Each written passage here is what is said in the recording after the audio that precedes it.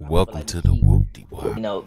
Drifting off and We're getting away going from to that. keep going over it, and I'm going to keep twisting your words to remind everybody we do not owe white people shit.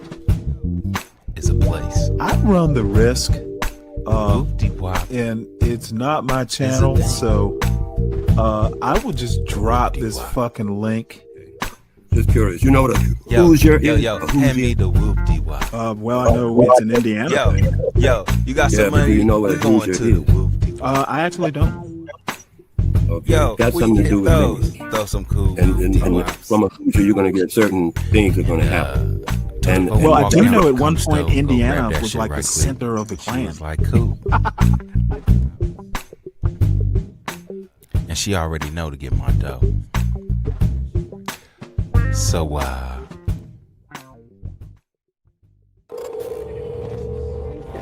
say hey, wave in the camera. What's your name? Pay attention to these children. They are just two of hundreds of kids who were reported missing by their parents between 1993 and 2001. This footage shows where the kids were found, a 400-acre compound isolated in a rural part of the state of Georgia, where normally no outsider is allowed entrance. The footage shows massive pyramids, a towering sphinx, and strange monuments. Inside, everyone appears happy, waving at the camera. But behind the smiles, these people are hiding a disturbing secret. When the local sheriffs investigated the missing children, they were met at the gate by armed men. While what really went on inside the compound remained a secret for decades, doctors in Georgia started noticing an alarming pattern. Multiple hospitals admitting dozens of children from the compound, as young as 11 years old, who were pregnant. The FBI quickly got involved, planning a raid on the compound to save the hundreds of children living behind the gates. But the FBI was afraid of having a repeat of the attack in Waco, Texas, a cult raid which saw dozens of young children murdered and sparked mass hysteria. The FBI would have no idea what they were up against until one 7-year-old girl escaped the compound before it was too late. She was the only one who could expose the truth. It's 1977 in New York City.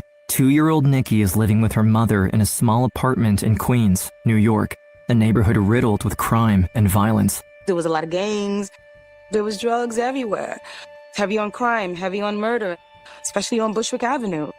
Every day, as Nikki's mom leaves for work, she experiences the brutality of the streets of New York. She thinks about little Nikki. This is not the world she wants her to grow up in, but with little money, the single mom doesn't have many options.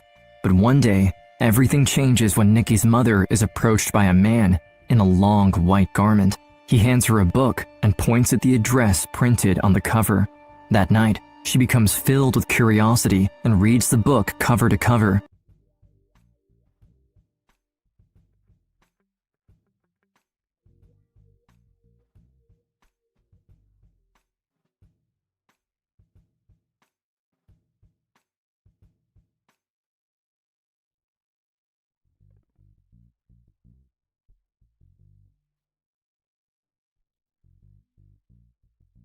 Welcome to the whoop-de-wop. The whoop-de-wop is a name. The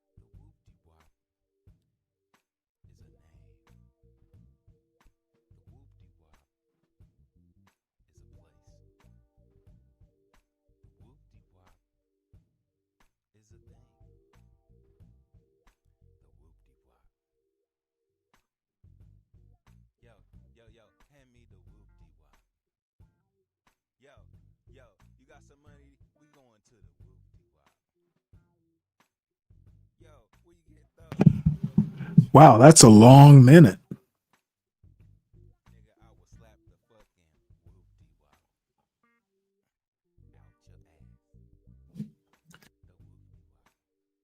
whoop-de-wop. Welcome to the whoop-de-wop. Man who made it all happen. It's charismatic preacher, Dr. Dwight Malachi York.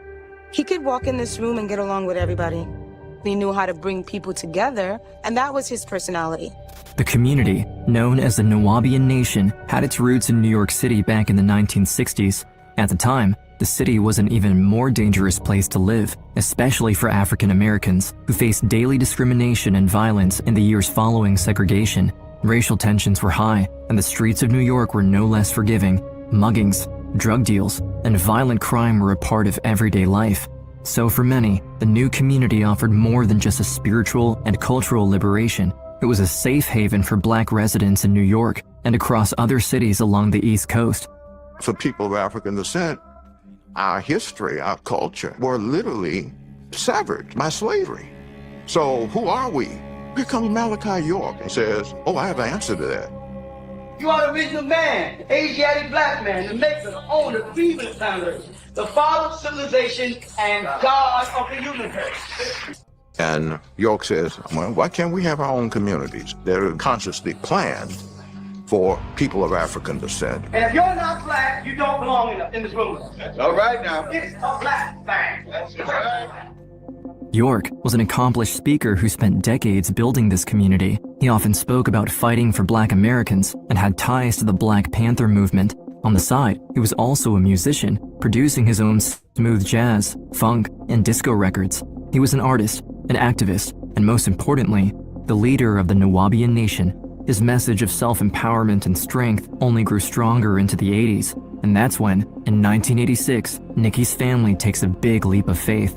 At just 11 years old, Nikki officially moves into the compound in Bushwick, New York. Along with her 2 younger siblings, she's promised a roof over her head, protection, and the assurance of a better, brighter future. It was an exchange from the hard knock life of being on the streets to moving into a community that was completely secured and protected by our own people. But with their new lives come new rules, new customs, and ultimately, a completely new way of life. My wardrobe changed, how we ate changed. We would study the Quran. We learned Arabic from Arabic teachers. The spiritual leader is particularly fond of Nikki and her siblings and makes sure they're well fed, properly dressed, and kept entertained. He pays them close attention, greeting them warmly, checking in on their well-being, and ensuring they're included in community activities. For Nikki, the attention feels comforting, special. In a way, she's found a new father figure to look up to, someone both protective and powerful. A little after I joined the community, my mom became one of his wives. That meant I was one of his children, and I looked up to him. That's my dad. Dr. Malachi Dwight York is the center of the Nuwaubian Nation. He is revered as their leader and their savior. He is the provider of safety and hope. By this point, there's over 1,000 members, and their community center in Bushwick is becoming increasingly crowded. It comes to a point where it's clear to York that they've outgrown the city streets, and a new chapter needs to begin. A physical state with our own passports and our own tax system. I'm talking about our own nation, where no one tells us what to do but us. Dwight York decides to build a new home for his congregation, and it will be over 900 miles away from New York, in the rural farmlands of Putnam County, Georgia. We're driving cross country. You see the rural areas that we weren't accustomed to seeing. We pulled onto the property and it was just open land. It was amazing. The property was out in Putnam County in a very rural area, a little over 400 acres. Isolation was very much a factor. They were coming to Georgia. They were going to form their own nation, not subject to the laws of the United States. Before York starts building in Georgia, he decides to fully overhaul the Nuwaubian Nation doctrine, drawing from different cultures, religions, and mythologies from around the world to create a new identity for his community. He makes drastic changes to his appearance in his quest. One moment, taking on a Western persona, donning cowboy hats and boots. Next, he claims to be an extraterrestrial being called Yanun, and even going as far as calling himself Chief Black Thunderbird Eagle while wearing a feather headdress. He moves from one identity to the next until he lands on the perfect one that will define the new Nuwaubian Nation. York gathers his followers for a sermon. There, he proclaims the true origin of the Nuwaubians, that they are, in fact, descendants of ancient Egyptians from a different planet. His loyal followers welcome their newfound identity and quickly get to work. They begin building. A massive sphinx head is erected, towering over the previously abandoned farmland. Artists are hired, murals are painted, and before long, dozens of elaborate structures and several large pyramids begin to take shape. With each new structure, the place transforms into something so bizarre and theatrical, drawing more and more attention from their neighbors and passersby. Dwight and his followers name it Tamaray, Egypt of the West. If you were coming into Putnam County on Georgia Highway 142, all of a sudden there are pyramids out there in the middle of a cow pasture. It was very unusual. Have you seen their property out there? Oh, I've seen it. What do you think? I think it's kind of strange. Though the neighbors are confused by the strange new community, the compound isn't disruptive. The grounds stay tidy.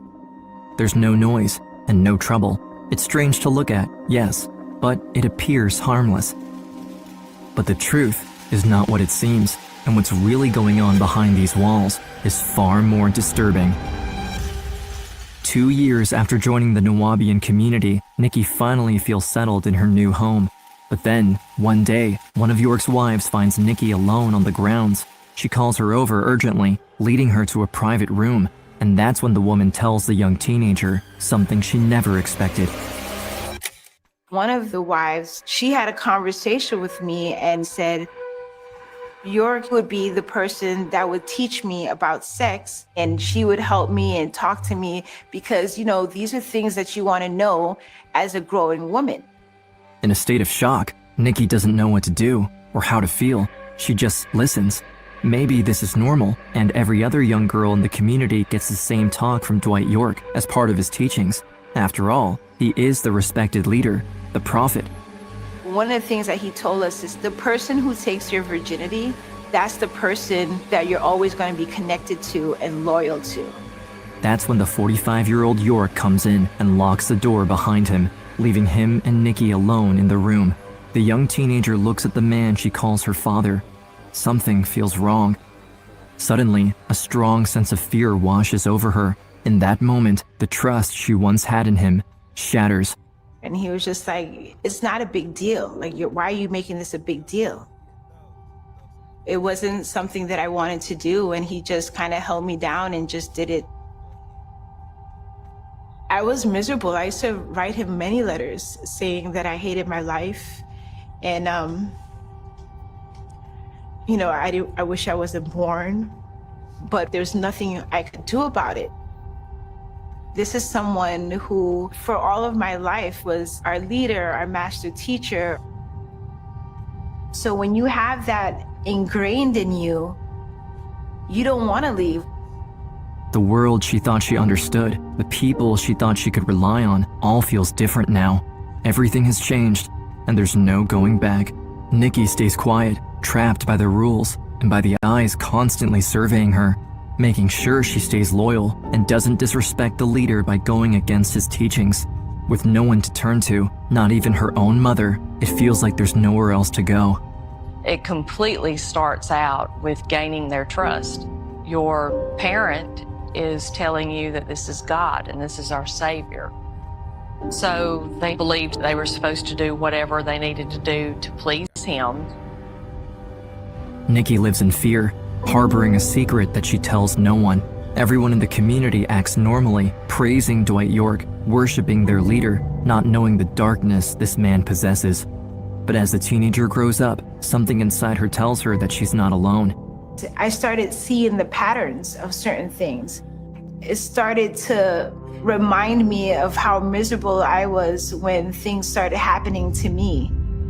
York's power has only grown, unchallenged and out of sight. A part of Nikki knows she needs to escape to save herself and the other children, but the fear of leaving behind everything she knows, everything she has ever had, is strong.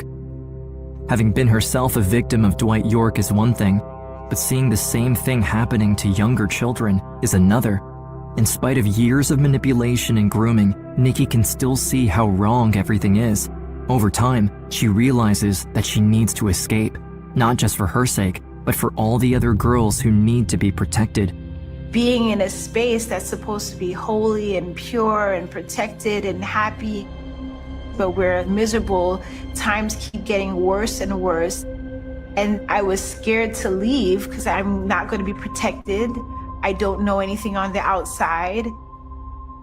But some parts of me was like, I'm willing to go to the unknown. However, her mother doesn't see it that way. For her, the community is what saved her and her kids from the dangers of the world. So when Nikki gathers up the courage to confess her plan, her mom's reaction takes her by surprise. The side she has chosen is not her daughter's, and that's when a campaign of intimidation and pressure begins, led mainly by York, but also by her own mother. Despite the heartache, Nikki tries to stay strong. With no family on the outside to help her, she tracks down a former cult member, now living in Atlanta, who offers her a place to stay while she reaches safety. Meanwhile, York is furious to see one of his daughters trying to leave him. The betrayal is huge, and his pride is on the line. Nikki, by openly rejecting him, has cornered him. That's when York takes an unprecedented decision.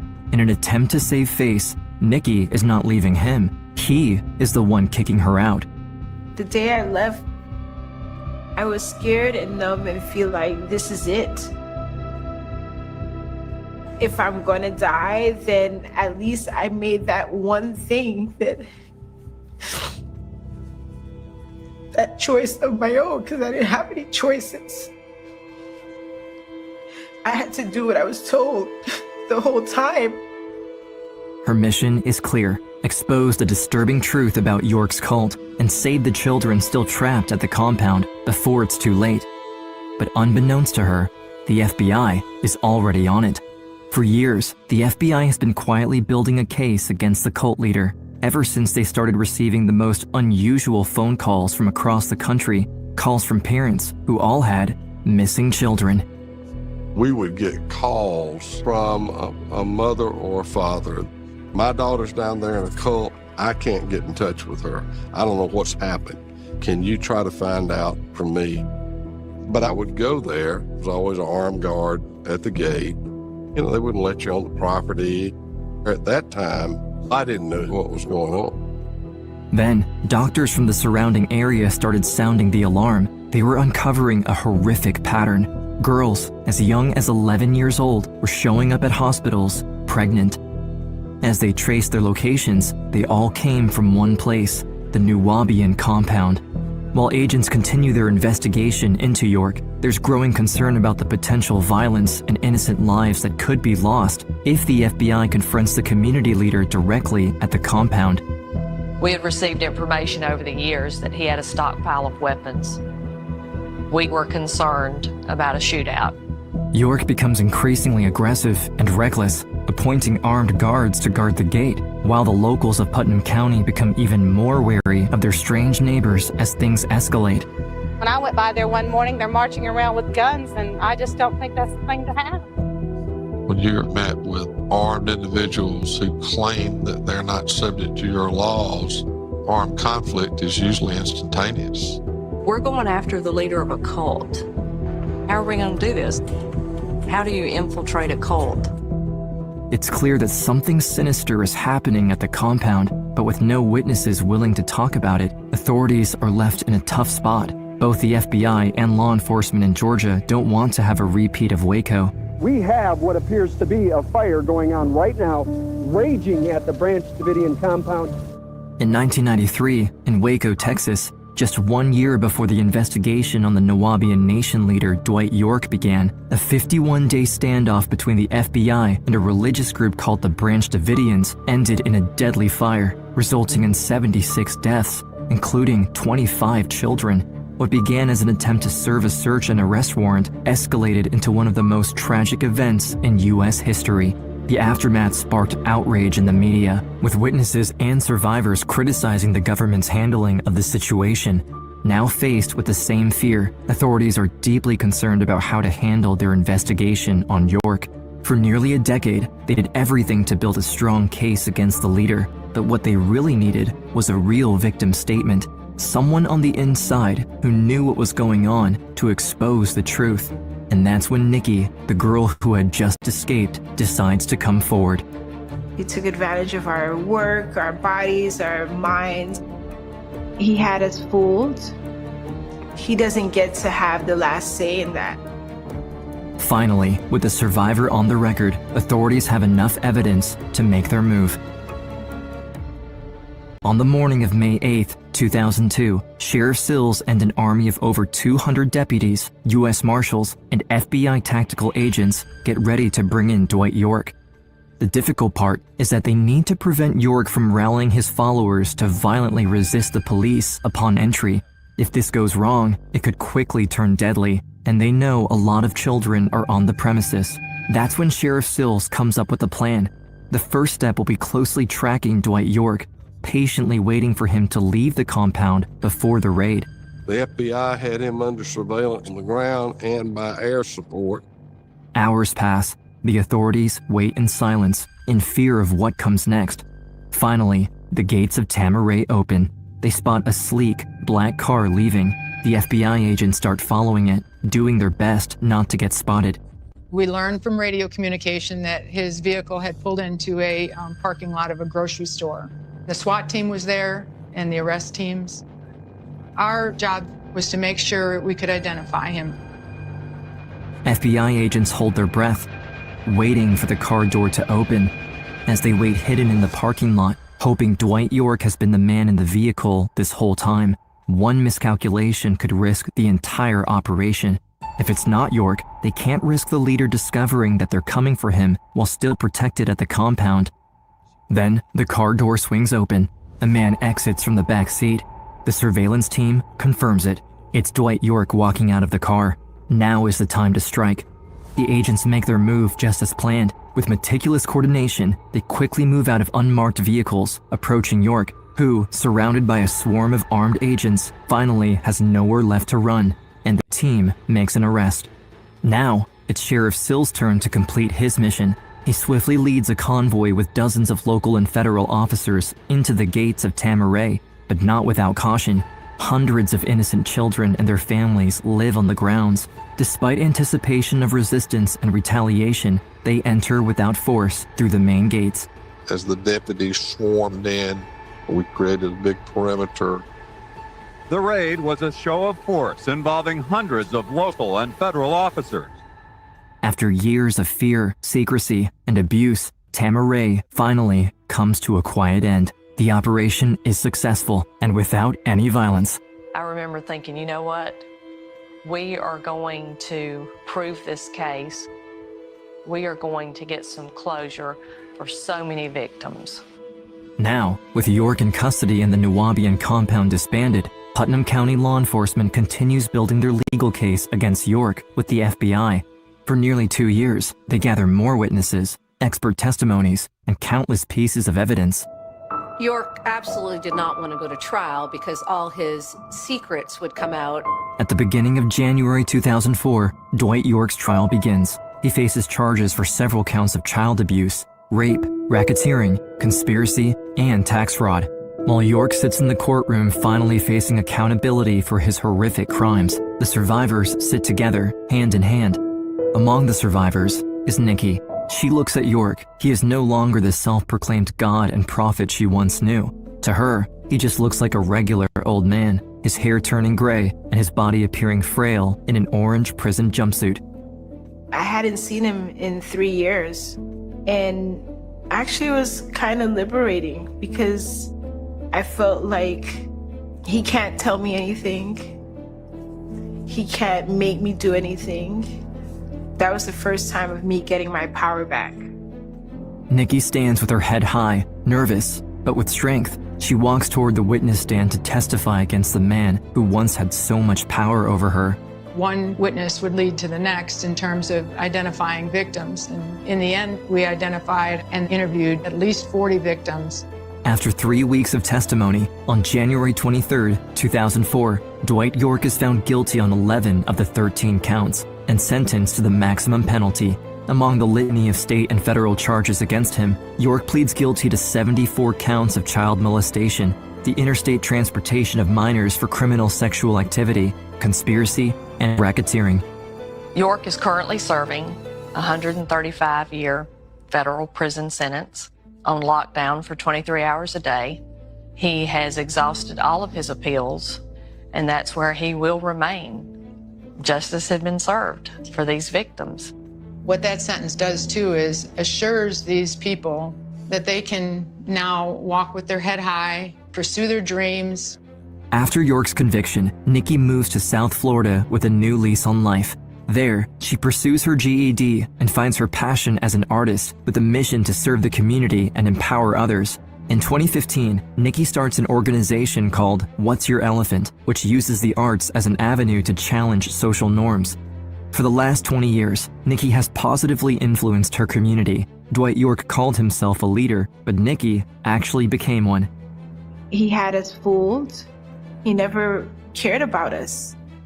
He took advantage of our work, our bodies, our minds. Now that he's in prison, he's living how he forced us to live while he took advantage of us. He doesn't get to have the last say in that. Her strength to stand up for herself and for others hasn't gone unnoticed. In 2004, after testifying against York, she received the Louis E. Peters Memorial Service Award, the highest civilian humanitarian award in the U.S. Through her determination to turn her pain into purpose, Nikki continues to work with underserved communities, supporting them to speak their truth and share their stories. Today, she stands as a true leader, proof that even in the darkest chapters, healing and purpose can emerge. Well, good afternoon, everybody. Welcome to Stanley versus the World. That is a strange tale. Brought to you by Porsche. I'd heard of these people years ago, but apparently this video is still floating around. I went and looked them up. Apparently there's still one or two adherents out there, but nothing worth continuing to follow this group. So everybody, looks like hardly anybody's here. I guess they're all over watching JP. But anyway, welcome to Stanley versus the World, everybody. As you come in or leave, make sure you hit the like button. And if you happen to wander in and you're new, please make sure you subscribe to the channel. And any recommendations, share the channel, would be much appreciated as we do our drive towards monetization, slowly but surely. So everybody, make sure you support the host. It is Thursday, and we are getting close to that Saturday show. And the Sovereign Beer Fund is looking for investment.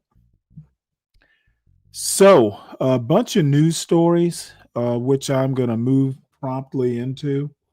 And then I've got a couple videos towards the end, mostly boring history videos, but I'm going to persevere. And this may not be that long a show. I do have a couple things to do, but as usual, we'll see what happens. So let us go to Fox News.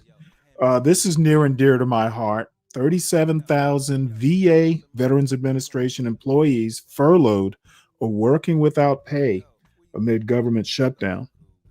That is bad. These people work hard. I can attest to that personally. So hopefully this gets resolved. This has gone on a little bit longer, and I don't know. At this point, I'm not sure who will be a winner. We know who the losers will be. So government shutdown. Let's see. This is day 30 of the government shutdown. Senators returned to Capitol Hill on Thursday, today, to resume talks aimed at ending the government shutdown now in its 30th day. Senate Majority Leader John Thune told CNBC that a lot more conversations are happening between rank and file members, and suggested that next week's elections might provide the catalyst needed to end the stalemate. The Senate is not currently scheduled to vote on the House-passed continuing resolution to end the shutdown on Thursday. So they're talking, but no motion. They're talking the talk, but yet to walk the walk. So I think I mentioned this last night. Trump cuts tariffs on China after truly great meeting with Xi. China's leader agreed to delay restrictions on rare earth minerals for a year and buy more soybeans, Trump said after meeting designed to calm trade tensions. I've said in the past that China can stand toe-to-toe with the U.S., and many people are kind of saying that this is Trump. It works with all the other countries, does not work on China. This is Nicholas Kristof. Trump lost the trade war to China. So we shall listen to this, mainly because I trust Nicholas Kristof. Let's see what his analysis is. Trump lost the trade war to China. This article is by Nicholas Kristof and read by an automated voice.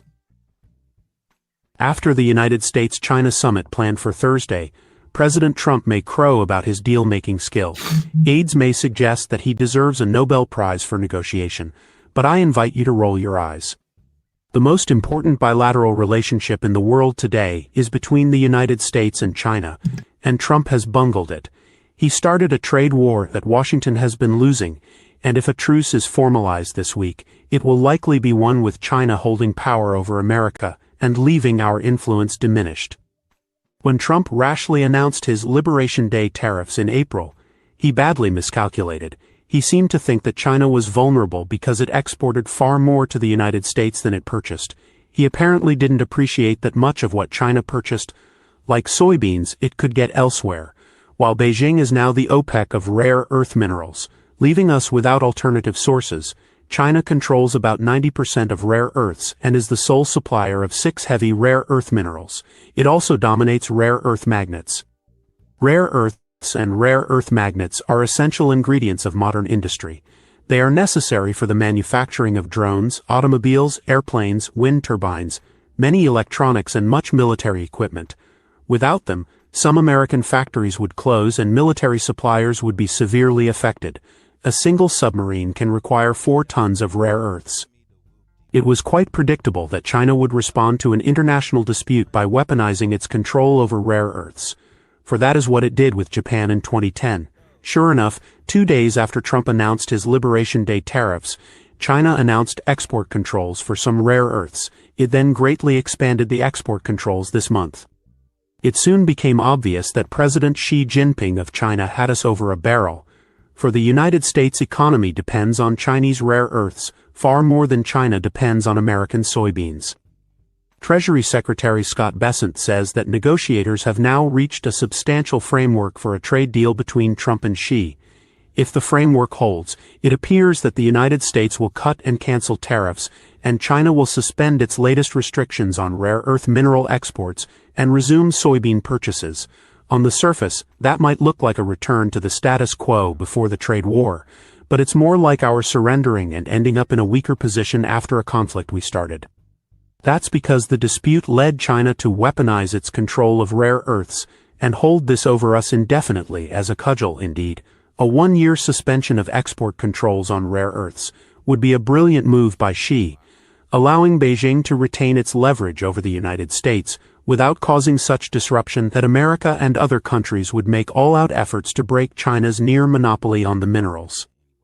At a conference over the weekend, I asked a large room full of international relations experts for a show of hands, who thought the United States was winning the trade war, who believed China was winning, and who thought it was too soon to tell. Overwhelmingly, people said China was winning and now holds the advantage.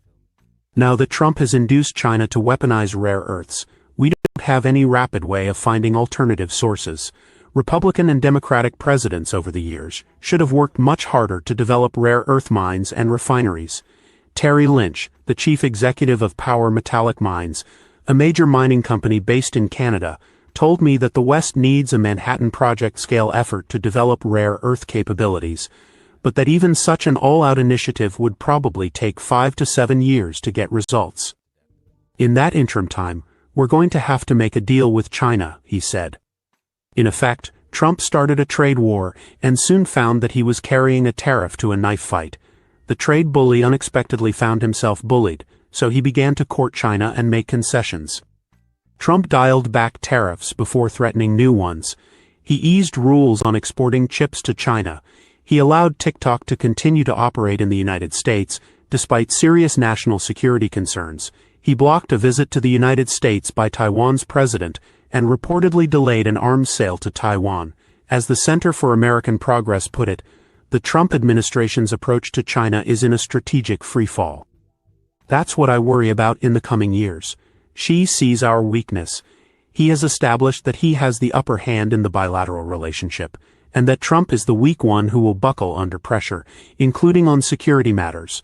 And because Trump has betrayed and antagonized allies, they are less likely to work with us in resisting Beijing. Xi may suspend his rare earths restrictions for a year, but I doubt he'll let us build stockpiles. I suspect it will be more difficult for American companies to acquire rare earths to make fighter aircraft and submarines.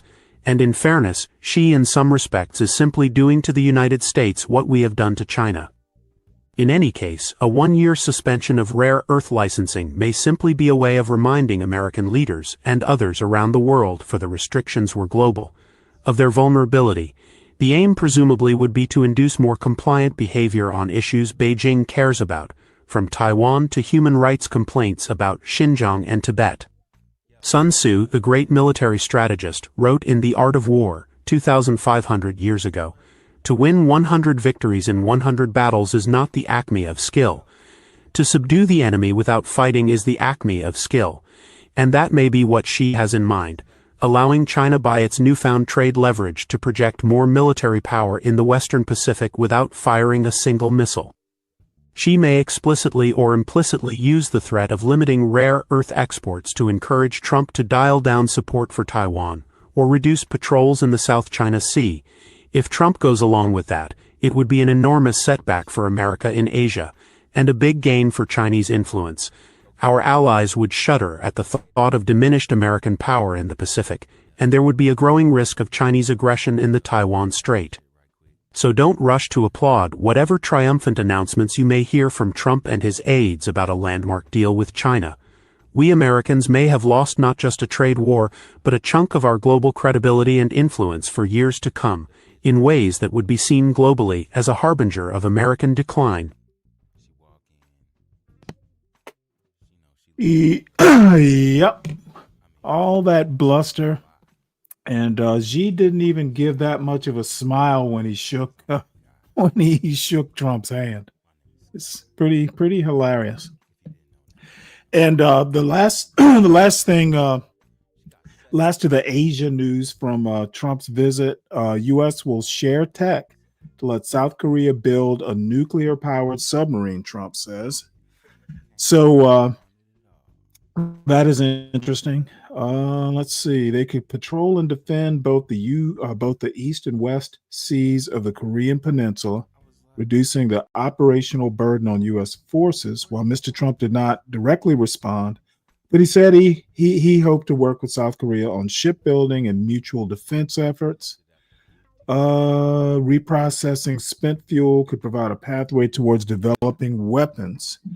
Though South Korea cites environmental aims amid the United States and United Kingdom deal with Australia and China curbing five Hanwha Ocean Company units. No idea what that means, but looks like South Korea is going to have a nuclear sub. Interesting. And speaking of nuclear, Trump directs Pentagon to test nuclear weapons for the first time since 1992.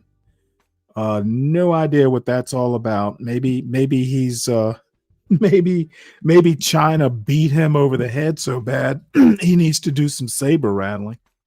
No idea what brought this on, so we'll listen to a little bit of this.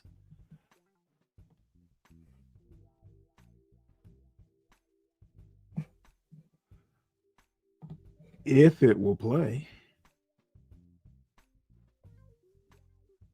Why are you it's churning.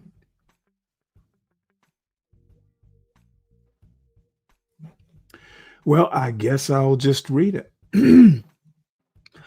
President Donald Trump on Thursday morning said he directed the Pentagon to begin testing nuclear weapons on an equal basis with Russia and China in an apparent attempt to flex the United States military might ahead of a high-stakes trade meeting here with his Chinese counterpart Xi Jinping. Let's kill this. Trump's announcement on Truth Social signaled a reversal of decades of United States nuclear policy that could have far-reaching consequences for relations with U.S. adversaries. I don't get the need to do this. President posted about resuming nuclear weapons testing as his helicopter Marine One was in the air on his way to meet Xi. Yeah, okay. The United States has no technical, military, or political reason to resume nuclear explosive testing, said Darrell Kimball, executive director of the Arms Control Association. Yeah, we know that nukes work.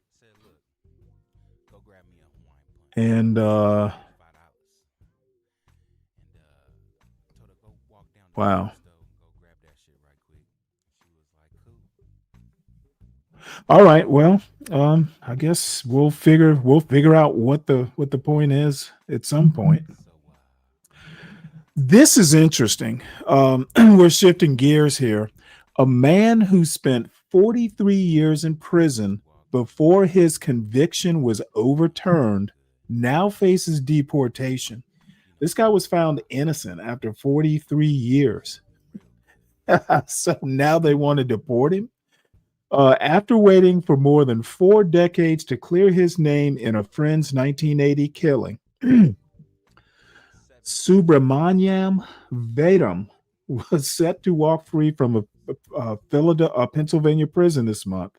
A judge in August threw out a murder conviction against Vedam in the death of Thomas Kinzer, finding new ballistics evidence that prosecutors hadn't disclosed during his 2 trials. A lawyer called Vedam the victim of a profound injustice. But as his sister prepared to bring him home on October 3rd, the thin, white-haired Vedam was instead taken into federal custody over a 1999 deportation order. The 64-year-old, who legally came to the U.S. from India when he was 9 months old, now faces another daunting legal fight. Wow. Amid the Trump administration's focus on mass deportations, Vedam's lawyers must persuade an immigration court that a 1980s drug conviction should be outweighed by the years he wrongly spent in prison. For a time, immigration law allowed people who had reformed their lives to seek such waivers. Vedam never pursued it then because of the murder conviction. He was someone who suffered a profound injustice, said immigration lawyer Ava Binnock, and those 43 years aren't a blank slate. He lived a remarkable experience in prison. Wow. All I can say is, damn, karma is a bitch. So let's switch gears again. That story is amazing.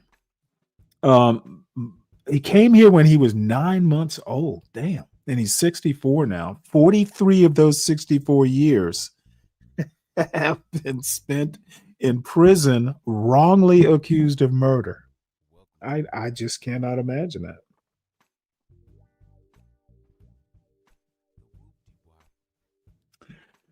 All right. Well, most Americans oppose East Wing demolition for Trump ballroom poll finds.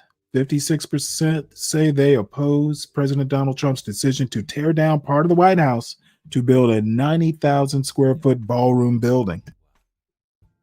Well, you know what? I think the scary part is that 44% are okay with it. That's the number I'm very interested in. So I don't even know that I need, read this story. This dude is a walking disaster. And speaking of that, some White House ballroom contractors go underground. The site is under construction as a sign that could greet visitors peering through the fence at the southeast corner of the White House, trying to catch a glimpse of where the East Wing once stood. Instead, those are the words greeting visitors to the websites of several companies working on building the White House ballroom. Wow.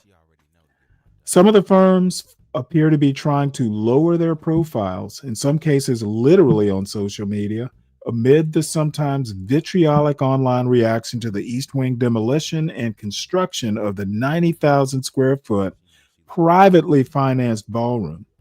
None of the firms have been accused of any legal wrongdoing. So even the builders are trying to, kind of keep it on the lowdown, I guess. This is Trump's folly. I think that's what I'll start calling it. Trump's folly.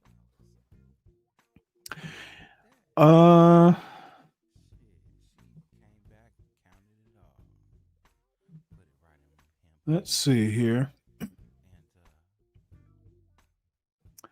This is the latest U.S. strike on alleged drug boat in Eastern Pacific. I guess this is the latest news with that.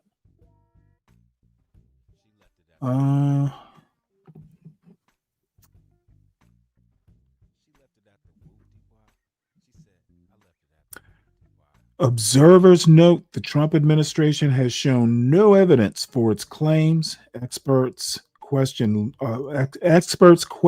legal questions about the strikes, and regional condemnation has grown amid speculation about Venezuelan President Nicolas Maduro. Yeah, build up. Venezuela, Colombia reacted with outrage amid a wider U.S. military buildup in the Caribbean, including ships and thousands of troops deploying.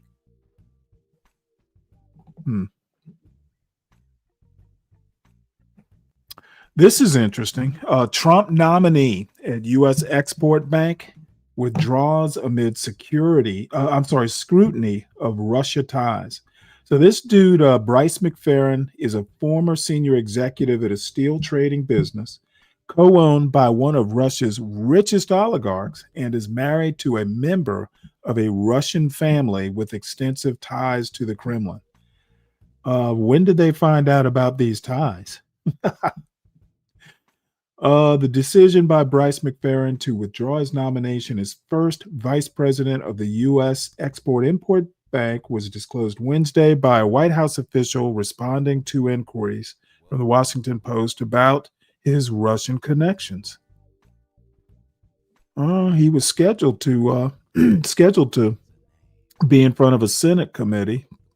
Let's see, McFerrin's father-in-law and brother-in-law, Sergei and Alexander Shadorov, hold senior positions at a Kremlin-backed investment fund. Russian corporate and property records show. Yeah, so he's married into a very well-connected Russian family. Yeah, well, Trump is shady. So, this is interesting. Pentagon readying thousands of Guard reaction forces as U.S. mission widens. Up to 23,500 service members are being readied and trained for civil unrest missions in U.S. cities. What the fuck is going on here? Is Trump literally declaring war on U.S. citizens? I guess we'll just have to wait and see what this is all about. The National Guard Reaction Force has existed nationwide for about 2 decades, the defense official said. I had no idea. Well, apparently he's beefing up the Rapid Reaction Force. Interesting.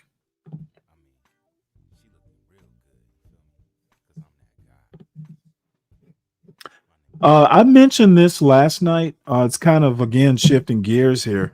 Nvidia now worth 5 trillion. Somebody mentioned that Apple was worth what, 2 or 3 trillion. Well, apparently Nvidia, I think they're the first company to hit 5 trillion or something like that. They added $1 trillion in market value in just the past 4 months. Wow.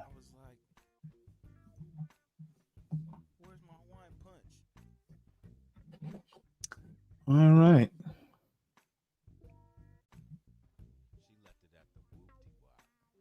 This is a story somehow I missed.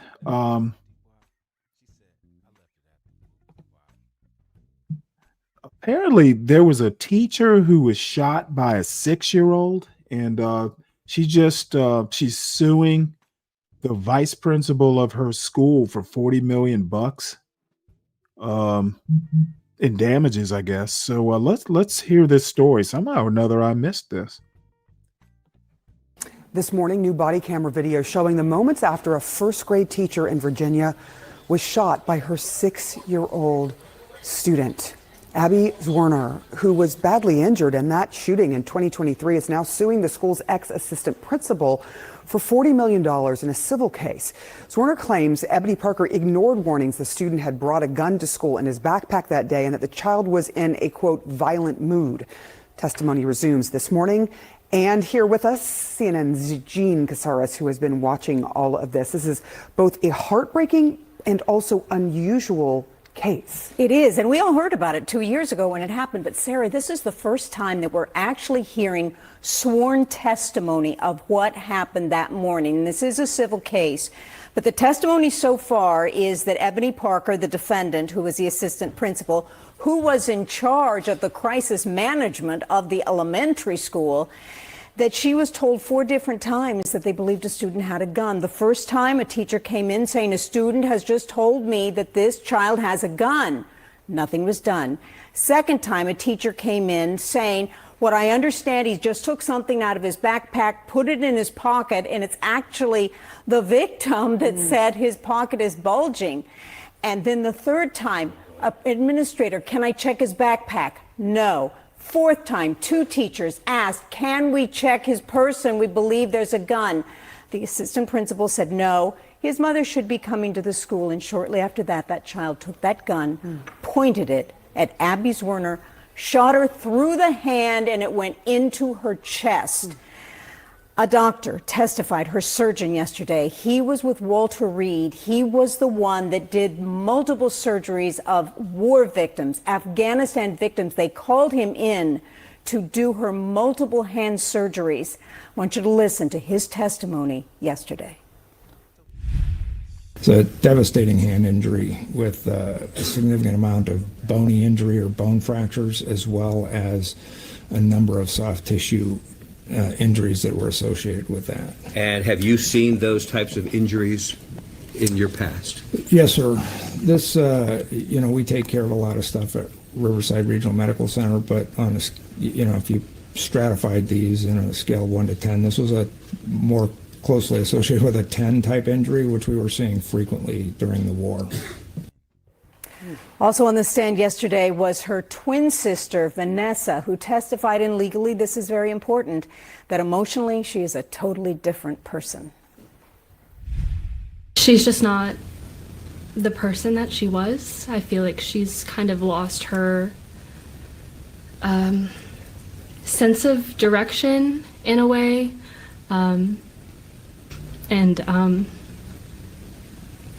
Yeah, I think that she had a lot to be excited about, and she doesn't anymore. And so that light has kind of dimmed. The defense had very aggressive cross-examinations here. First of all, with Ebony Parker, that she was doing standardized testing that day, and that she was in her office, needed to be in her office, and that really the teacher should have just taken action. But there was an expert educator who took the stand saying, no, teachers have a duty to report what is going on, but you as the vice principal have the duty for action. Also, the sister said that on cross that she took her to a Taylor Swift concert, and the defense trying to make a point. Well, that she was out, she was doing things.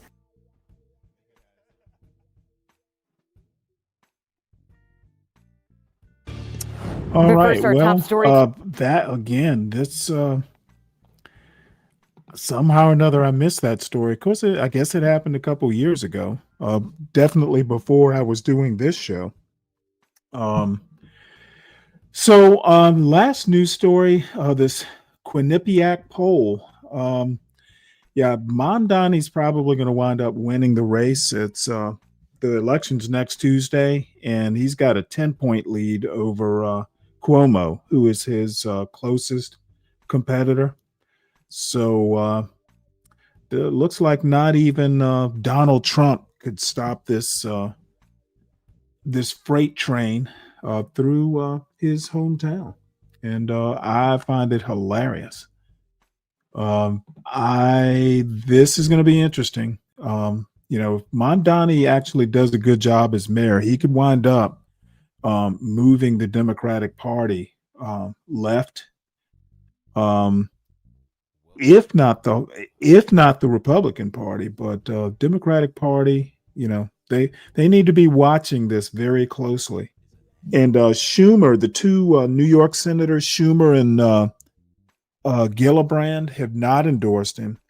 However, Hakeem Jeffries did endorse Mamdani. So that's another interesting development. So we're going to move on. I've got several videos. This one just popped up. Irami's talking about Fuentes, and apparently he's reviewing the Tucker Carlson interview. So better him than me. So let's hear what Irami has to say. He's live now, but I'm just going to start at the top of the video.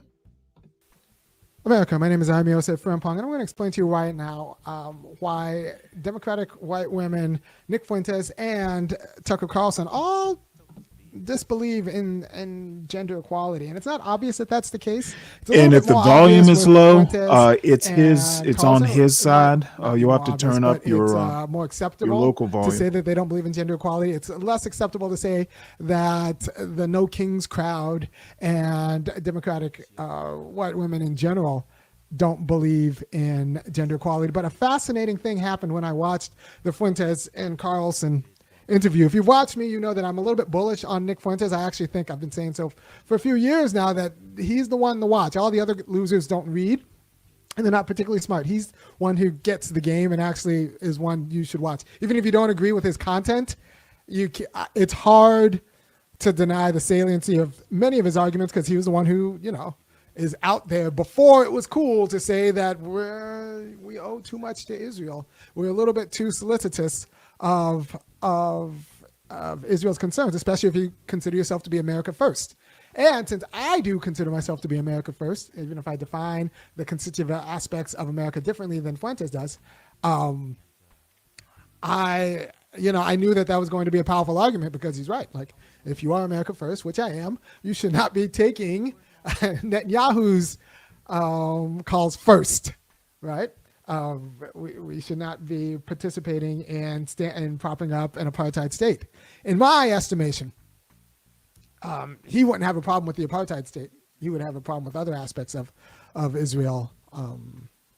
But I'm going to talk to you right now about an aspect of Fuentes and Carlson's debate that caught me, because at first, and it's a 2-hour-long interview. At first, I was worried because they were against porn. I'm against porn. They were against gambling. I'm against gambling. They were against, they think feminism makes women unaccountable. I think feminism makes also imports a quality of unaccountability into women in their not just political, but social and family responsibilities. So I'm worried. I was worried for the first hour and 50 minutes that the left was completely cooked, because Fuentes and Carlson were understood that there's a problem in families. There's a problem with working class jobs. There's a problem with pornography. There's a problem with gambling. There's a problem with feminism.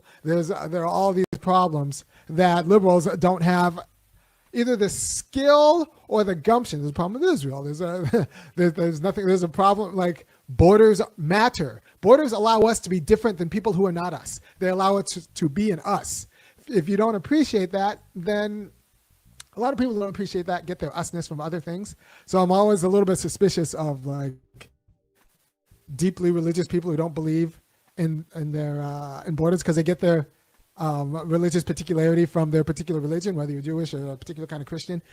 It's easy not to give them borders if you don't understand yourself as really American, but like as a Mormon or as a blank and blank, as a blanket, as a Jew, as like, so me who considers themselves as an American need there to be American borders so that we can distinguish ourselves as Americans from people who are not Americans, and they are free to distinguish themselves through political means as other than us in their own way. The borders allow us to each do our own thing, which is part of freedom.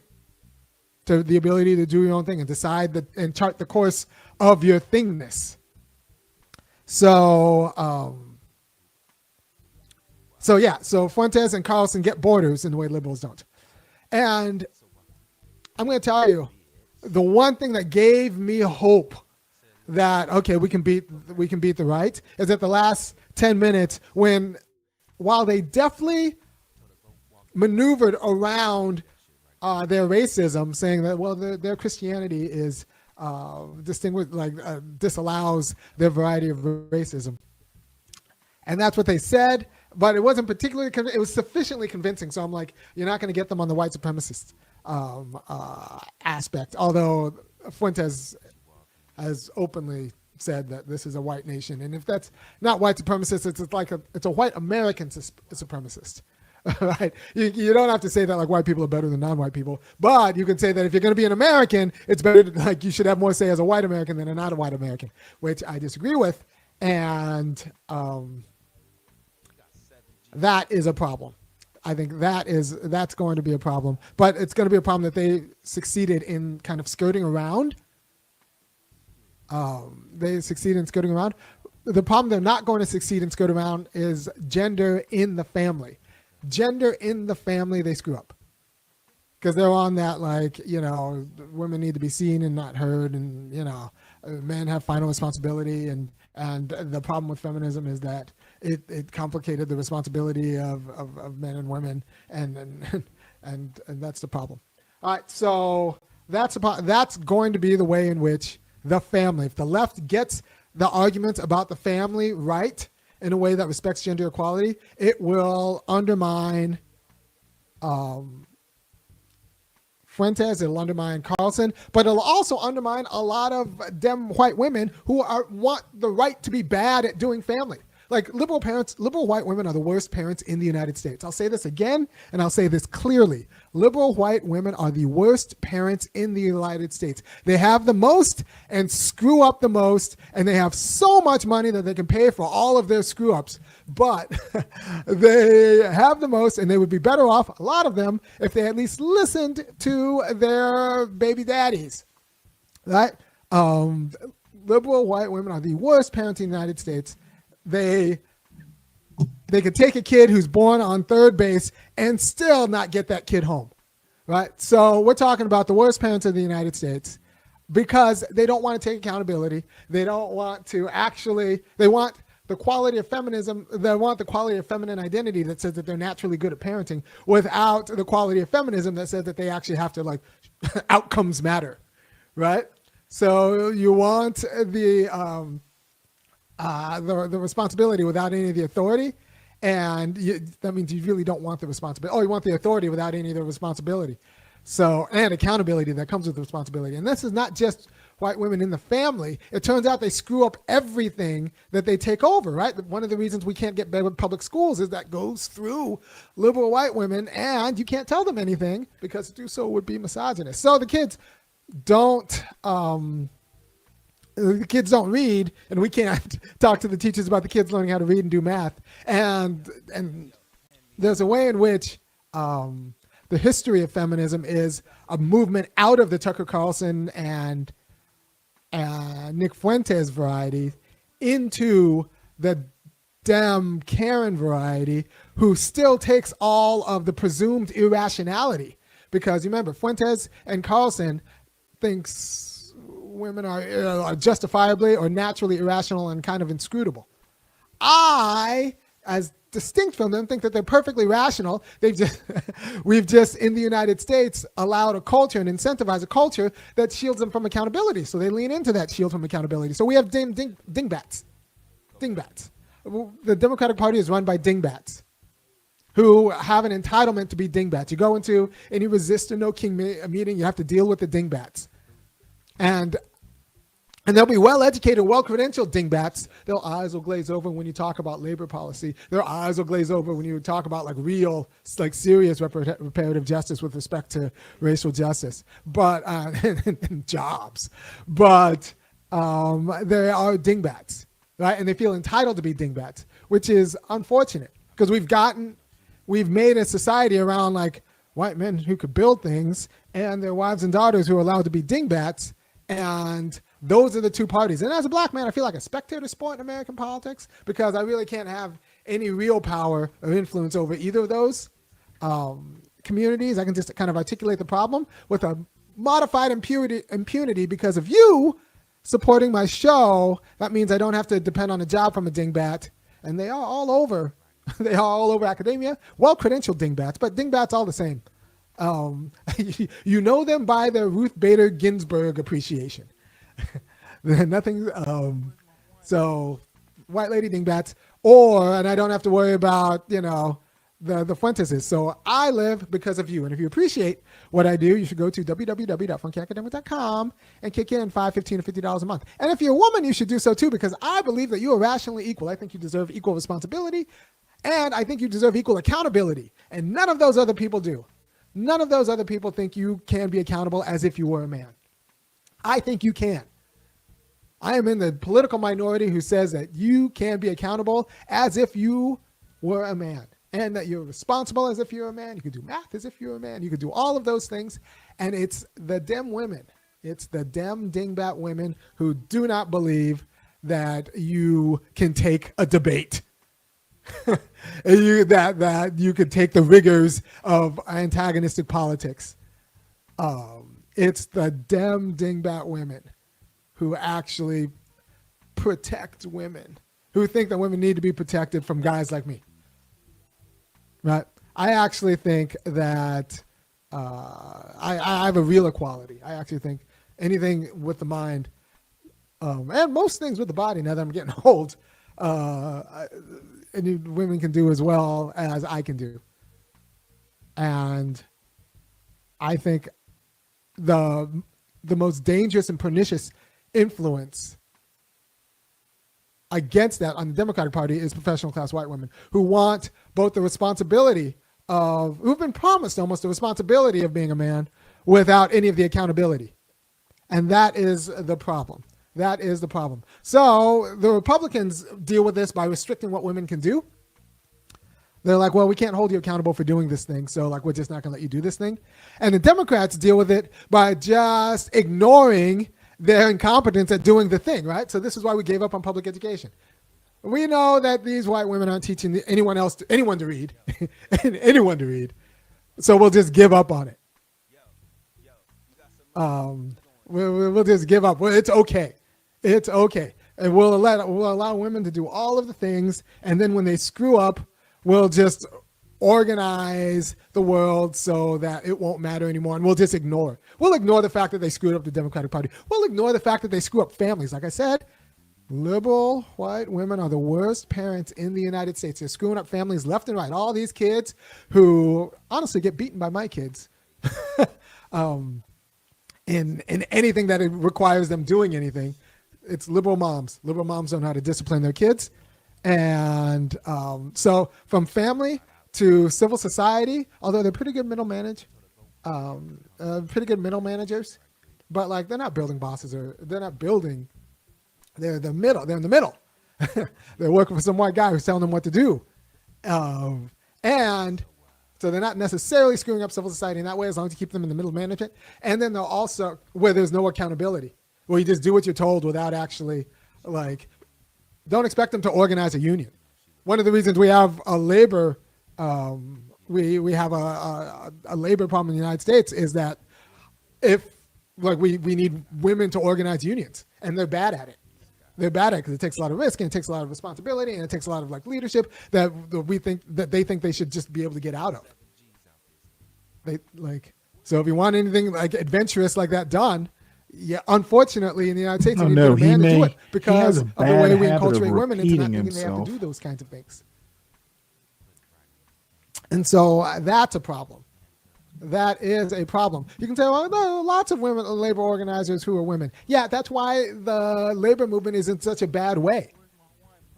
Right? Like, they're not doing it very well, and we don't, like, Randy Weingarten should be taken out so easily, and, like, there's no way she should be head of the teachers, and we don't have the mechanism to do it. We don't even have the mechanism. They're screwing up politics. Democratic Party is trash into the future.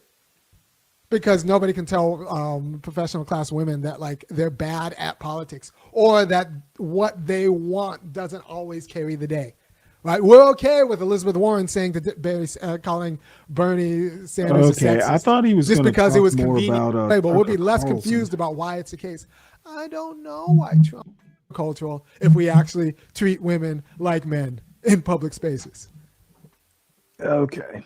You know what? He's just going to keep repeating himself. So a couple news stories and then the amazing Lucas talked about the Tucker Carlson Fuentes interview as well. Thank you to CKJ3 who emailed it to me. So this news story here, did hear about this a little bit maybe this morning. Trump limits refugee admissions to record low 7,500, prioritizing white South Africans. No doubt he does. This kind of dovetails with what J.D. Vance said last night. Some kid asked him about immigrants. You know, this kid has a girlfriend who is a student or something like that. And, you know, the upshot is that J.D. Vance thinks even legal immigration numbers are too high. So, I don't know. They will bring in people who are more aligned with American culture. And it all comes down to, you know, this fear of white males losing power. It is the root cause of all this.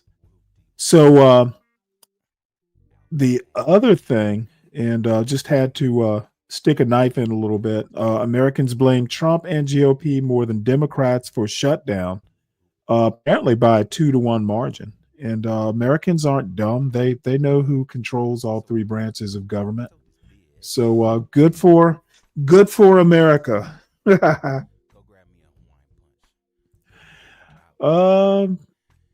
a weird thing to say, Zhang. So let's go over to Amazing Lucas. He's talking Tucker Carlson just let Nick Fuentes expose how broken white men are. Who could resist watching a video like this?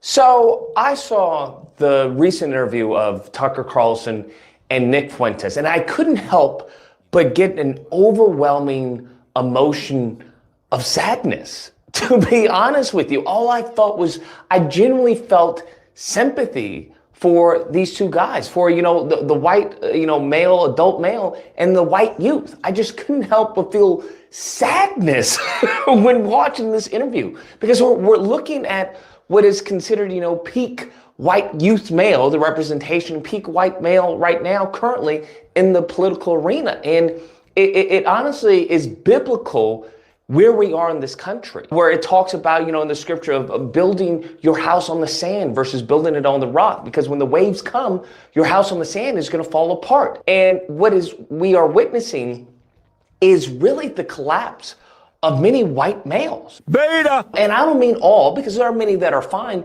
but there are many currently right now that are losing it. They are collapsing. They are deteriorating in front of our faces because they built their house on control. Right? When it comes to their women, they've always had control of their women. When it comes to any type of respect of other groups, black people, if you looked at a white man the wrong way, you'd be lynched. If his wife were to talk back to him, he would, assault her, and you're seeing this collapse of this control, this hierarchy. And a lot of their privilege is being stripped from them. A lot of their control is being stripped from them. We see this on a relationship standing where their women, the control and the power they had at one period of time has been gone. Now their women can go into the workforce. Now they're earning more than, their counterparts and white men and white youth. Now they get to choose who they want to be with. In many cases, it's not the white male or the white youth. Now it's,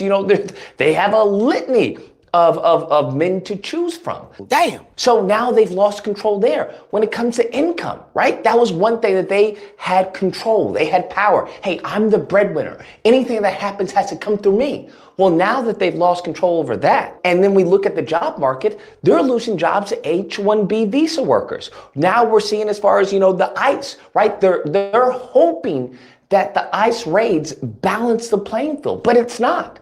It's not the Indian guy that is the reason why you lost a job. You're just not qualified for the job. It's not DEI that made you lose a job.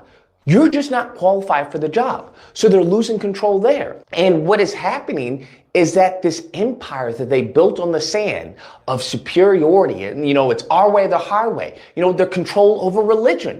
Hey, it's white Christian male. That's that is the elite of this country. We're starting to see an erosion of that, of many people turning away from the faith due to the representation that we have. Damn. Every single point is crumbling and they don't know what to do. It's gotten so bad where you're having white men. Let me actually interject a comment here. In my opinion, and this is just based on my kind of day-to-day show-to-show experience, I think the people that are even more confused are the black conservatives who are, white adjacent. They are literally the more lost than these white males that Lucas is talking about. And I do a lot of it. I tend to call things as I see them. I'm not going to claim that I have any tight grip on actual truths, but for instance, last night I said somebody brought up that white people are being discriminated against. And my response is, well, if white people are being discriminated against, it is a white people problem because they designed the system. If you're proud of your truism that America is a white country, if white people are being abused, then it's white people doing the abusing. And just that truism, some of these little white adjacent black conservatives just started tittering in my chat. Black people didn't design the system. Black people don't run the country. So DEI, if DEI was reverse racism against white males, well, guess what? That's a white people problem. It was white people who put DEI policies in place, and it was white people who got rid of the policies. Don't come to my chat talking about white people being abused, because you're not going to get a sympathetic ear from me. Too damn bad. They need to talk to their fellow white people and get the problem fixed. So let's get back here. Dress up in Nazi uniforms in hopes to gain some type of financial backing, such as the guy recently who did that, and now he's doing a GoFundMe, or I think it's Gibson Go, where he's trying to accumulate, I think it was over like 200K or something like that. Like it's pathetic, the state at which they are in. He's out of line, but he's right. And because they're grown so accustomed to this power, to this control, it being stripped away from them, they don't have an identity. We're witnessing them having an identity crisis. That's why you see when it comes to the school shootings, that's why you see when it comes to suicide rates. Well, that that's may why you all see when be it comes true, to John, depression, but he's when it comes right. to the birth rates, there is a collapse that we are witnessing, and they are banking everything right now on Donald Trump. That's what they're banking. They're banking on Donald Trump and people like Nick Fuentes and people like Tucker Carlson to re-energize them of like their manhood, of their purpose, that, hey, this is a white country and we got to stand up and fight and we can't allow this to happen. And it's just, it's pathetic. It's genuinely pathetic to see, but it's also sad, man. I have nothing left. Going into the interview, one way that they managed to cope with this loss of power is the blame game. Every accusation is a confession for these people, for this lineage of evil. So you have, Nick Fuentes talk about that he got radicalized by Mark Levin, which I think is hilarious when it comes to race, where it's like, hey, if white people aren't the majority in this country, that would be a bad thing. I was listening to Mark Levin's show. America's becoming a majority non-white country. Does anybody think that's a good idea? And I was thinking to myself, yeah, that actually doesn't sound so good. And that's what we're seeing with this administration. That's what we're seeing with a lot of the white youth that are being galvanized and radicalized due to not having any other purpose. Damn. It's sad, but they cope with it by saying, hey, it's the Jewish person, right? It's the Jews' fault that I can't get a woman because of the interracial propaganda. It's the Jews' fault that I can't get a job and create this nuclear family because of the DEI.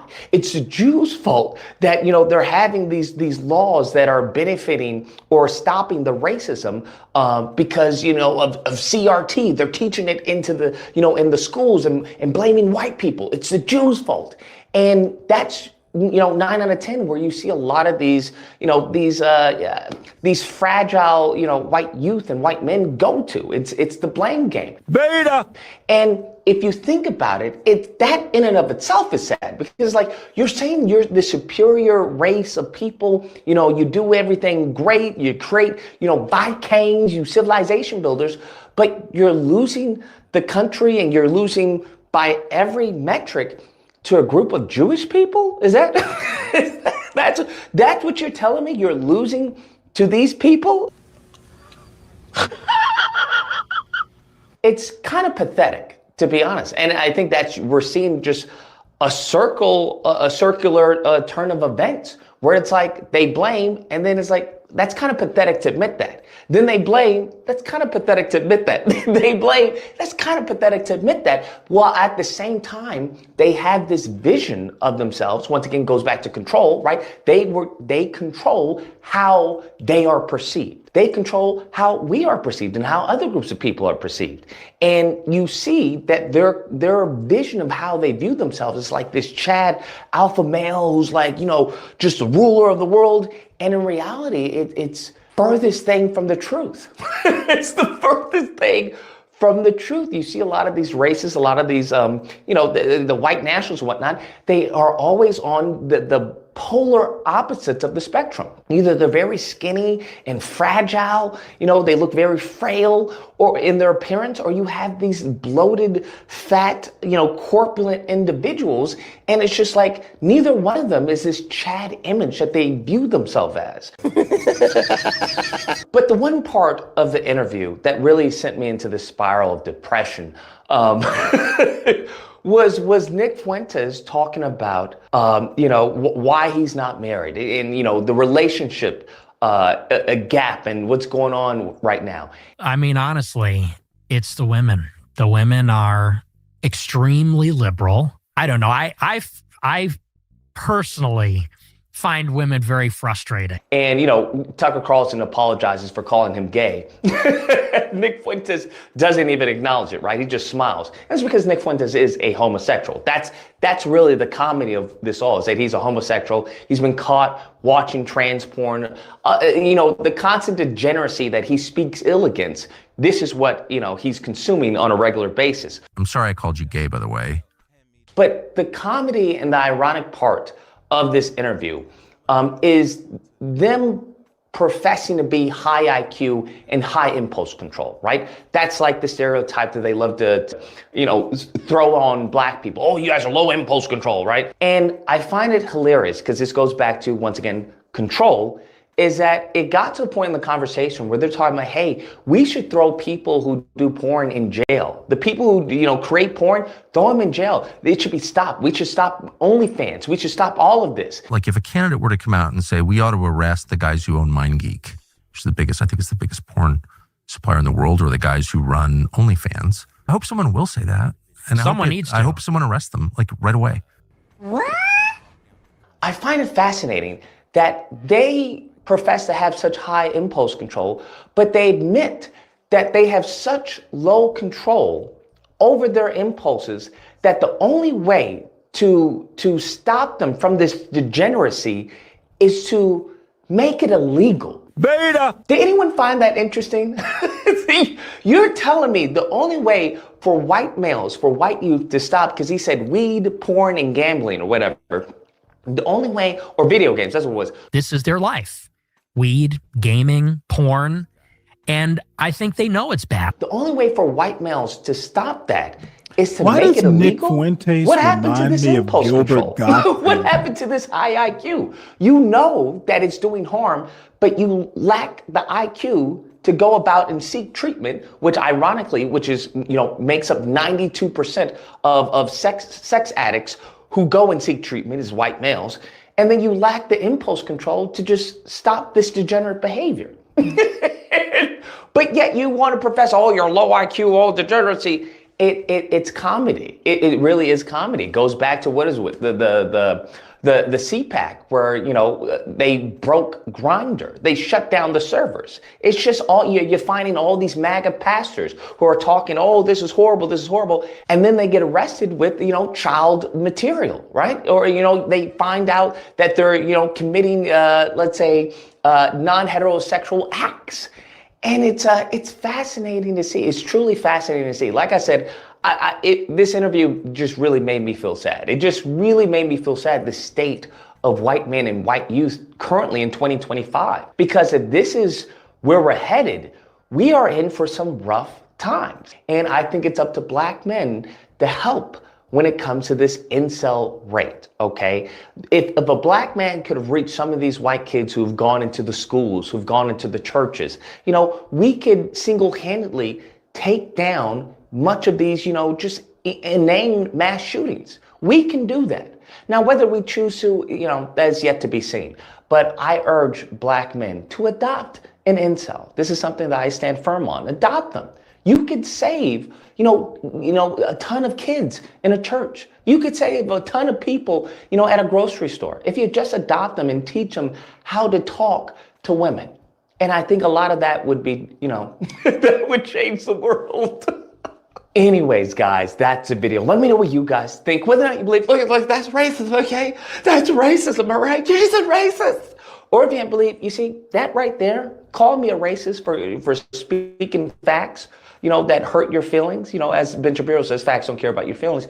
That right there, that's what I'm talking about, bruh. What happened to y'all, huh? What happened to the bike kings? What happened to the civilization builders? Hell, I'd even settle for a slave master, bro. Right now, I don't even think y'all even have it in you to be slave masters. Y'all would be the slaves in current times. That's how feeble and docile y'all become. I don't know. I guess we need to really have a "Make White Men Great Again" campaign. That's what needs to happen. Anyways, I hope you guys enjoy the video. If you happen to disagree, you know where to find me. Thursday through Saturday, disagreement day. You can call and we duke it out. Otherwise, hey, Ryan, it really doesn't matter whether he knows what per capita means. His T-shirt reads, How did per capita save Charlie Kirk? That's hilarious. Basically, knowing what per capita means didn't save Charlie Kirk. So make your little jokey joke. In the end, knowing what it means may or may not save your life. So let's move on. And while we're on the topic of the problems that we are encountering in the U.S., I'm glad you're here, everybody. Make sure you hit the like button. Make sure if you are new to the show, please subscribe to the show and recommend it out.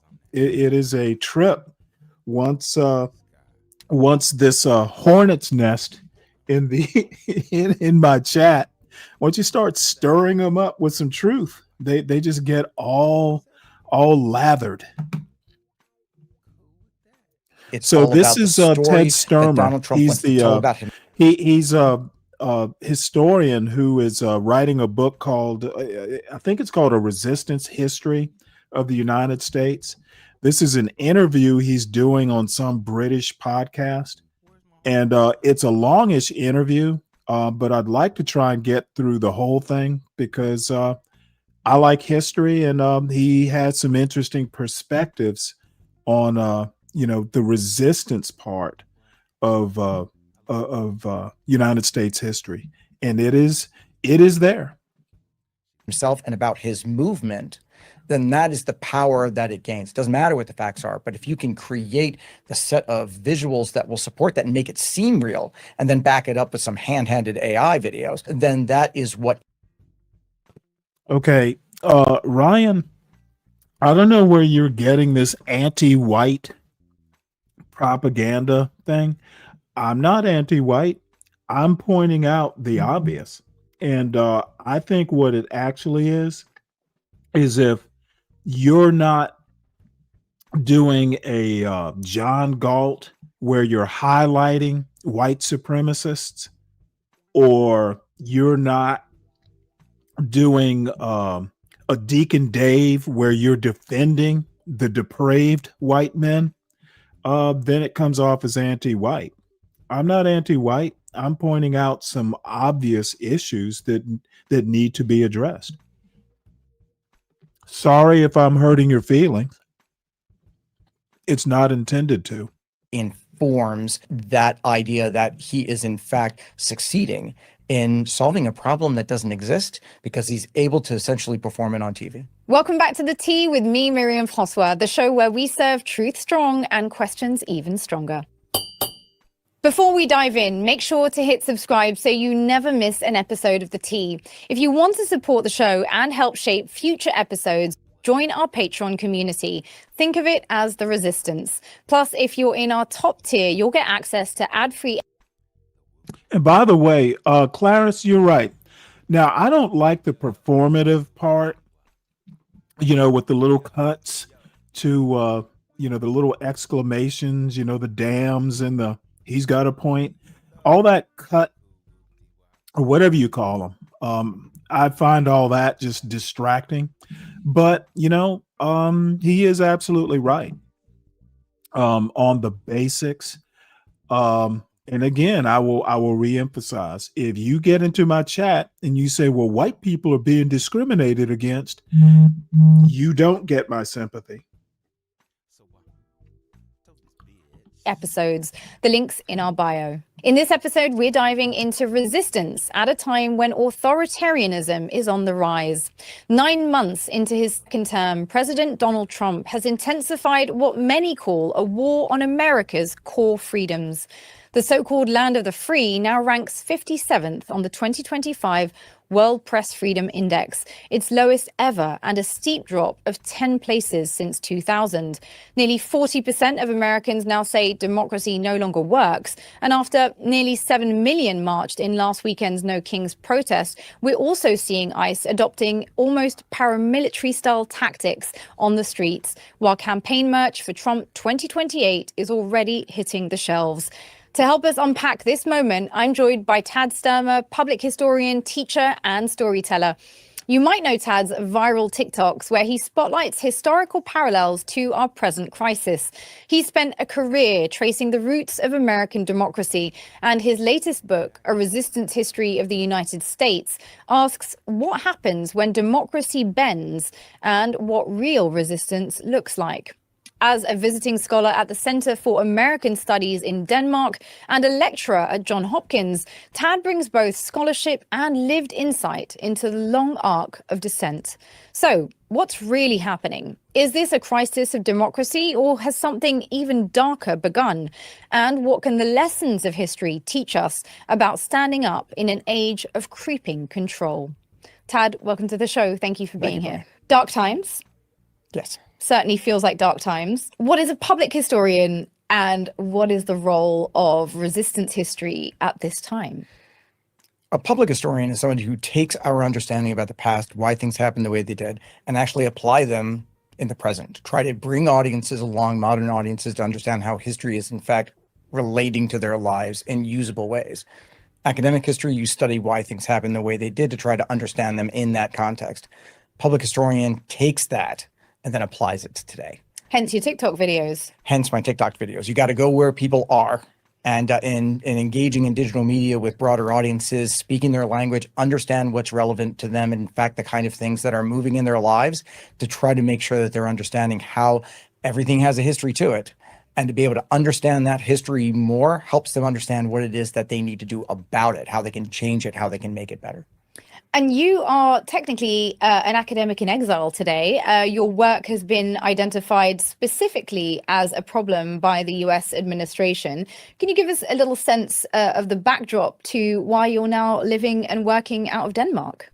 Well, because I'm considered anti-American for being an Army veteran and somebody who has worked on the history of the American Revolution for his whole life. I find that to be a little bizarre. But my work was identified fairly early on by the administration in this term as being representative of kind of anti-American education.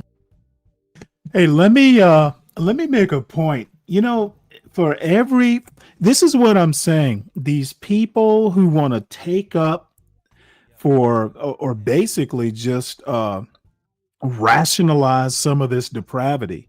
So Brian Nichols said, if it weren't for WASPs, we would not have an internet. Well, Brian, if it weren't for WASPs, we wouldn't have a dark web either. So, dude, you just need to take your lumps. You know, everything has a good and bad side. It's just not all good. It's just not supreme. It's not high IQ. Y'all are just folks. White people are just folks, just like all the other folks. We wouldn't have an internet. I think I could live. Dude, I grew up before the internet. I'm 60. When I was a kid, we didn't have the internet. We didn't have smartphones, et cetera, et cetera. And I had a perfectly wonderful childhood. So what are you really saying, Brian Nichols, other than just flailing, trying to defend the indefensible? That they believe that American college students are receiving, and therefore, as a part of some sort of absurd leftist positioning in American scholarship, that it is twisting young Americans to hate America. And so my work's been identified particularly about that, even though I have never really taught that. I mean, who teaches that? You try to teach the honesty of history, how we got from then to now, not really being a right or a left thing. It's really about what did happen or what didn't happen. But that runs afoul of those who want to grab a narrative and distort that narrative in order to legitimize their claims to power and their purchase and their reach for more. When you run against that, then you're anti-American, anti-their America. And so my work was identified fairly early on by the administration, particularly when it was first reaching out against American universities to attach funding to a level of control over what was being taught in the classroom. You're referencing here the use of funding by the US administration to essentially, limit the extent to which different departments can teach various subjects. I mean, is that what's happening in American universities right now? And it's even worse now. It's happening in a pervasive way. The leverage of funding versus the kind of other threats that are coming out of the administration, the legal threats that they're going to haul universities into court over the kind of policies, whether particularly DEI policies and other kinds of things. What we're seeing now is the absolute capitulation of almost, in many ways, of almost all American universities. It might not be the big name ones, the Harvards, the Johns Hopkins, the University of Virginias, the Columbias, the Penns, but it is reaching down to mid-sized and to smaller universities, to everybody that is connected in some way to any kind of federal funding that is used as leverage by this administration to influence anything from admission policies to the kind of courses that show up on a curriculum. And so just to be clear, are you concerned for your safety and welfare as somebody trying to teach around these things in America right now? I mean, you're living in Denmark. Are you able to go home and, not worry about going home to the US? Well, I can worry about going home to the US, but I didn't go to Denmark because I needed to get out of what was a dangerous situation. I got my family out of the United States when I received an email with a picture of my son's preschool. That's when I said they're not doing this. Wow, I'm sorry to hear that. Yeah, so it took me a week to get them from Cape Cod to Denmark. I can manage. My son's 4. That's not happening.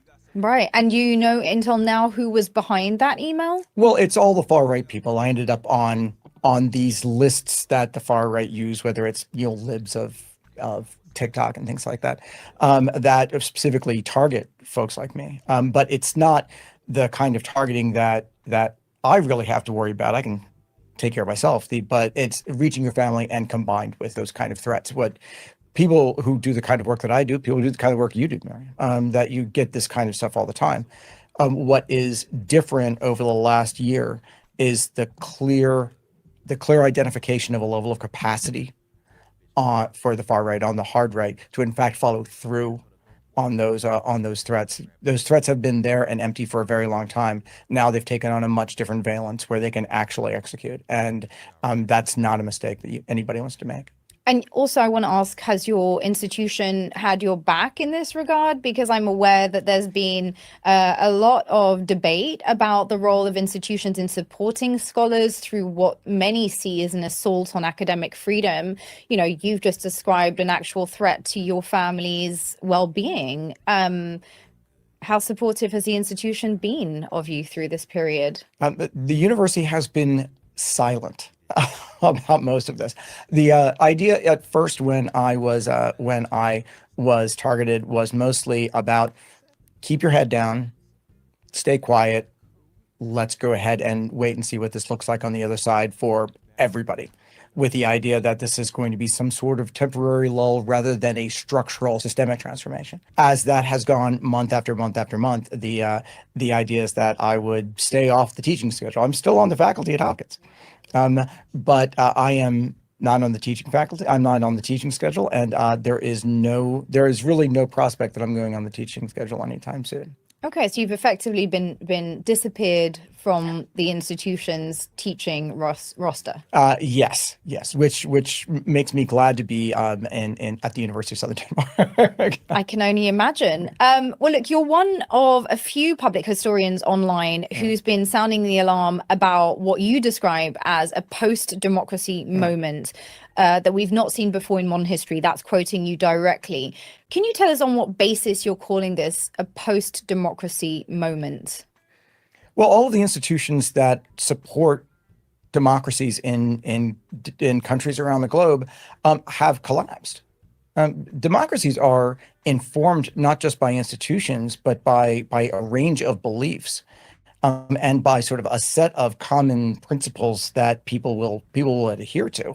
A set of fairly coherent values, but that's all based upon essentially of a strategy of hope. that everybody is going to essentially play by the rules. And that's what democracy is based on. There are forms to it, such as, I mean, obviously a free press, and obviously an idea of situational equity. But for the most part, it's about the belief that everybody is going to play by the rules of discourse, by the rules of principle.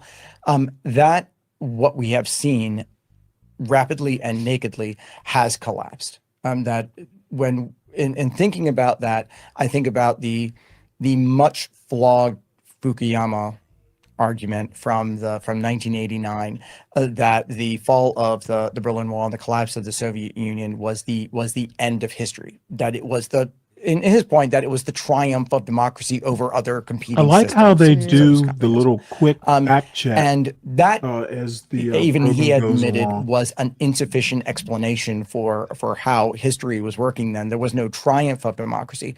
But what we're seeing over the last year is what is next, when not just did democracy not triumph, but when democracy itself as a reliable system of governance, how that has collapsed. And now we're in a point where there is no next. We're in this transitional period where everything has crumbled. You can't really rely on democracy because all of the principles that have underpinned strong democracies, such as order, such as this commitment to norms, do not hold when threatened. And that's, I think, what has been destabilizing for a lot of people who not just do the work I do, but for younger people who were kind of sold this idea that democracy is somehow inherently strong because it's based upon the will of the people, the consent of the governed. Well, if that's not protected, if that's not supported, if there's not an "or else we will do X to defend it" behind it, then you can see how quickly it can go away. We've seen US presidents, contravene international law more than once. We've seen them at times, take, deliberate strikes at the opposition in different ways. So, is the Trump presidency really that unusual? It's that unusual for white people in America. Throughout most of American history, it has not been unusual for anybody who wasn't white in American history. That particularly for the first, what we call the first republic, the first 80 years of United States history.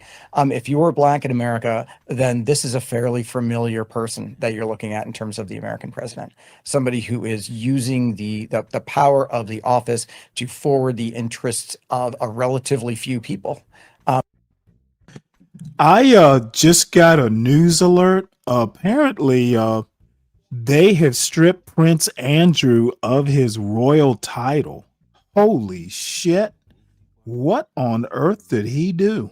Oh, so he's not even Prince Andrew anymore? He's a commoner? Which just happened to be white members of the establishment, but that was what was considered the United States. Unfortunately, a fifth of the population would have found this very familiar. That what we think about in terms of authoritarian measures, tyranny, when you're talking about a fifth of the population that is kept in abject bondage and brutality, then this looks strikingly familiar to them. This is a clear part of American history. What is different is that this is now happening in terms of the self-interest of the White House. This is happening even in opposition to white Americans. And that's where the instability is coming from. White Americans are uncomfortable. Or white Americans are finding this to be different because they are not in a position of having their interests being threatened by whoever's in the White House. They're in the position of having their interests being served by the guy in the White House, regardless of who else it's being applied against. That's new. That's different. That's unprecedented. So Trump's elected on a America First ticket, right? He's, campaigning on the basis that he's out here to represent the white working class predominantly, let's be honest. And he has been fairly popular. This is where I think it's getting confusing for some of us watching this from the outside. As of now, his overall approval rating is 41%, according to the polls. The vast majority of Americans, 81%, see crime as a major problem in large cities. And about half of US adults, 53%, say they approve of Trump's handling of crime. So when I see Trump deploying the National Guard to Washington, D.C., L.A., Chicago, Memphis, and Portland, I look at this and I think, oh, this is quite scary. But but it seems like he actually may have public support for this. So isn't Trump just doing what the public wants? They're doing what a particular part of the public wants. The point to really keep in mind about everything that Trump does, but also everything the way that Steve Bannon and the folks on the far right are managing this, is that they create a narrative. And it's that narrative that serves their political ends. And so the narrative has this populist thrust to it that directly addresses the kind of threats that poor white Americans, who they want to mobilize politically, think is impacting their lives: crime, immigration. And the two are deeply connected in that story. So you present the story and you create the problem, and then you create the solution to the problem, and then you create the visuals to be able to show that you are solving the problem in a way that they can relate to, something that is muscular, something that is aggressive, that shows the power of the United States in this exceptional way. It's entirely a construct. We know those crime rates aren't there. We know that that undocumented immigrants do not engage in criminal activity any more than do Americans. In fact, it's almost always less, particularly in terms of violent crime. We know that crime rates in the inner cities that he's talking about, whether that's DC or Chicago, that they are in fact not accelerating, that they're in fact decreasing. DC was at the lowest violent crime rate in 25 years. That these kind of numbers, the facts don't matter when it runs into their feelings, and it's the feelings that the narrative needs to serve. And so when you understand that it's all about the story that Donald Trump wants to tell about himself and about his movement, then that is the power that it gains. It doesn't matter what the facts are, but if you can create the set of visuals that will support that and make it seem real, and then back it up with some hand-handed AI videos, then that is what informs that idea that he is in fact succeeding in solving a problem that doesn't exist because he's able to essentially perform it on TV.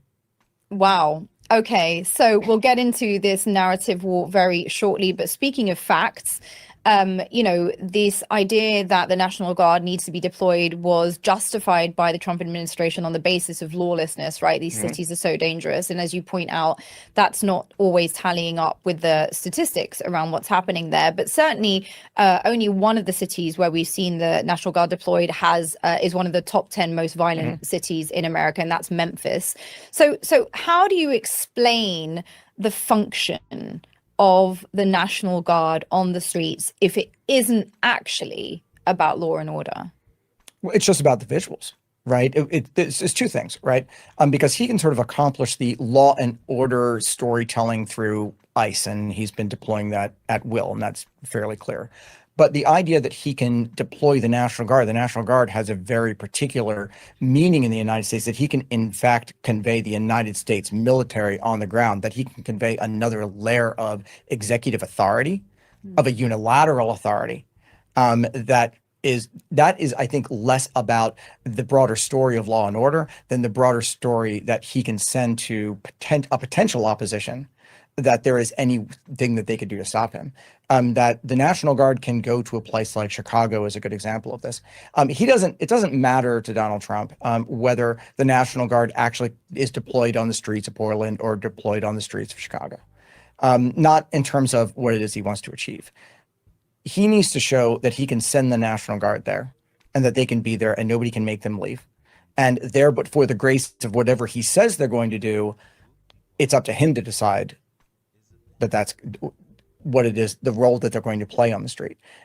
This is more a demonstration of the potential for unilateral authority than it is about the law and order narrative. Okay, could we just unpick the word unilateral authority? Plain speak for that, please.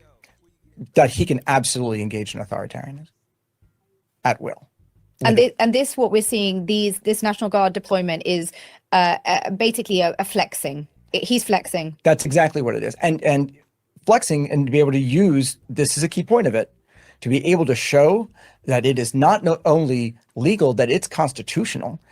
Once he flexes and he gets the challenges as we've seen in California and Oregon and Illinois, and that starts to run through the federal court system. And the higher it gets, the more it gets approved, the more it gets legitimized and reinforced that, yes, it is his authority. That's what he wants. Mm-hmm. And that flexing then gets reinforced. The flexing then gets legitimized. until it reaches the Supreme Court, when they're going to come down with the final word, which is that it is constitutional. You can do that. This is the imperial presidency. Oof. So let me ask you about this. Why the need to manufacture a crisis? Because actually, it's not like there's a shortage of crises in America right now. So a Pew Research Center study this year reported that 2/3 of Americans say the cost and access of American healthcare is a very big problem. At the same time, economic anxiety is high. 60% of Americans say they worry a great deal about the economy. 56% are very worried about inflation. Reuters reported that 70% of Americans fear the rise of AI will lead to permanent job losses, which we know is already happening. So why the need to invent a crisis, Tad? It's like there are plenty of crises to deal with here. But those crises he can't do anything about. I mean, he has shown the capacity to be able to throw money at all kinds of things. I mean, he can get a cash buy to Argentina, right? I mean, he can throw money at all kinds of things. There is a political will to get things done, such as invest money in vastly expanding ICE and other kind of measures like that. But the kind of things that he needs to do for the basic things that most Americans worry about, such as healthcare, he's not willing to do, because that cuts into other interests. It is much easier to invent a bigger crisis and come up with a perceived solution to that crisis that will distract people from the other things. Even things like inflation can sort of blame on other factors.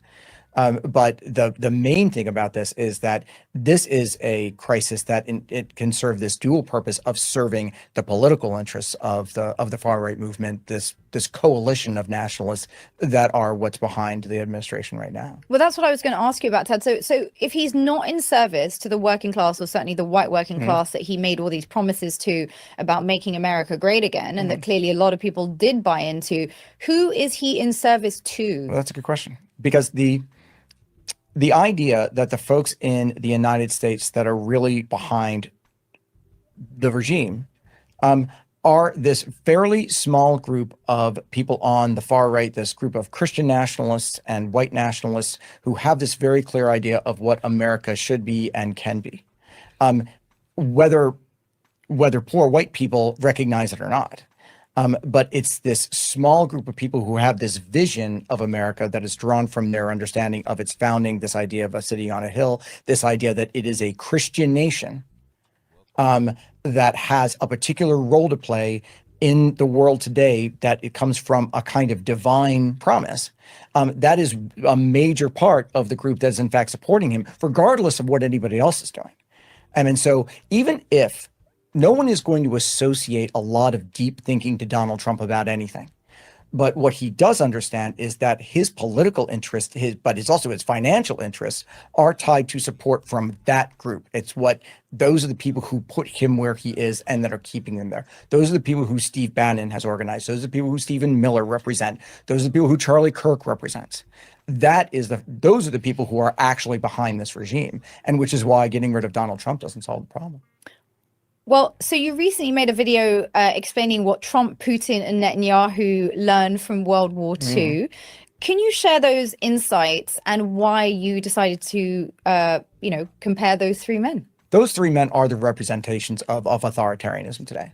They're the same person. They look at authority in the same exact way.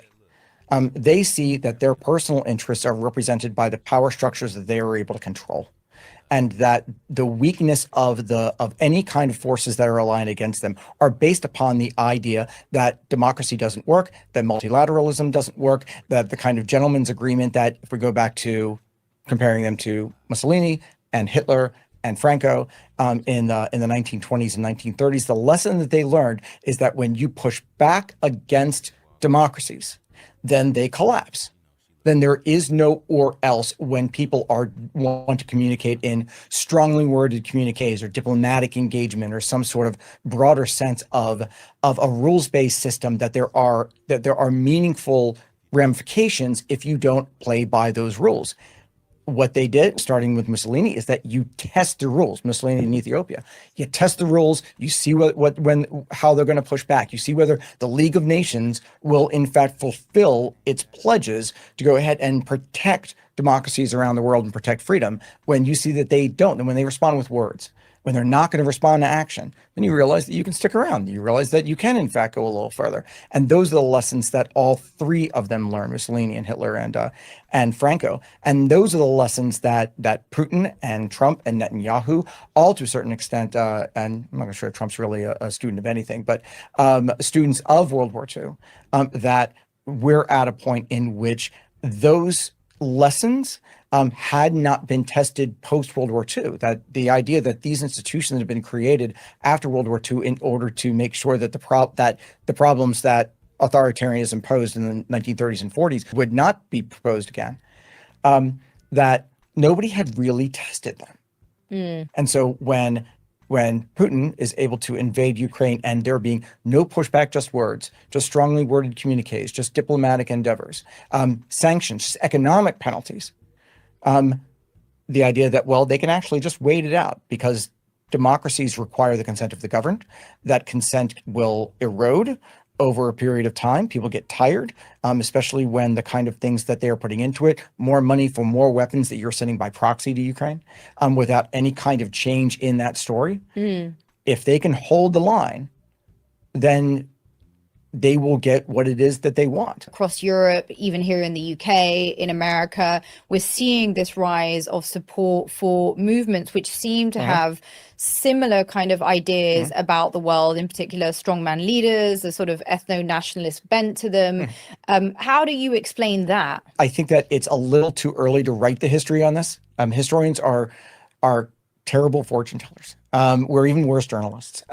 But we can see patterns and try to identify what those common elements are. And sort of, as you pointed out, that are responding to the kind of messages that are being put out by, folks on the far right, by Nigel Farage or Donald Trump or Benjamin Netanyahu, that are all appealing to what I think is at the core of it, which is the power of ethno-nationalism, this sort of sense of an almost tribal identity that is exclusive and it is exclusionary.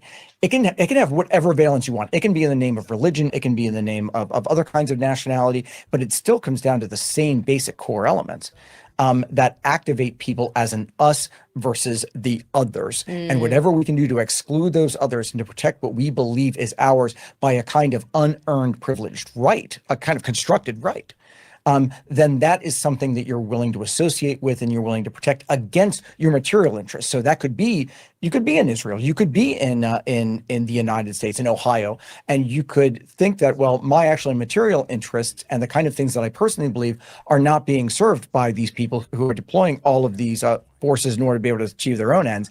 But if I can identify that my own identity, my own sense of self, my own sense of worth as an American, is aligned with what it is that they're doing, then that's a greater value for me, especially if it's exclusive. If there is an implication that I'm going to receive something as a result of this, that I might not otherwise get because it's threatened by the brown people.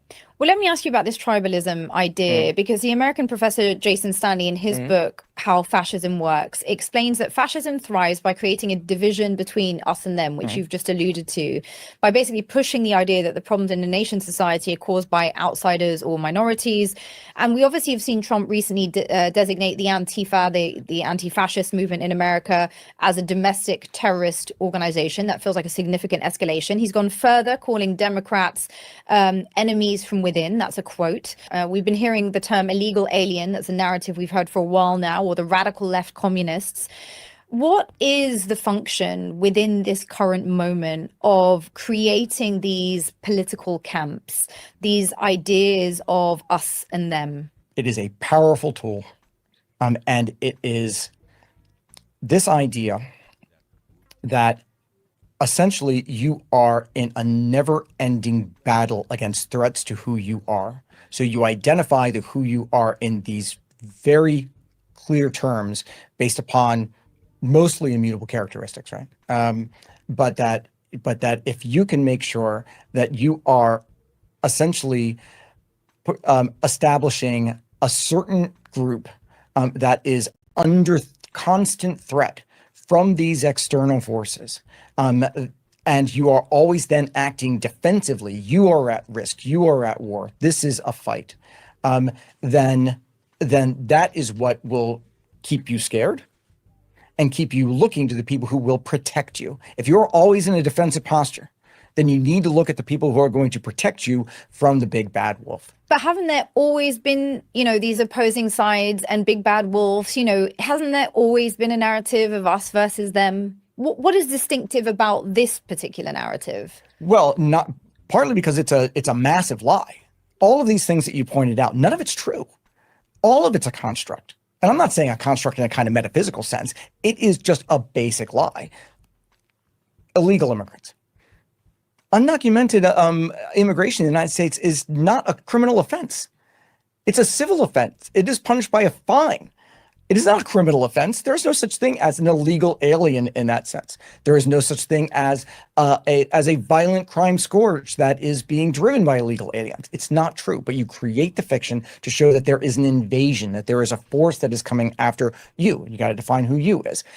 But the other part of that, so that will get you against the people who in American history have always been identified easily and quickly, as you point out, as the other. People who are not white, people who are not Christian, people who are not white. They have been always easily identified as being the other in that kind of narrative.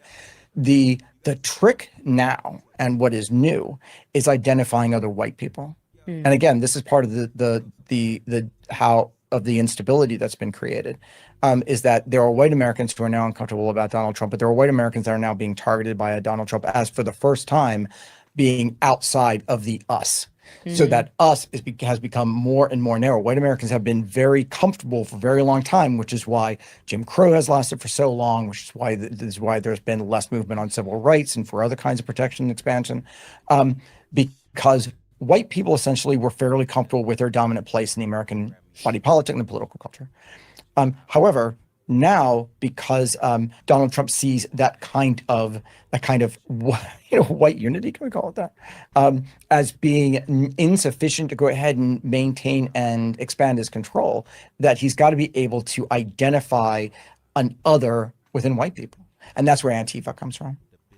Antifa is not anything in the United States. I'd have a card if it was. It doesn't exist. It is essentially a political persuasion at best. It is in no way an organized opposition. We don't have an organized opposition in the United States. Or what did we did? But what is essentially, I don't want to say it's genius about this, but what is strategically significant about this is that it can be anybody that you say it is. So if you are part of the radical left, and as you pointed out, you hear this rhetoric all the time, you assign everything to the radical left. The government shutdown is part of the radical left, the Marxists. These words have lost all meaning. They can't tell you what Marxism is. What they can tell you is that people who support them politically will associate. It's funny he should say that.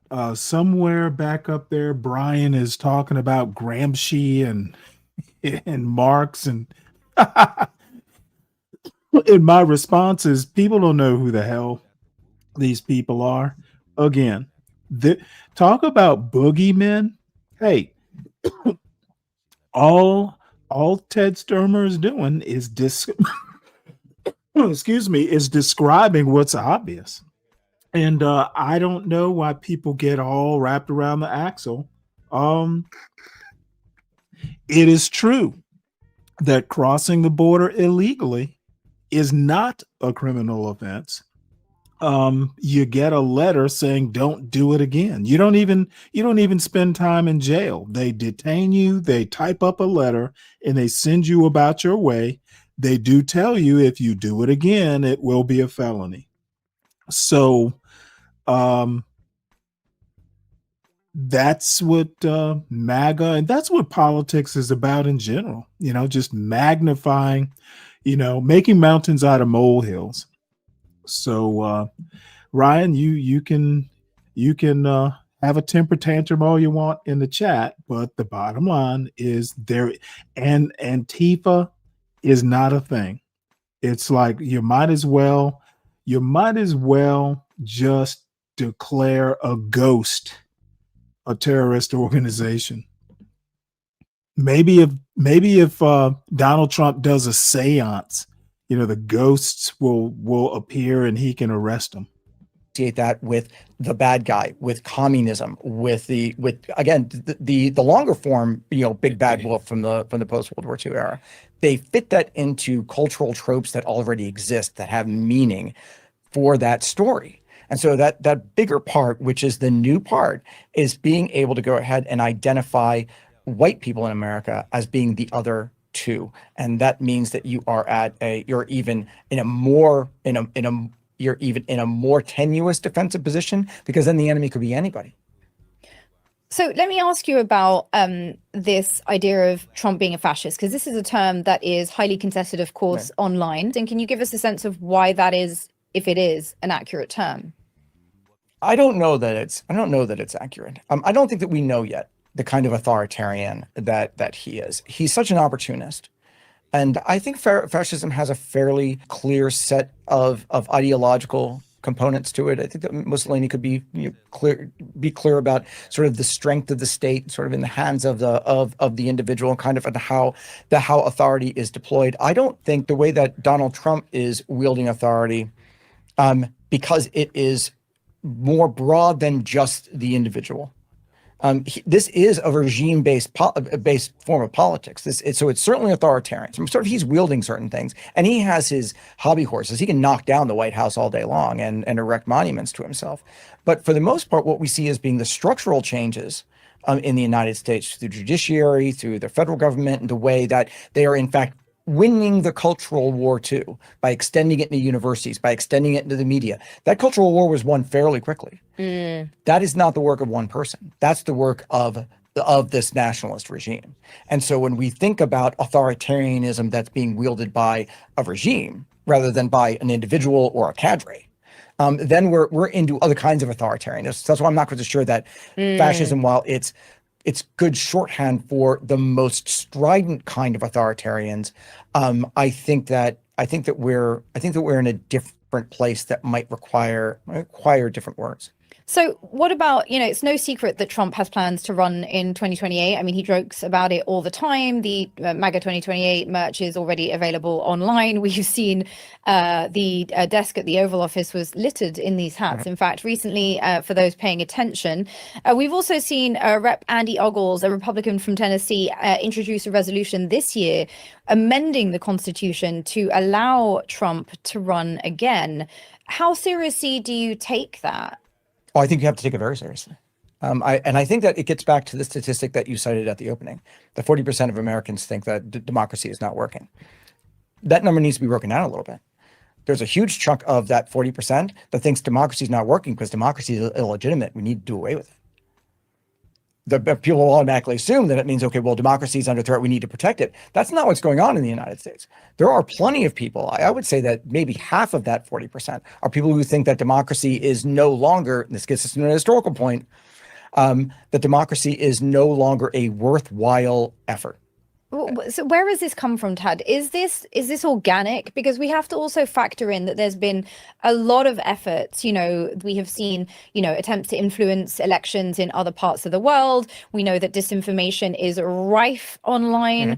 I mean, do you think this is organic, that there's a growing number of Americans that somehow want an authoritarian leader? No, of course not. No, I don't think it's organic. I mean, I think that it's orchestrated. But this idea that you need to destabilize the West in order to make sure that that resources are in the hands of a few in order to enrich themselves. I don't think there's any, while there might be an ideological component to each of the individual countries in which this is working politically, and that's mostly through ethno-nationalism in the United States and Britain and Canada. We can see that everywhere, but that's how it's working on a political basis. When we see how it's working in terms of the way authority is being organized and deployed, this is really about power being accruing in the hands of a few to achieve some very narrow interests that essentially serve their own group. And that's why a kind of regime-based authoritarianism benefits from all that. And that's why why Putin just joys in destabilizing the West. Fine, it's a slow day. Let's send drones over Denmark and Germany. And let's throw the European skies into a bit of a tizzy to show that we can destabilize you whenever we want. Let's go ahead and make sure that people go into airports, can't get on their plane. Let me up. You're here. The funny thing about Ted Sturmer is his argument is the same as Be Brave's, literally. Literally the same dumb argument that he makes, Ted Sturmer's making. It's a global corporate machine. Well, I didn't hear him say. I didn't hear anything about a global. It's power in the hands of the few.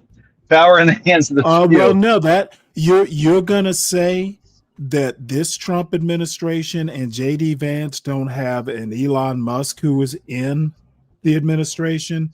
Well, he's out now.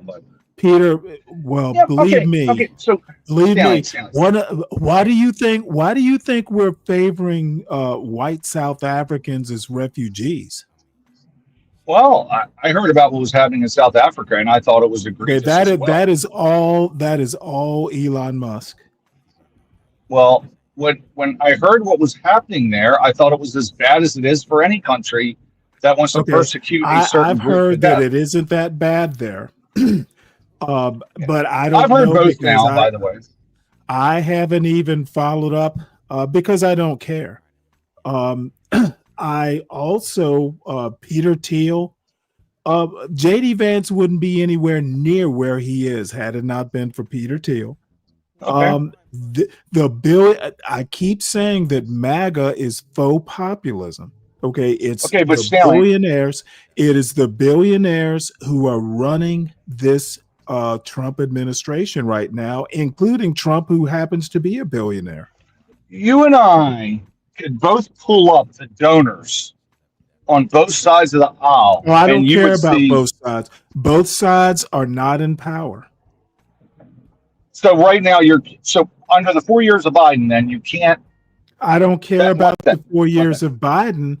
Biden is not in power. So you're just going to criticize who's in power, and the other side, when they become criticize, in I'm power, going to criticize the person who is running the government currently. Do you not see that it's just the two parties are both enriching themselves by the billionaire donors on both sides? Like they're both doing it. I understand your instinct to kind of spread the criticism, but I'm sorry, I'm going to criticize the people that are currently running the government, all three branches of it. And as far as Sturmer's argument here that it's an ethno-nationalist thing, you could also argue the opposite. When you throw the gates off when you throw the hinges off the gates and let everybody come in, you could say the opposite. In other words, hey, you want to get rid of all the white people, right? You could say the opposite thing about that. You literally think that people threw open the southern border to get rid of white people?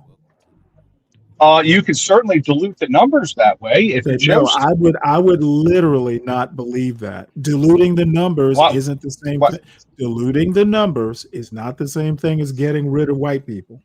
You could say I'm going to minimize the white votes substantially by doing. You could say the opposite of his argument. Well, then say that. Right? Don't say getting rid of white people, because that's not what was happening. Okay, you want to destroy any chance that white people have a voting bloc. I want to quibble.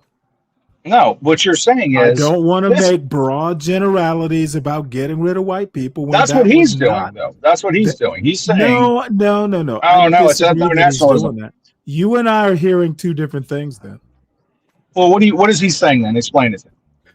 Well, he's basically describing an authoritarian government run by people who obviously are second-tier intellects. And they're trying to use ethno-nationalism as a way to do that. Yes, correct? Yes, that's exactly what they're doing. What do you think a white nationalist is? They're ethno-nationalists. So, from what I find the current administration to be doing, is not really race-specific. How is it race-specific? Explain that. I don't think it's race-specific. No, do you know who Charlie Kirk is or was? Do you know who Nick Fuentes is? Do you know who Tucker Carlson is? At various times, they have literally son of a bitch. Hold on. talked about white nationalism. Hold on. I'm back. Nick Fuentes is naked about it.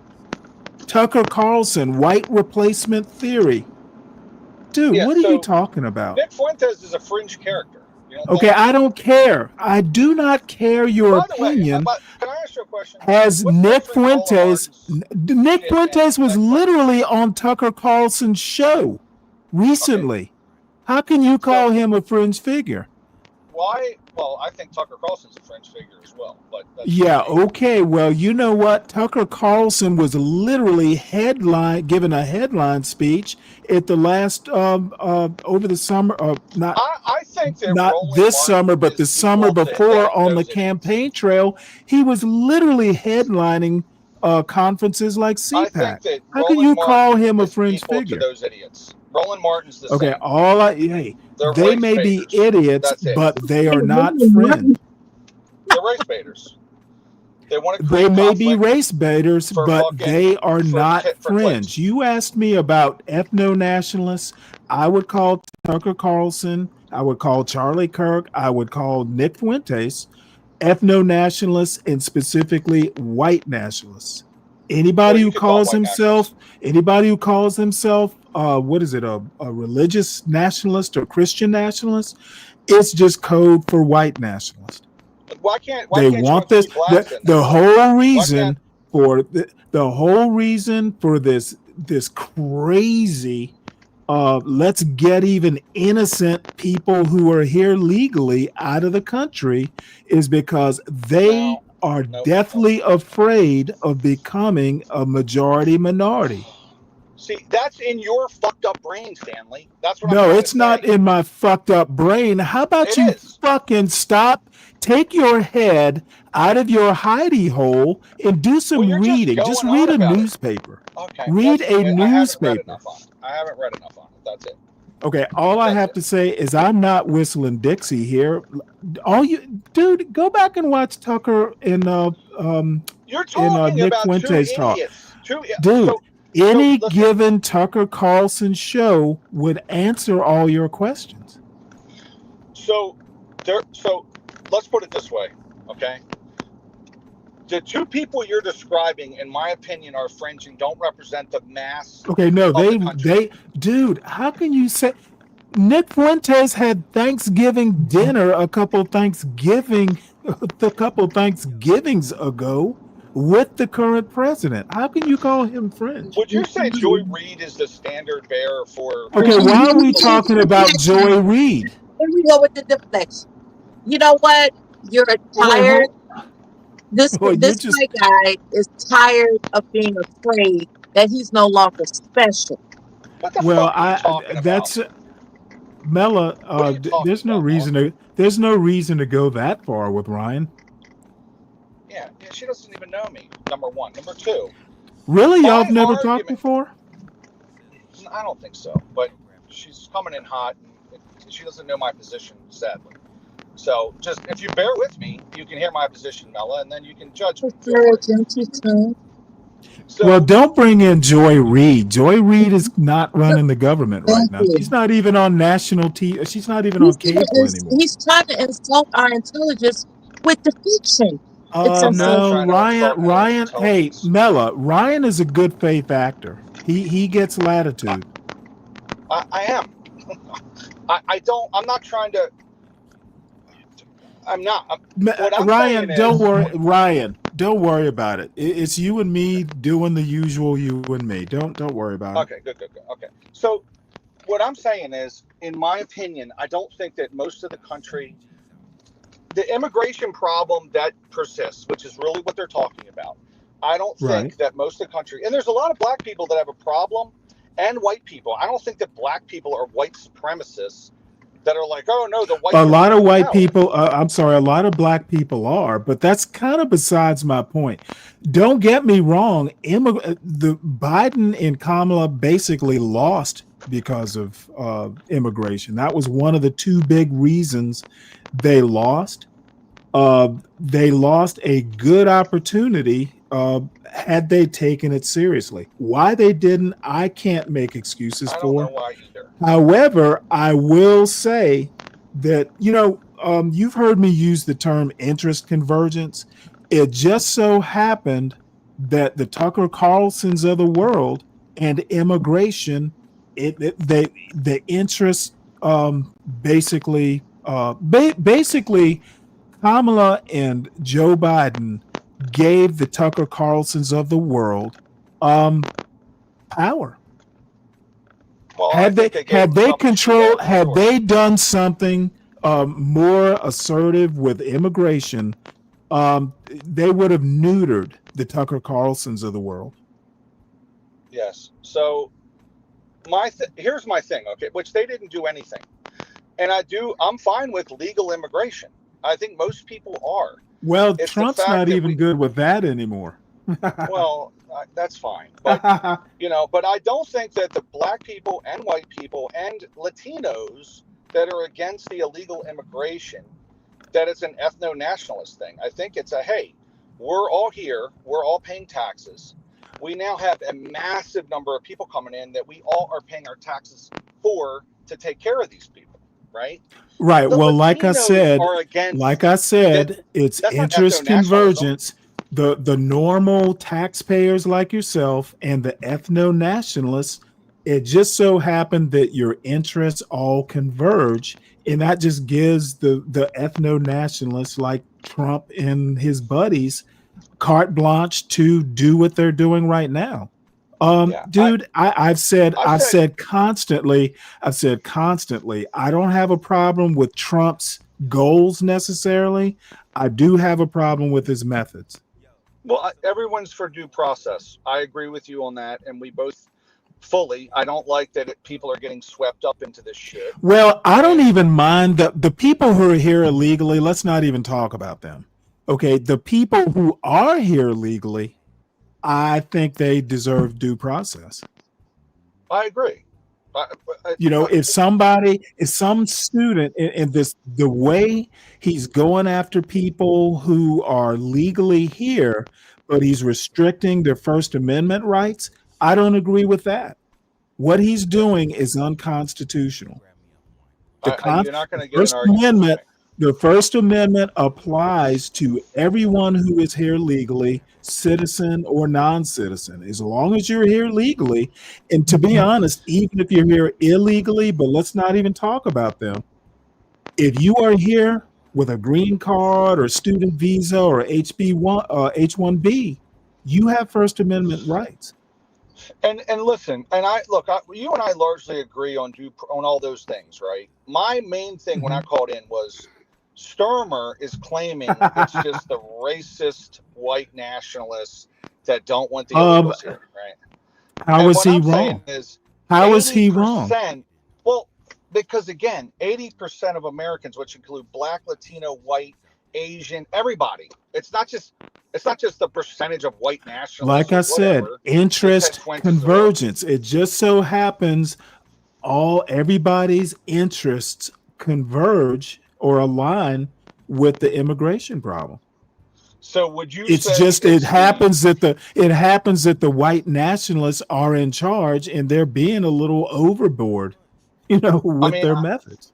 I've heard the Black ethno-nationalists say that they're displacing us in our own communities in the city. And you know what? Right? Do you think I don't think they're racist too?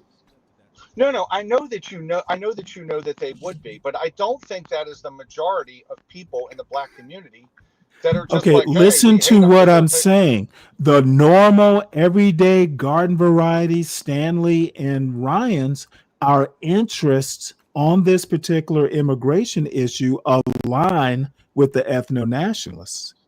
Yes. They don't always do it. They don't always align, but in this case they do. But we're most people. The percentage of just unfortunately most people aren't in charge right now. They are. Come on, man. Look, most of the Trump is an ethno-nationalist. And if he is wise enough not to go that far, he has the Stephen Millers of the world.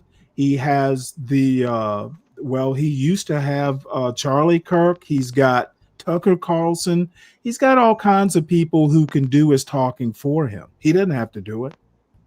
And don't you believe that 80 to 90% of the country is somewhere in the middle on all the issues? It doesn't really matter. You are right about that, but like I said, the interests converge, and the ethno-nationalists are in charge. If Well, it was wait like till you or see the me in next. charge, if it were you or me in charge, at least the people who are here and aren't doing violent crimes, or they have a reason to be here legally, at least they would get due process.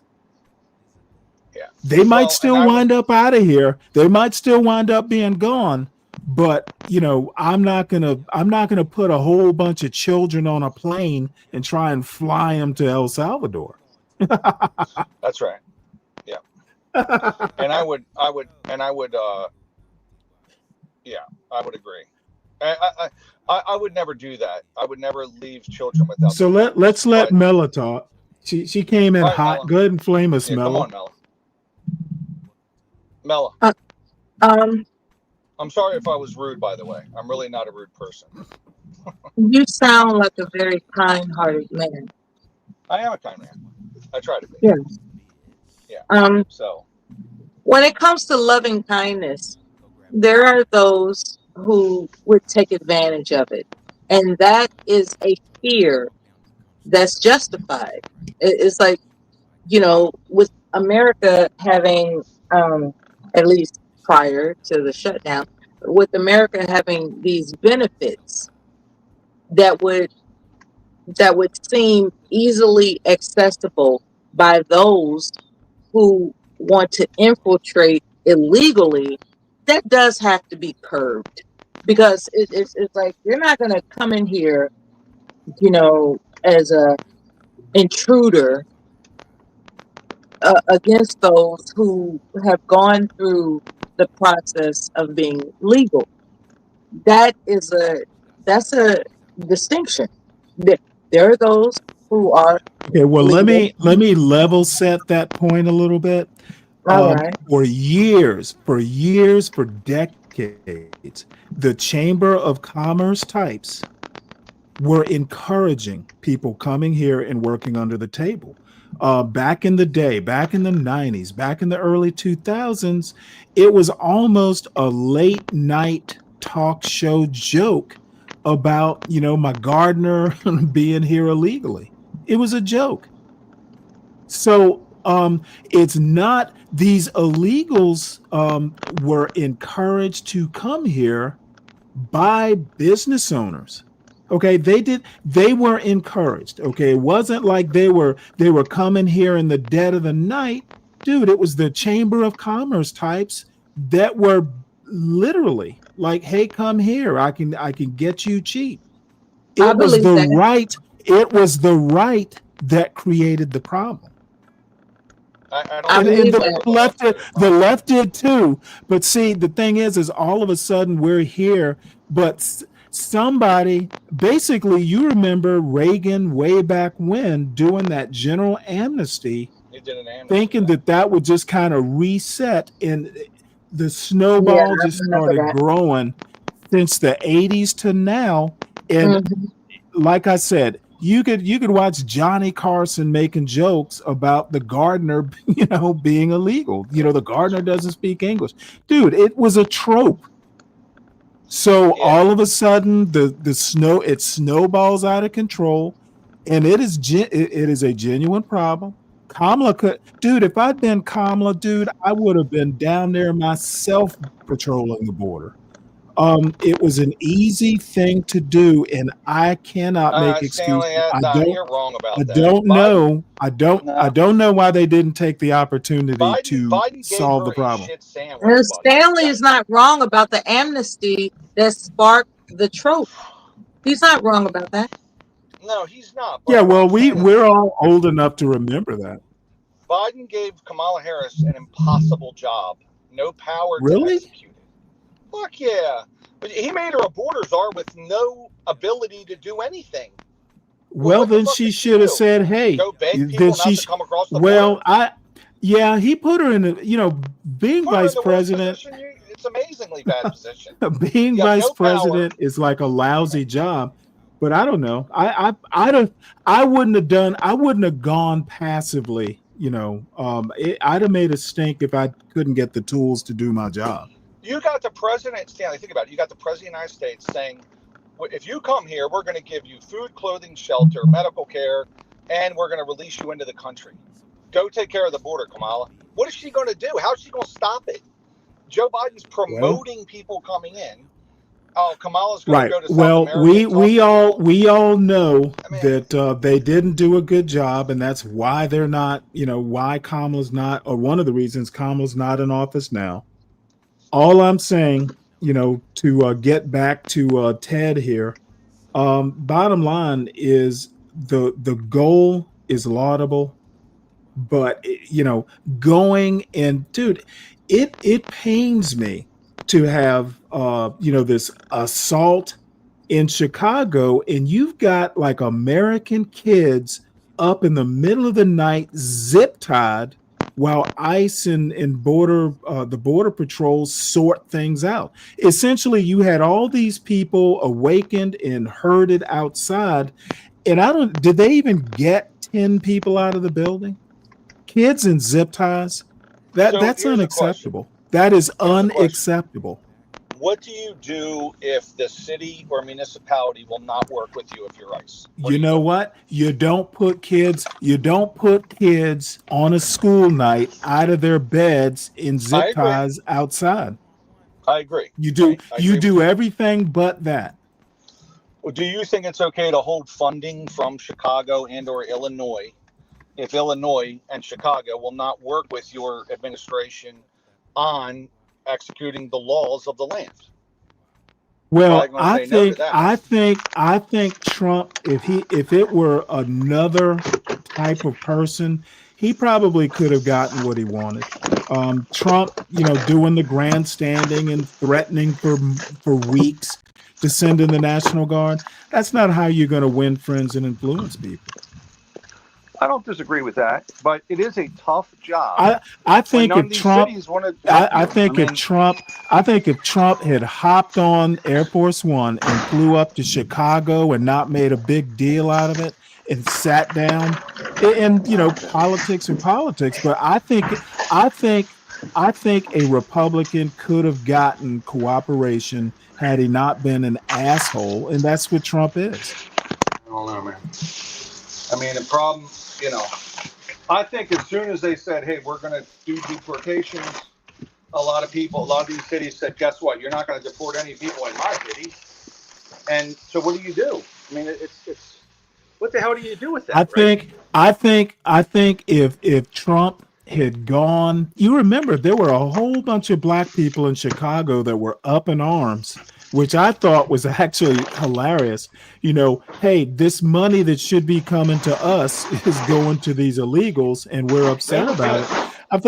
I think that was the opening that Trump should have exploited better. What's funny about that is when I'm watching that, I'm like, okay, I agree with that. I'd rather see my taxes go to people in Chicago that don't have anything than people crossing the border today and getting those benefits. I'd rather see it going to American people than other people, And I think most people agree with that. Our people. The bottom line, what I'm saying is if Trump had been a different type of politician, he probably could have exploited that little opening. I'd have had black people loving me in Chicago because I would have been on their side, and it would have been people in the hood and the president against Brandon Johnson. I need Deacon Dave to back me up on some of this shit. You know what, Deacon Dave would just be. Dave would just be an impediment. Where is he? So, he would not be helping you much. But this Sturmer character you love to put on here, it's just he gives you a part of the story, but he keys in on the bullshit part. Which 80% of the country is against what occurred over those 3 to 4 years, right? Okay, 80%. well, 80%. Okay, 80% of the country is not approving how Trump is handling it, though. No, I think he's down to about 40%, maybe. Correct. Correct. So the 80% of the people, they probably think Donald Trump's goals are good. I happen to be one of the 80%, but I don't approve of the sloppy and cruel way he's going about it. Yeah, they need to do a better job than what they're doing. And Ted Sturmer, you and I have a different idea. I think Ted Sturmer is right on target here. Well, again, I've already shot down his dumb argument about ethno-nationalism. Oh, I don't think you shot it down. I think you made no headway, at least in my opinion. So I'm going to start it again, and you can stop me whenever you want. All right, well, go ahead. Plus, I kind of like looking at the hostess here. That might be the only reason. That might be the only reason to watch it. This idea to be able to keep the West unstable, so that you can continue to go ahead and accrue and deploy this kind of narrow set of interests at the top. That's a lot of work that needs to go into that, but that is what we kind of see that's going on. But the United States, to kind of get back to your bigger point about whether it's organic, it fits into a story about American nationhood, that America is not created as democracy. America is created as a republic. And this ridiculous online discussion about people who are saying, well, no, America's a democracy, America's a republic. It's disgustingly tiring, because it misses the point. America was created as a republic in order to accrue a great deal of power in the hands of a very few who had particular characteristics that enabled them to be the natural leaders of that society. That is a sign of them being men of their time, or actually being these great men who were there at a particular moment. And of course, they were going to lead every. Well, Sturmer's made this point before.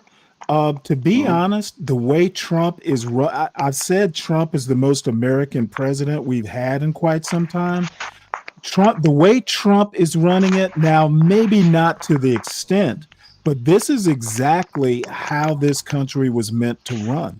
Okay, a lot of power in the hands of the few, and those few are wealthy, white, and male. I'm gonna mute you. I don't know what you're doing in there. Who, me? Yeah. I'm not doing anything. You sound like you're cooking or doing dishes or something. Oh no, I'm sorry. Yeah. I had to get to. I'm trying to close the one area of my room. That's all. So. Is it getting cold up there? No, not really. Hold on a minute. So anyway, like I was saying, okay, I'm back. Okay, in a way, the country's kind of running. I think Trump is taking it to an extreme, but I think that in a way, that's also very paranoid. Like it's just white Republican. No, it's not paranoid, dude. Go back and read the founding of the country, the history of it. It was literally founded by a bunch of rich elites. Yes, I don't disagree with that, but I don't think that we now have a multicultural society, being that we're far past that time period. And if we look at the people that have power, they're of all races and shapes and ethnicities. Okay, but listen to what I'm going to say. The multicultural society has gotten to a point to where the power balance is shifting, and hence you get the Donald Trumps and the Tucker Carlsons who want to make America great again. Okay, they don't mind a little bit of spice. Okay, but this multiculturalism where power is shifting, they're not going to have that. They will basically take us. Why do you think they want to get rid of? They want to get rid of They want to get rid of voting rights acts. They basically want to take us back to shit. Charlie Kirk. If it was left up to Charlie Kirk, they would have repealed the 1964 Civil Rights Act. I'll just state why they want to get rid of it. It's not about black or white, Stanley. It's about the party. If the blacks were voting Republican, they would not want to get rid of it. They would want to keep it. Okay, well then how can you it. Okay. Well, you know It's not the what? party. All I'm saying is that the 1964 Civil Rights Bill was specifically about race. Yes, that was. Okay, so there's no way you can separate it out. You look what they're doing in Louisiana, that case we heard last week, I think it was Louisiana versus whatever, where they basically created a second black voting district in Louisiana. And whites are saying, no, our rights are being violated. That's literally what it's about. They're basically saying, the people who are against that second voting district are saying, hey, look, this isn't about race, it's about politics. Okay, but we all know what it's about. Okay, we all know American history. We all know the pretense that, hey, if the law doesn't say anything about race, racist results don't matter. Okay, it can affect one race heavily, but if the law doesn't say that's what it's intended to do, then we just consider it an act of God. Okay, nobody's fooled by that bullshit. Again, I'll just state this: if it was the Republicans, if blacks all voted Republican, they would be like, "Hey, this is the greatest thing in the world. We love this voting." I'm afraid I don't agree. I don't think I'm not sure that I agree with you totally. The reason I say this is listen to what I'm going to say. Go ahead. Okay, listen to what I'm going to say. Okay. One of the issues that came up during that Supreme Court case was white Democrats in Louisiana won't vote for black Democrats. They tend to vote for a white Republican. So I'm not sure I totally agree with your assessment. Yeah. Okay, maybe. I don't know. I just know that it literally came up. They talked about it during the Supreme Court case. I know this, that if there's a black candidate, I know. Well, actually, I'll let me take that back, because right now the NAACP just supported the white woman in Virginia against for the governor race. The NAACP. Yeah, Winsome, and I forget the white lady's name, but yeah, I know. I've been kind of keeping up with it. And I was kind of like, well. Yeah, well, the Winsome Sears is basically a conservative Republican. Well, so that tells you their NAACP is really the National Association for the it tells you that the NAACP isn't voting based on color of skin. It's literally for the advancement of colored people, but they're going. It's literally they're going for the white lady, like you pointed out. So we know that apparently the advancement of colored people, they think that the Democrat, the white lady, is better for the advancement of colored people. They're not voting on skin color. I just think it's they're not endorsing on skin color. Aren't you happy? It's actually a good sign, yes. Well, no, it's actually a good sign. Like maybe Americans are closer than they appear, right? So, Well, look, I think Americans are closer than we appear. Dude, who's saying that things haven't gotten better? But John Roberts thinking that we are post-racial, that's simply not the case. We still have work to do. Resting on our laurels is not, what we should be doing.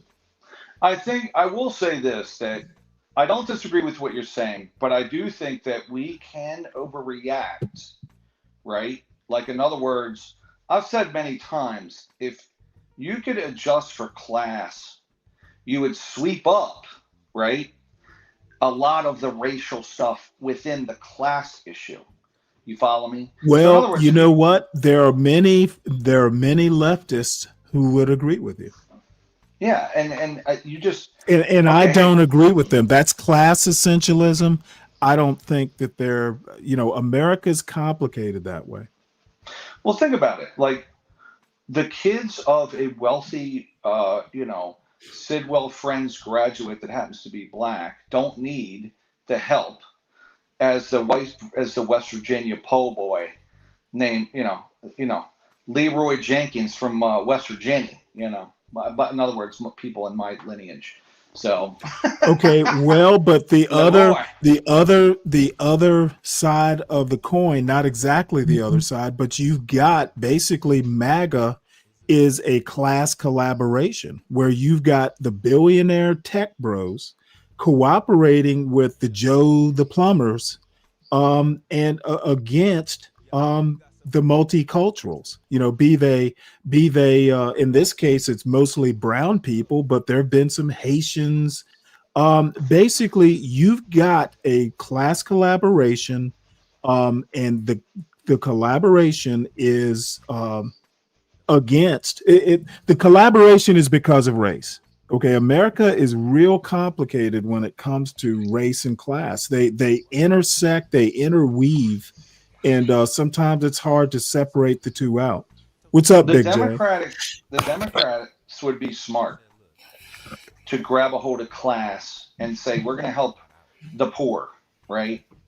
If they were the Democrats used to do that. Remember, they lost the working class. That's one of their issues. That's one of the reasons they lost. They became so pro. No, I don't see that identity politics to me as a canard. I will agree that the Democrats became very PMC oriented. Welcome to the panel, Big J. It's your first time up here.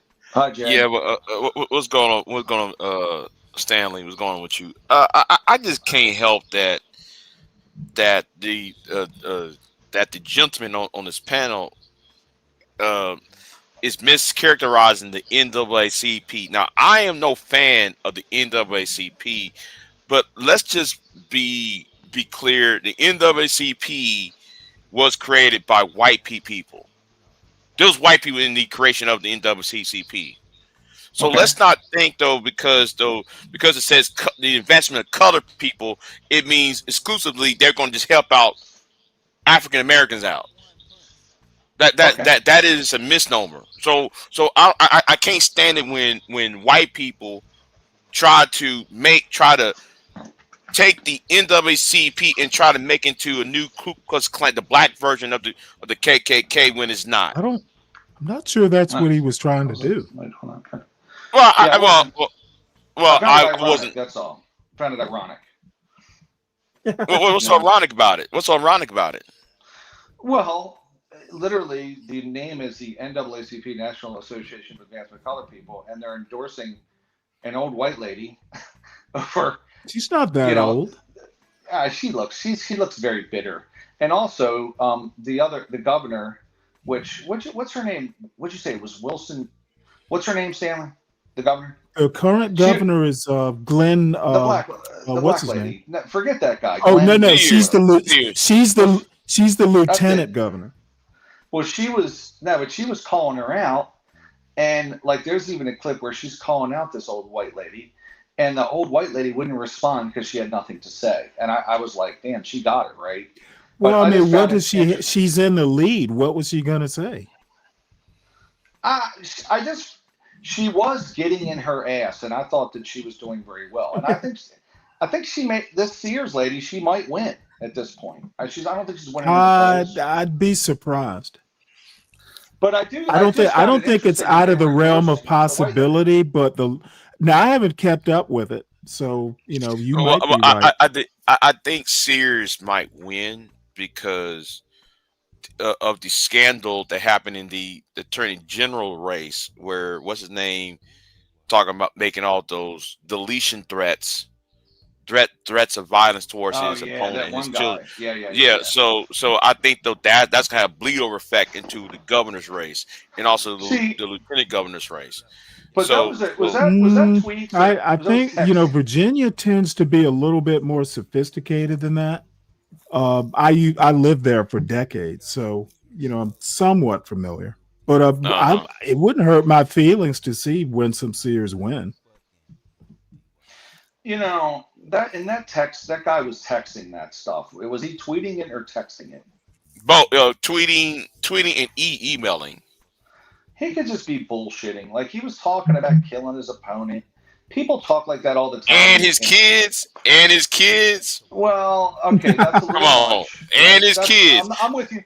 I'm with you, but it's a little much. But if you look at somebody's text, they say all kinds of crazy shit, and a lot of times it's get a reaction out of the person. You know, like you know. Well, let me put it to you this way: you pay for what you get. You talk. I can't imagine that any seasoned politician would, dude. Anything you write on the internet is liable to be, outed. So I wouldn't vote for him just because I don't think he's that bright. Yeah, that was kind of dumb, but and double down on it. And he doubled down on it. That's the point. He doubled down it until what, two weeks ago. He said, "I apologize," and he said it's right in September. This sounds like the aftermath of the Charlie Kirk assassination. So, and then they asked her, the lady who's running for governor, well, what do you think about it? And this is one thing I can't stand about Democrats. Just answer the question. Don't go around the question. Don't just say it's wrong. Is it wrong? Yes, yes or no, and go and move on about it.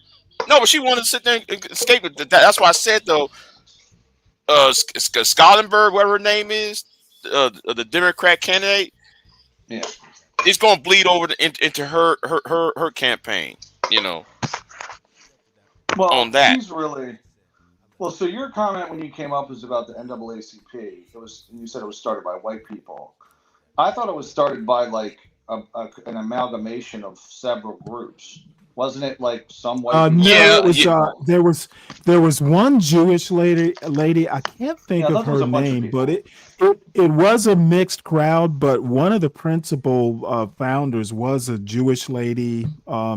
So I'd have to go back and look it up. It's been a while since I've even thought to look up the origins, but it was white people and black people, and it was primarily white women, that were, some of the principal founders. Yeah. Well, I know there's a lot of different. I mean, I'm sure it was a good I don't have a problem with the organization. I think it's a good organization. I just found it ironic, and then maybe it's a good sign when you have, one. So you got the black candidate and the white candidate, and the NAACP is endorsing the white candidate. I mean, it's like the color lines are getting blurred at that point, right? The NAACP endorsed George Wallace in 1958 Alabama gubernatorial election. That's when he said he will not be out inward again. Why did he? And that's why he became a segregationist. Because he was more moderate back then in 1958 before he turned into the segregationist prick, right? He was more moderate. He was more on the JFK, Lyndon Johnson type of, we're going to give the black people civil rights in Alabama. When he lost that election in 1958, then that's when he turned and he went to the white supremacist route. He changed his strategy. Okay. Yeah, he changed his election strategy. Yeah. So even NAACP supported some of your white supremacists in the South. Yeah, initially. Yeah. So you can't just sit there and say they're just supporting black people for the they're only going to support black people is what I'm saying. They're mostly So. Yeah. Well, sadly, like 30% of Black YouTube agrees with George Wallace now, right, Stanley? Only 30%. Only 30%. It's more than that. It's more than that. If you go to what the fuck are you talking about? You guys want to rewind time? That seems like a bad idea. No. The problem. I'm gonna say this. I'll be very controversial. Be very controversial. A lot of people on Black YouTube don't know crap. They don't know history. That's true. You can expand that to all YouTube. I know that. I know that. But like they aren't. I know that. But like the arguments that's being raised, right? The arguments. You might as well just put a black face over. It's like listen to George Wallace or Bulldog Bull Connor and Bull Connor, yeah, Bull Connor and blackface, and these people supposed to be quote unquote pro-black, and you listen to them talk. Oh, MLK was this, that, and third. You know, he wants civil rights, so he can have a white woman, and that's why I hate. That's why I have a hatred of black. Well, we were watching, and we may even get back to Chad O. Jackson. Last man, don't even get me started. Don't get me started on him. Oh man, don't get me started on him. Cause I was gonna cook him and what's his name? Vance Ellison. I was gonna cook him because Vance Ellison was on Charlie Kirk's earlier this year. This one, Charlie Kirk. Oh really? Like, yeah, they were talking a little bit about Charlie Kirk. Yeah, I want to. Ooh, I can't stand. Oh yeah, MLK fabricated his idea that the feminist was going to kick the black man out the household. That's also a fallacy. You can't kick a man out of his own house. And second of all, on that part, the Supreme Court case King v. Smith says welfare can't kick the man out the household. So I wish people would stop repeating some line that Lee Atwater, who worked for Ronald Reagan in 1974, when Ronald Reagan ran the first time for president, no, actually the second time, 1976. That's where the narrative came from, the welfare queen. But the thing is, basically talk about the issues, and people will connect the dots. Busing, what was it? Busing, welfare, all that stuff. Right. And it's sad that people in the 21st century are repeating talking points about black women and black men. And that came from 19. The moon landing. Since I'm a space enthusiast, since I'm a enthusiast about outer space and astronomy stuff, we actually landed on the moon. Of course we did. We absolutely landed on there was 1 million people involved in the space program, right? Right. And but I think 20% of YouTube is like, oh no, it was in Hollywood. I'm like, well, how are you going to cover up that shit, right? You can't cover it up because there's too many hands involved. Like Queen Elizabeth actually financed one of the moon missions. So how are you going to cover this up when you got America, United Kingdom, the Russians, who are the enemies of the United States? They knew that we landed on the moon. So wouldn't the Russians would have say, hey man, y'all didn't land on the moon? They had ample time to sit there and discredit everything. So and you can't. 5 people. If you told 5 people, hey guys, don't tell anybody. 5 people. One of them's spilling the beans, right? People fucking talk eventually. Everybody talks. You're telling me 1 million people are keeping a lie, but five people can't? I mean, it's ridiculous. There's a percentage of people that believe that we didn't land on the moon to this day, and I'm like, what the fuck are you talking about? I'm sorry.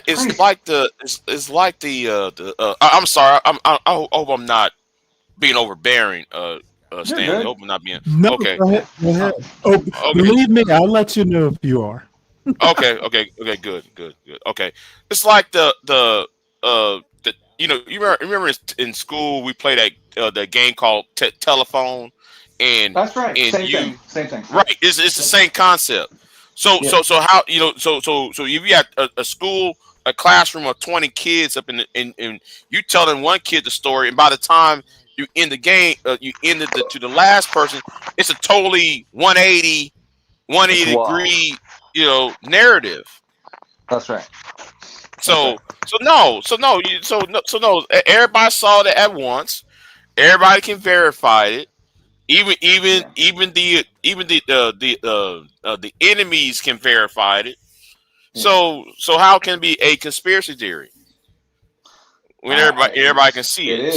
It is. And then what's the other? Oh, flat Earth. That's one. I mean, there's so many fucking people that. But I'm telling you, like, how can 5 or 10% of the population believe that it's all CGI? And I'm like, what the hell are you talking about? But there's a bunch of people that believe it. Like 10% of Americans believe that shit. Something crazy, right? So I don't know, man. It's like they'll believe anything, you know. So all right, well, this is Sociology 119. They're actually live, but we're going to watch them delayed. And the reason I think this is interesting is they've got a guest policeman telling his story. So I figured, Sam questioning a cop should be pretty entertaining. I got you. This is Sam. What's his name? Yeah, the professor. I don't want to interrupt, but Stanley, thank you for having me up. I'm gonna jump on. Oh, absolutely. It's been a pleasure. I enjoyed it. Don't be a stranger. We do politics and culture here, so, sort of what you do. Okay, all right then. I appreciate Stanley. Yes, sir. Take it easy, Talk to you later. All right, bye bye. So this is our buddy Sam. This is his cop talking to his sociology class. Really cool class. I've been looking forward to it. I've been looking forward to meeting this guy, and I just met him in person about an hour and a half ago, 2 hours ago. So I'm going to let you introduce yourself, Joe Ivanke, but tell him who you are. Where'd you come from? My name is Joe. I was a police officer in LA for about 28 and a half years. Funny enough, how I ended up here was I watched a lot of your class's videos on YouTube, and I really appreciated, everybody who comes up here and volunteers, everybody who's willing to challenge the way they think. And I wrote this guy an email saying, hey, thanks for making the world better. And then we started talking, and now here I am. Damn, that's awesome. And I said, hey, you got to come out. Where's my letter? Hey, I could come out. And do you remember what the first class was that you watched? Do you have any idea?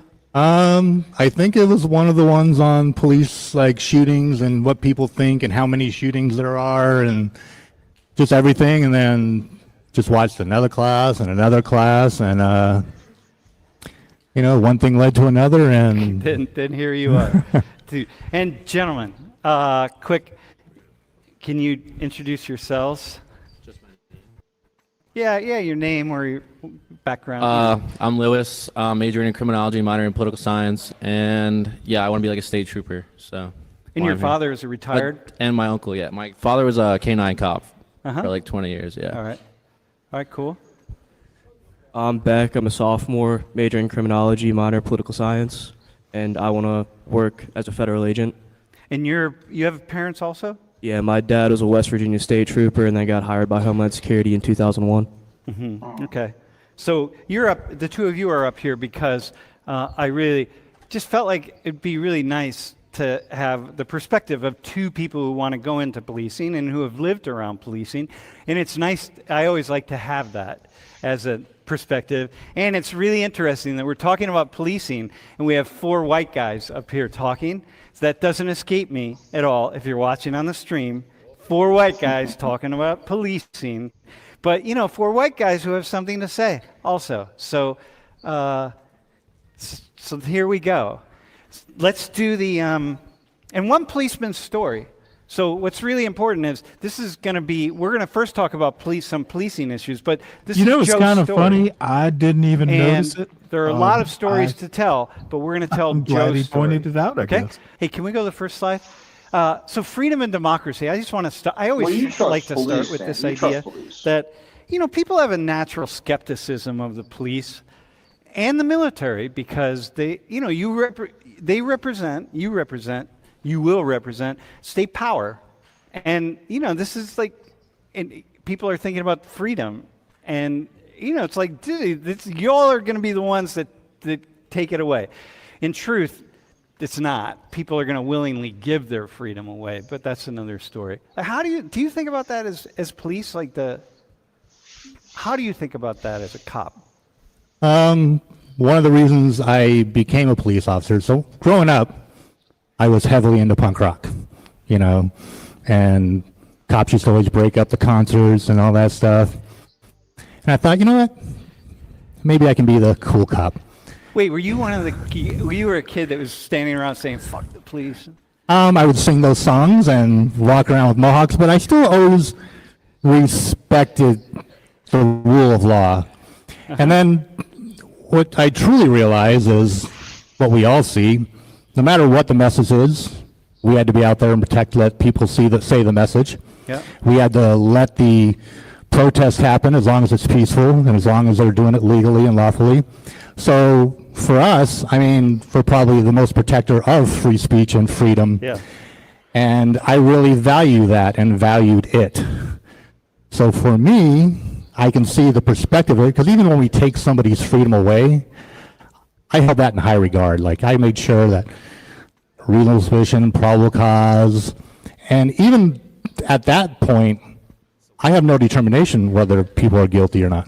Yeah. And if their freedoms are completely taken away, that's the court's place to decide. But even if you quite often, you're taking someone's freedoms away, but they've done something, A, or B, you're protecting someone else's freedoms by taking the freedoms away from this person, and that's a lot of what people miss. Yeah. And 9 times out of 10, I don't know, we can use, if this young lady accuses this young man of a crime, and I don't take him away, and I say, you know what, I don't believe you.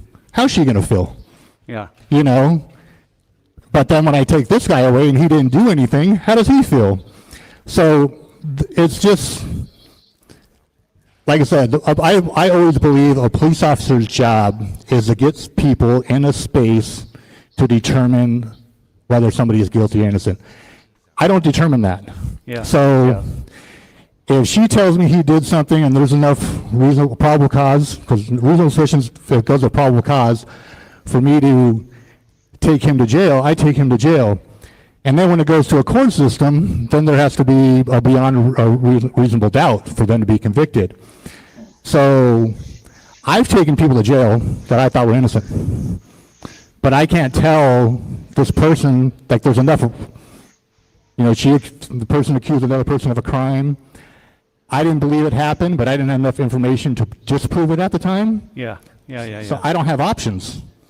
I got to say, all right, well, let the system decide. This is one of the things that people who are not involved in policing, or who don't know about policing, or don't talk to police, or don't know, like you guys, right? You grow up with this. They don't see the gray area that people are dealing with all the time, this grayness. And that's, it's unfortunate, right? Because we think everything is black and white. And we think that you all see the world as black and white and not gray in the way that you just described it as gray. So here, let me go to a few more things, because I want to go to the next slide. So one of the things, a big issue, and recently, really in the past many years, has been the number of people who are killed by the police. And since 2015, in 10-year time, starting in 2015, first off, I told you that I've been in rooms full of police officers, and without showing them the number, I asked them how many people per year are killed by the police. And some people answer numbers, like 10,000, 20,000. They don't know, people don't know either. And the number is a little over 1,000. But when I see these numbers, so the 10,000, that's a lot of people, okay? But then I look at the next numbers, and I think, yeah, but you all are you will be, right? But you have these contacts with people, 60 to 65 million a year, and many people feel like that's a low number. There are lots of opportunities for things to go wrong. That 60 to 65 million is a lot, and then 10 million arrests. So when you see that, when you see those numbers, what do you, as a police officer, what do you see? I What do mean, you think? I see the reality of it. I mean, as you will see, I don't know, do they know what they know my story? No, they don't know. Can I reveal it? No, Okay. not yet. Yeah. All right. Yeah.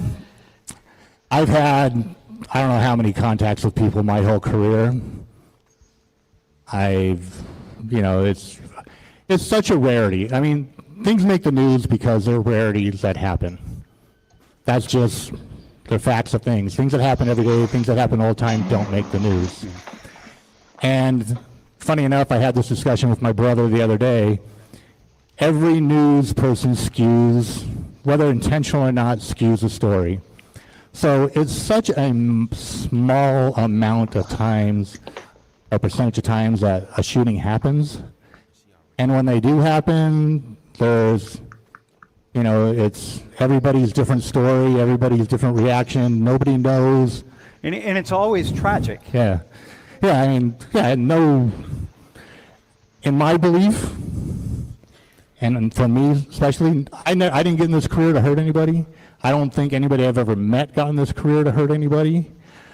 Unfortunately, you sometimes have to. Sometimes, you'll see, I see it all the time where you see somebody get thrown to the ground real hard. And people are like, why did they throw that person in the ground so hard? Because you don't know how this person, like if I'm going to grab this person and throw them to the ground, I don't know if they're going to resist or not. So if I don't come in with full force, it might not happen, or I might get hurt. So you come in with a lot of force, and then they don't react at all, and they go limp, and then all of a sudden it looks like you slammed somebody to the ground. So, I don't know, just like I think of all people in the world, most general, I don't think a lot of people go through the world with malcontent or Let me ask you a question, though. When that happens, we're going to talk about bad cops in a second, right? Bad cops, like people who enjoy throwing people to the ground, even if they're not resisting. But when that happens to you, how do you, what happens in your head? Like, you're arresting me, I don't resist, you're thinking I might resist, you use a little extra force on me. What happens to you? I'm a whole beast. I expect people to resist. I understand the impact of a uniform. I give people space to have that impact. If I'm going to grab you and somebody pulls away, I expect people to pull away, so I don't have that initial, like, oh, they're trying to fight me belief. I love being a cop. I'm retired now, by the way. I love the profession. I think. What do you love about it? What do you love most about it? There's people out in the world that are willing to go into places, do things, and put their life on the line for people they don't know. And they do it daily. And they're willing to, like, when I'm driving down the street and somebody says, fuck the police, I take it as an honor because I know that person feels safe to say that to me. Because they know I'm not going to go beat them up. They're not going to say that to some random dude or somebody that they fear. They feel safe enough to say things to me. Or when you see the protests and all those people are there yelling in the cop's face, those people feel safe enough to express themselves because they know they're not going to get beat up for generally no reason. Black Knight, you should come up if you People want. do get, and it's nobody enjoys it. Every fight I've gotten into, every incident I've gotten to, I've ended up in the hospital too. I've gotten hurt too. And the older I got in my profession, it hurt even more. So I never wanted to get to that point. Yeah. So I was a talker, and I loved the profession so much that I was willing to risk my life for it. I was willing to treat 10,000 people wrong and have one person kill me than worry about that one person that's going to kill me and treat 10,000 people wrong. So, how different are you than most police? What's your gut feeling? And you answer this fairly quickly because I want to get to the next slide. Just from your perspective. For a lot of my time in my career, I always thought I was doing it the wrong way. And I realized, I was doing it the right way.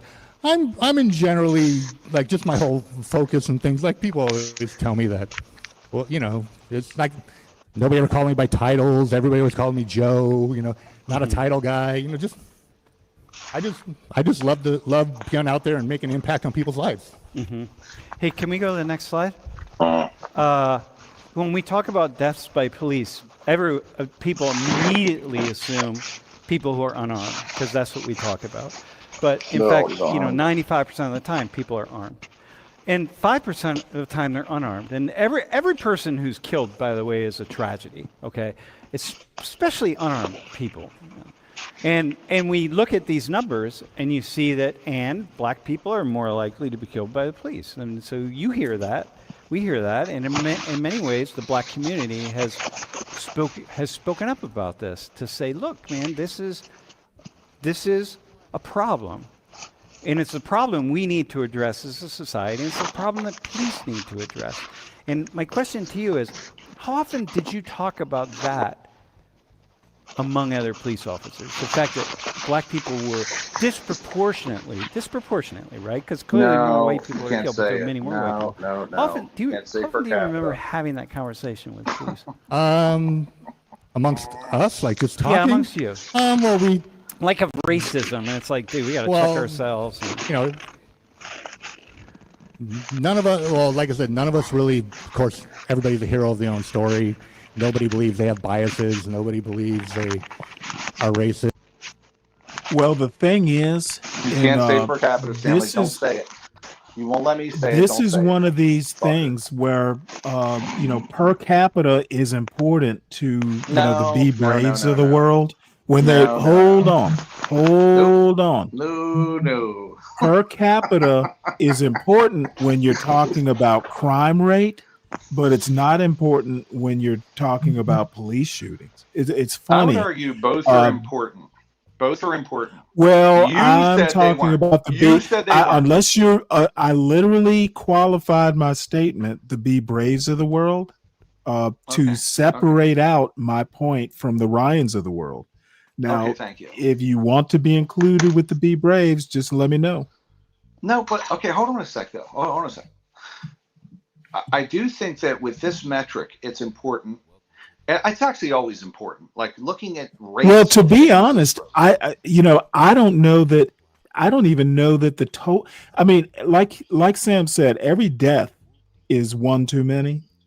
However, we are talking 1,000 in a year versus 10,000. So, you know, Well, and by the way, most 100, of them are if you're armed. taking 179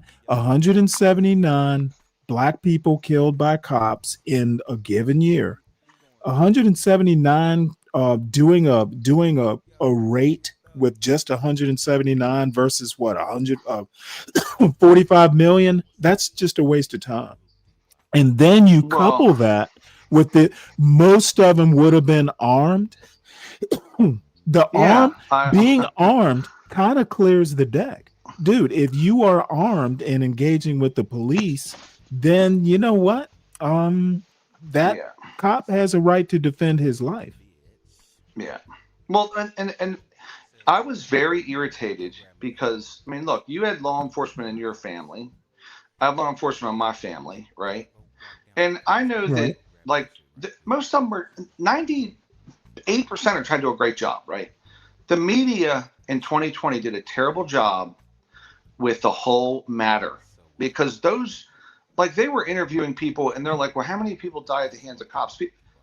Some people were like, oh, 10,000, 20,000 a year. And I'm like, what the fuck are you talking about? No, it's nowhere near that. And if you add in interactions and the fact that most of the time these people have guns, all of them, the whites, the blacks, the Asians, the Latinos, and they're engaged in gunfights, yeah, the cops are going to kill some people, you know? So, you know, the cops overall do a pretty decent job. And I think they really try, you know? And the whole country's mad at the cops. I'm like, okay, well, listen, this dumbass cop out in Minneapolis did a terrible thing. He went to jail, but it's not all the cops, you know? I'm glad Sam has got this guy on here, by the way. I'm glad he's got this guy on here. Wasn't your father a cop, you said? Wasn't your father Yes. somebody in your family? It was involved in law No, enforcement. it's my father. Your dad, yeah. And he was probably a good cop. You know, he wasn't a lot of the cops you probably met were decent cops, I would guess. You know. Well, they pretty much all were. Yeah. That's why I don't, like when I get stopped, and it's been decades since I've been stopped by a cop, dude, I don't sweat it. Just make sure they can see your hands and you're good. Always see my hands. 10 and 2. Hi, sir. Hey, and I'm nice and respectful, and they don't fuck with me. They want to go home as much as I do, you know. The last time I can remember interacting with a cop, like literally, I was in my 30s, and it just so happened that I had worked an overnight shift. I was temporarily working an overnight shift trying to do some training, the manager who was running that shift. So anyway, it's about 7 a.m, and I'm heading home. And dude, it was a Sunday or Monday morning. I worked all weekend doing this overnight shift, and I just zoned out. So I was speeding, but not by much. But the cops stopped me and made sure hands visible. So Man, what's he's like, going on? well, did you, why do you think I stopped you, that routine? And I told him, look, officer, I just got off a weekend shift. I was kind of zoned out. You got me. I'm not going to even put up a fuss. Just, write me the ticket so I can go home and go to sleep. And he's like, Yeah. you know what? Don't worry about it. Just make sure you do the speed limit, and walked off. That's right. So you admitted what you did, and he said, "Okay, bye," Yeah. and didn't give you the ticket, right? That's what happens. You know? No, he So- didn't even give me a warning. He's just like, hey, make No sure, shit. and walked off. I'll tell you what I did do one time. So it's maybe 25 years ago, and I got pulled over, and I was like, "Fuck," and I was in a rush, and I leaned over into my glove box, and to get out my registration, because I was like, I might as well get my stuff out, right? The cop comes up, and as he's walking up, he saw me get into my glove box. So he gets over on the other side of the road. He slows down, and I didn't know this, right? He moved up on the car very slow at that point, and Right. he spoke to me through the passenger side, and he goes, "Hey, how's it going?" I'm like, "It's pretty good." He says, "You're digging around in your glove box. What's going on?" And I'm like, "Oh, I was just getting my registration." He goes, "Look." He was freaked out because he don't know what I'm getting out of my glove box. Exactly. He don't know if I'm going for a gun, right? And he goes, "Do yourself a favor in the future. Just wait till we come to the vehicle." And he says, "I don't know what you're going for."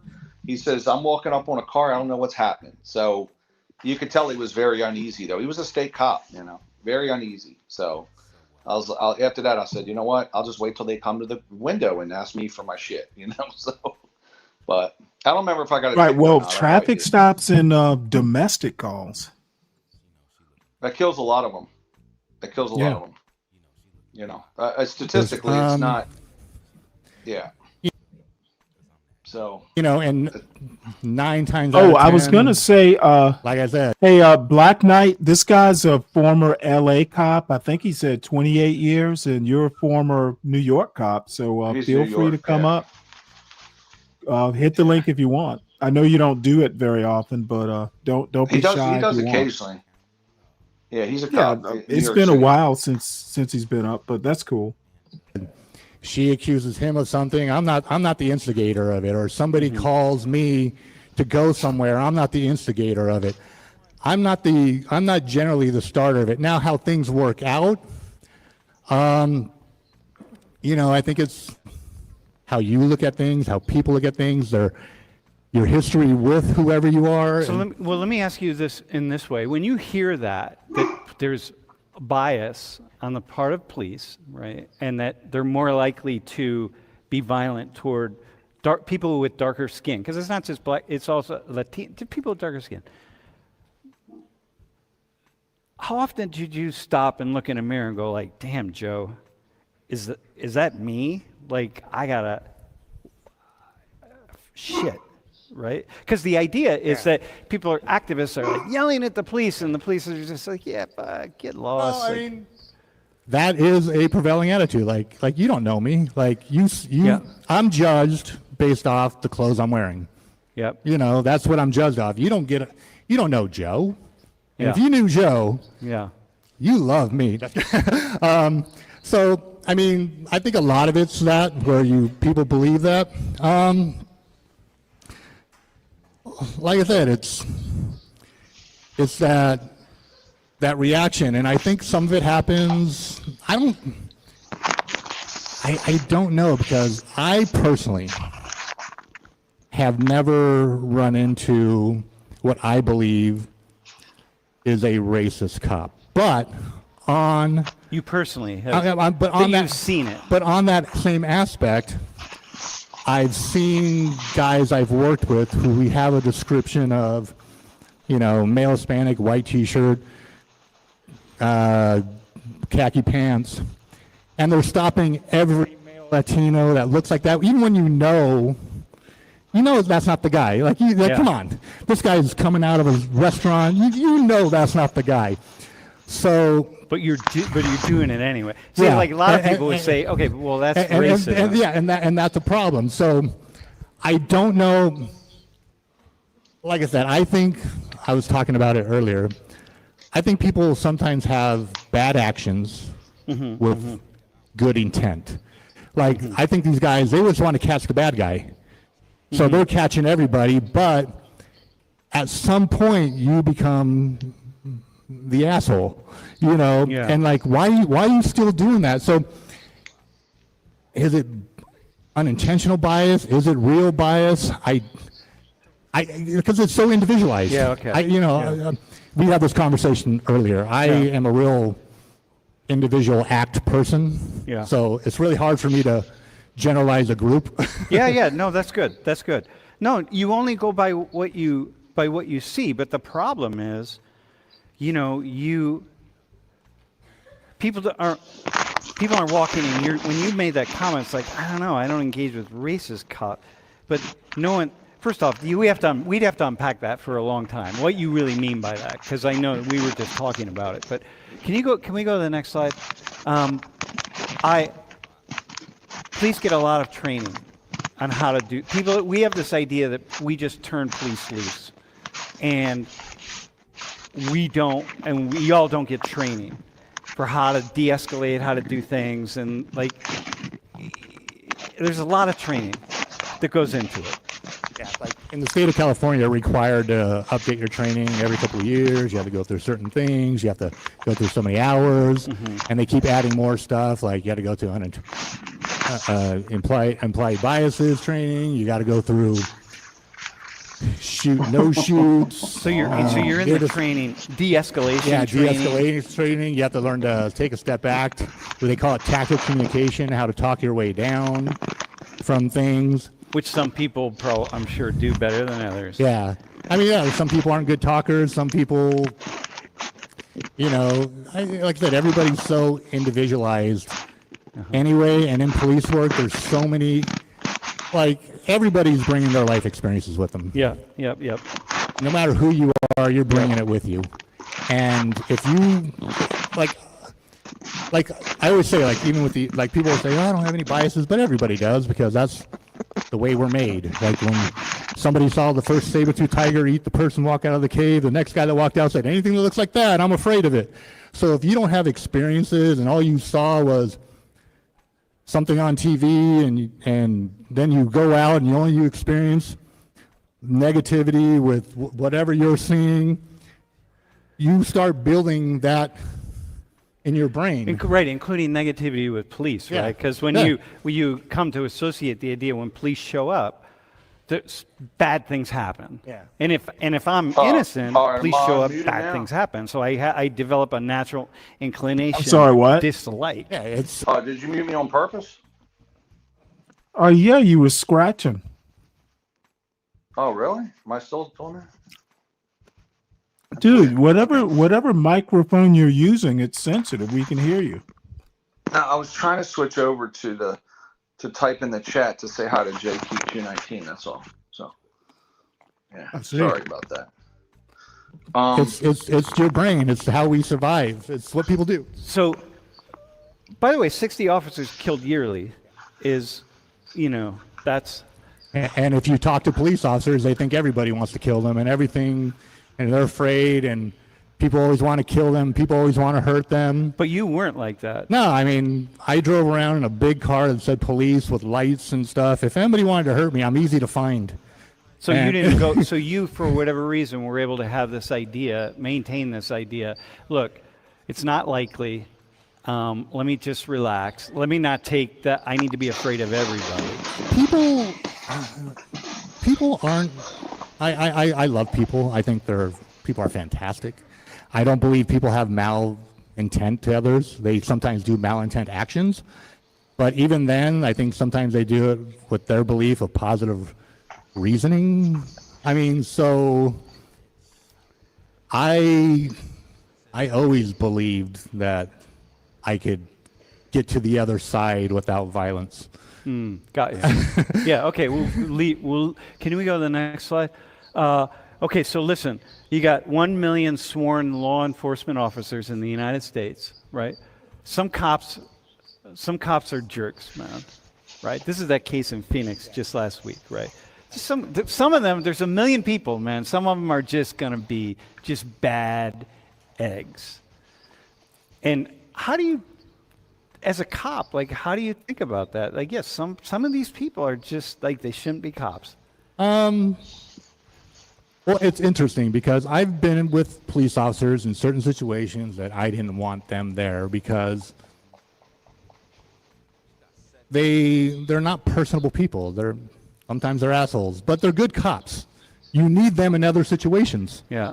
You need people like that in some situations. The problem is they bring that attitude to every situation, and that's where I think some problems happen.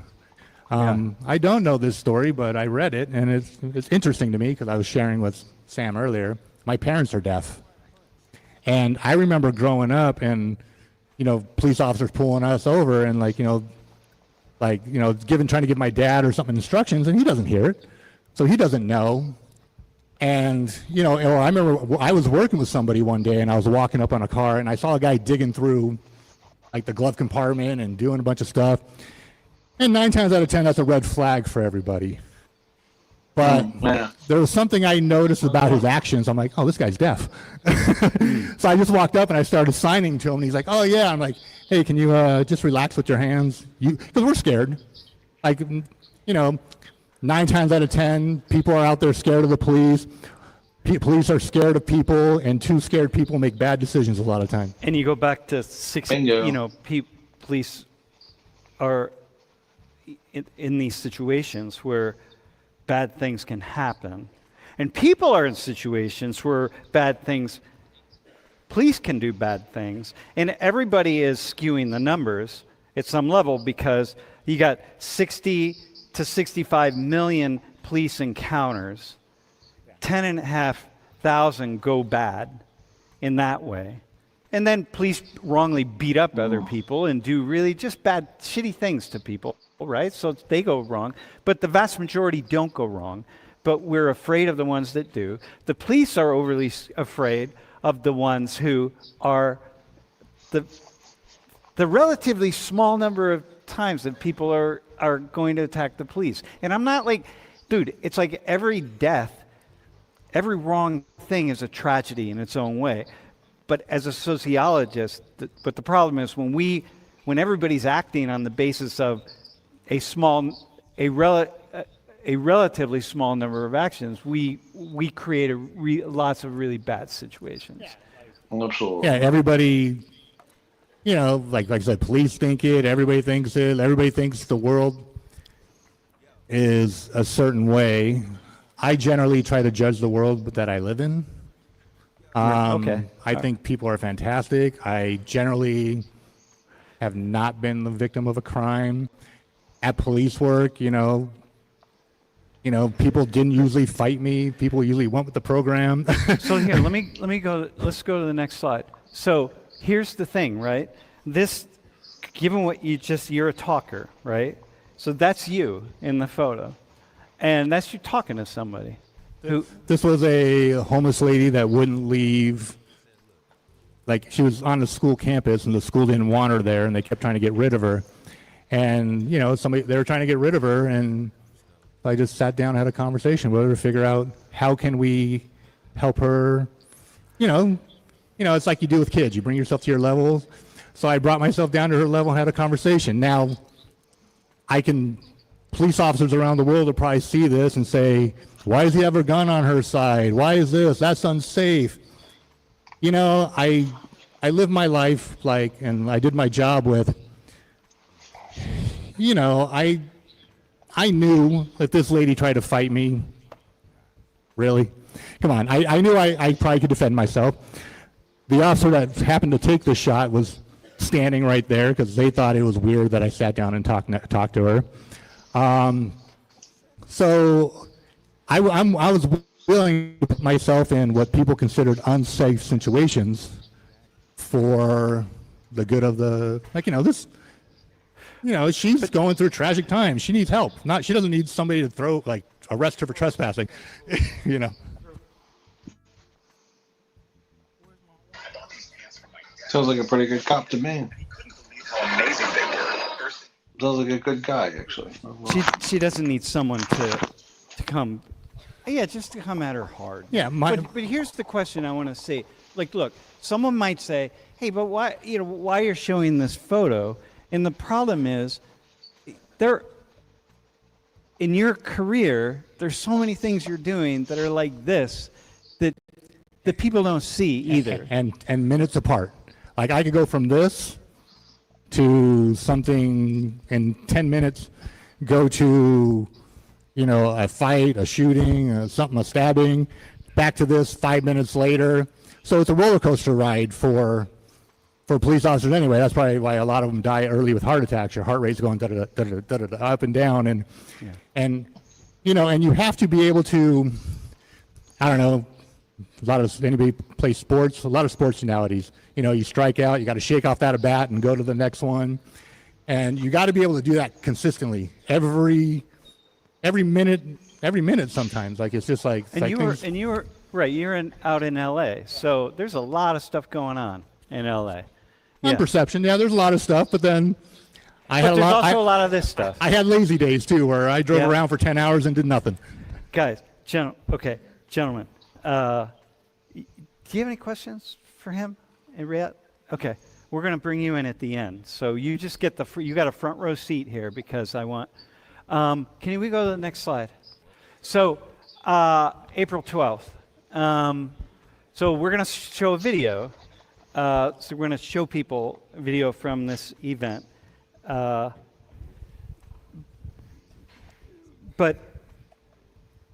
this was a day that really just changed your life. It has had a grand impact on my life the last, almost 6 years now.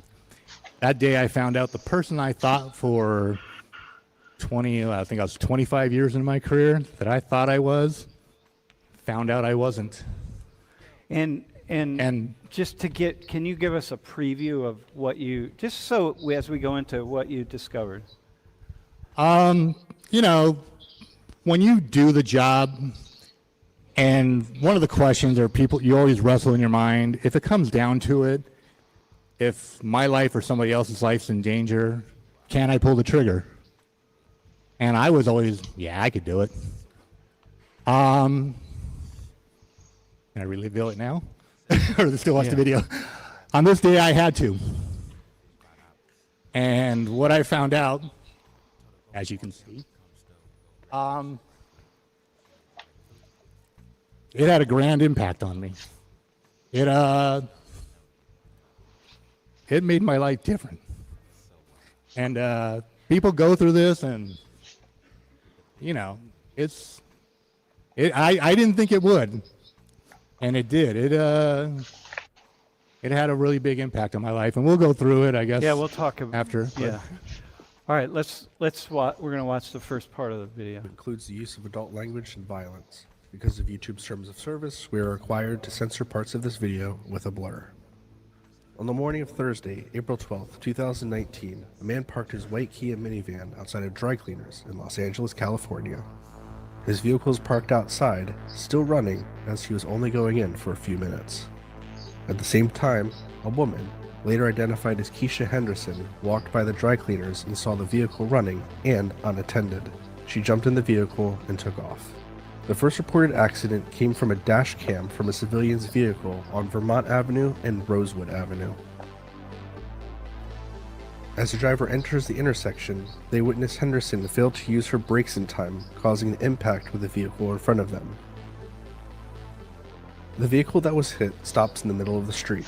Henderson hits that vehicle multiple times in addition to at least one other vehicle as she tries to escape the scene of an accident.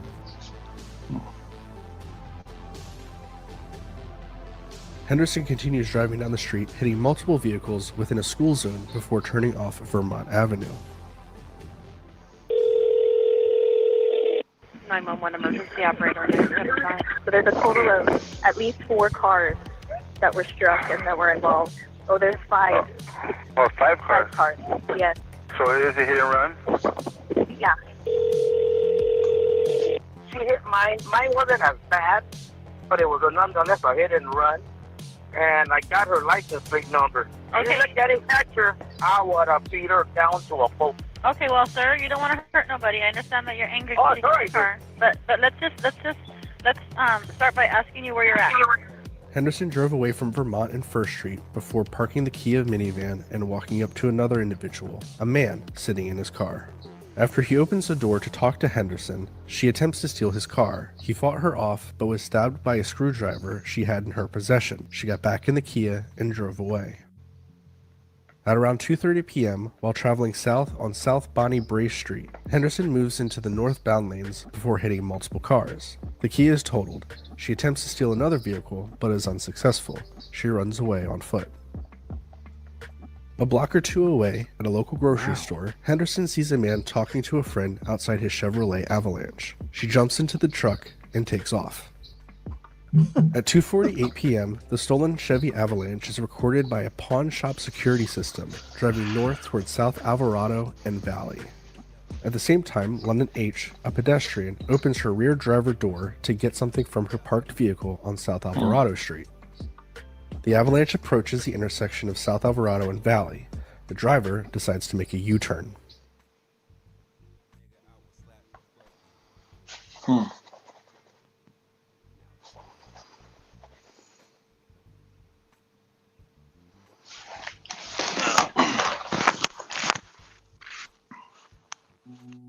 London H. was thrown to the ground by the impact. She was able to make her way to the sidewalk where multiple concerned citizens checked on her. Local school police officer Joseph Ivan K. was driving past the area and noticed something happened. He approaches the vehicle to assess the situation. Around the same time, Henderson makes an illegal U-turn at South Alvarado and West 3rd Street, hitting another pedestrian who is walking in the crosswalk, breaking his leg. She then hits another vehicle. Henderson speeds back towards South Alvarado and Valley. Here I come. And this is right out of a TV show. Hey, so you just happened to show up here, right? Like you. Yeah, I was just driving down the street. I had some uniforms to pick up at the shops. I was just running an errand to go pick up uniforms. Just driving down the street, had no idea any of this happened. No clue. And I just saw what appeared to be an accident on the side of the road. Didn't even know the young lady was hit. Just saw her car smashed. So I stopped to get out of the car, and I saw her. She was standing on the curb, looked fine. And she said, "Hey, that car just hit and ran me." And prior to me getting there, as I was approaching, I saw some people running across the street, and it didn't look like normal running across the street. It looked different. So I thought people ran up a street. So I thought, oh, the car that hit her took off and went up that street.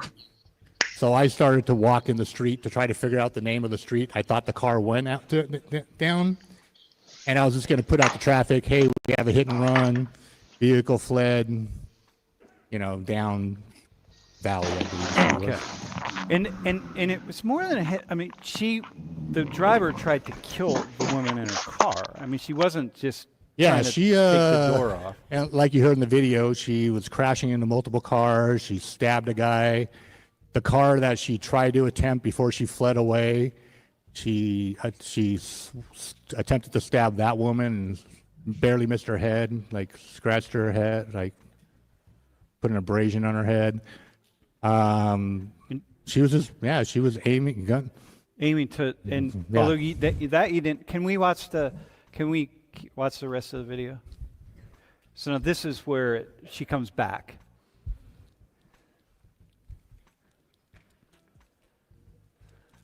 And After and Keisha Henderson hits London H with the stolen Avalanche, Henderson drives a block away before making another U-turn to head back. Officer Ivan K. is currently standing in the street near London H's car. He's using his radio to call in the hit and run. He is unaware that the truck is on the way back until it's too late. Henderson turns the Avalanche towards Officer Ivan K., purposely turning the truck on a crash course with the officer.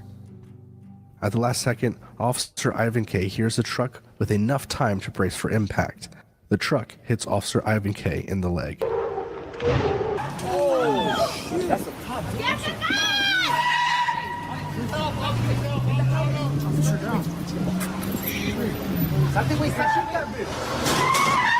Henderson tries to run over Officer Ivan K. over again, purposely putting the truck in reverse before stepping on the gas, attempting to pin Officer Ivan K. between the truck's grill and the wall.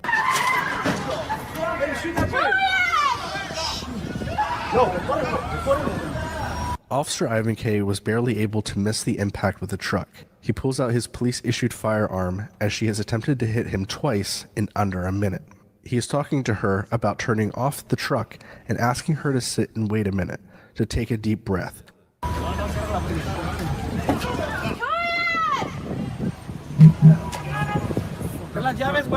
Shoot that bitch! You hear what he said? Yeah, I heard. Henderson continues to yell at Officer Ivan K., saying that he won't shoot her. She opens the driver door with the screwdriver visible. Officer Ivan K. repositions himself to block her from escaping, as well as to de-escalate the situation. It is now that the pawn shop security guard joins with his taser to try to assist Officer Ivan K. However, Officer Ivan K. has no idea that the security guard is there at all.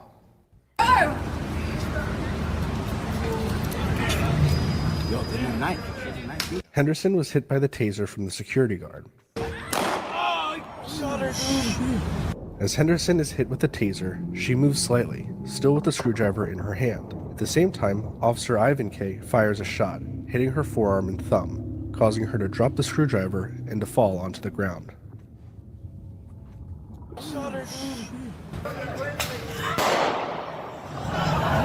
Keisha Henderson was taken to the local hospital immediately, where the gunshot wound to her arm was treated, and she made a recovery.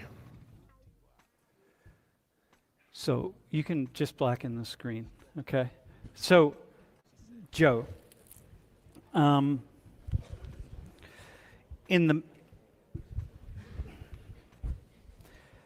earlier you said that's the day that changed your life. What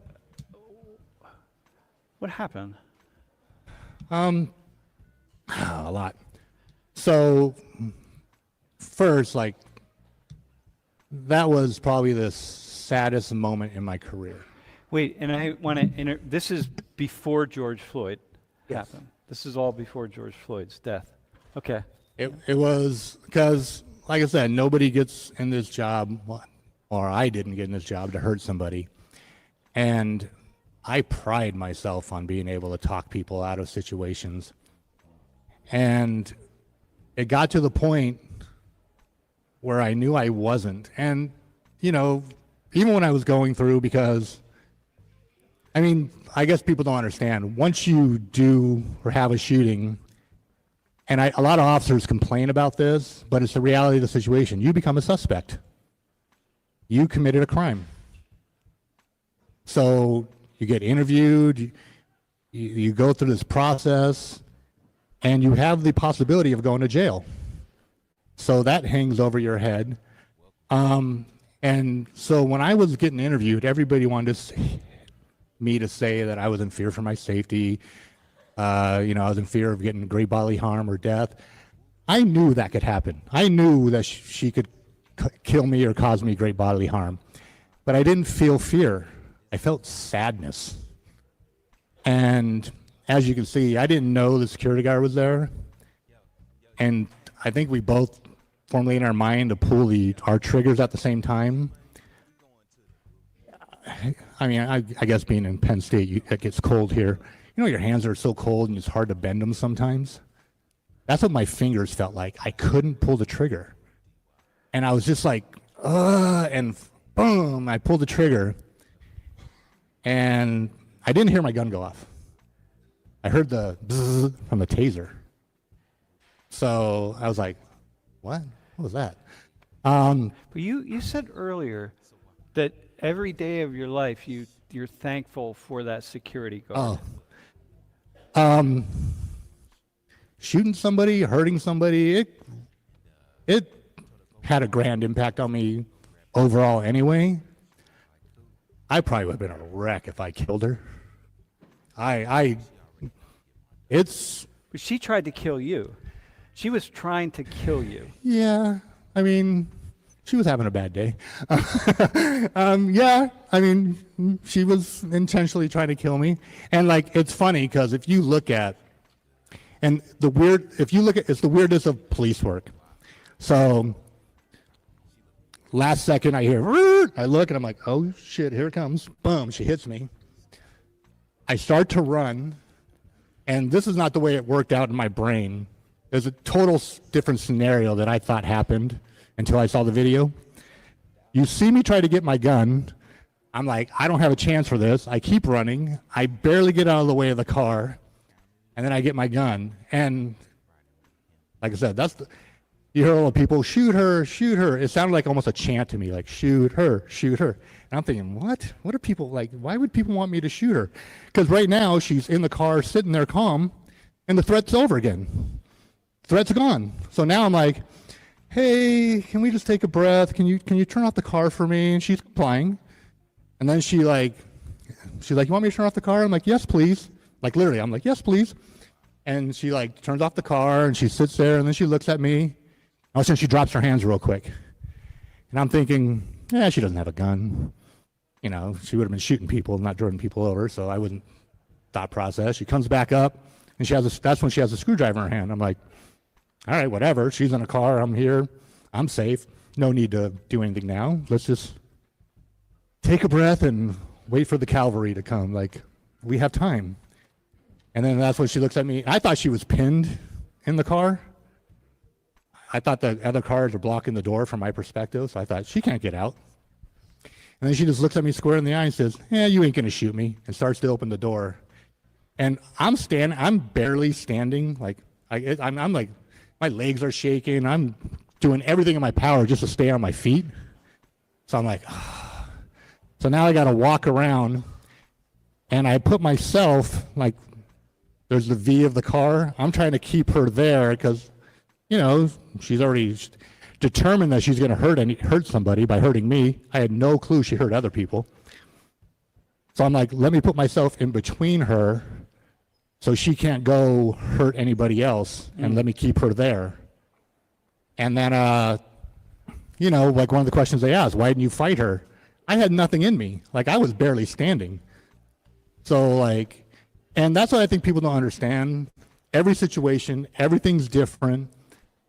Every situation's different for every police officer.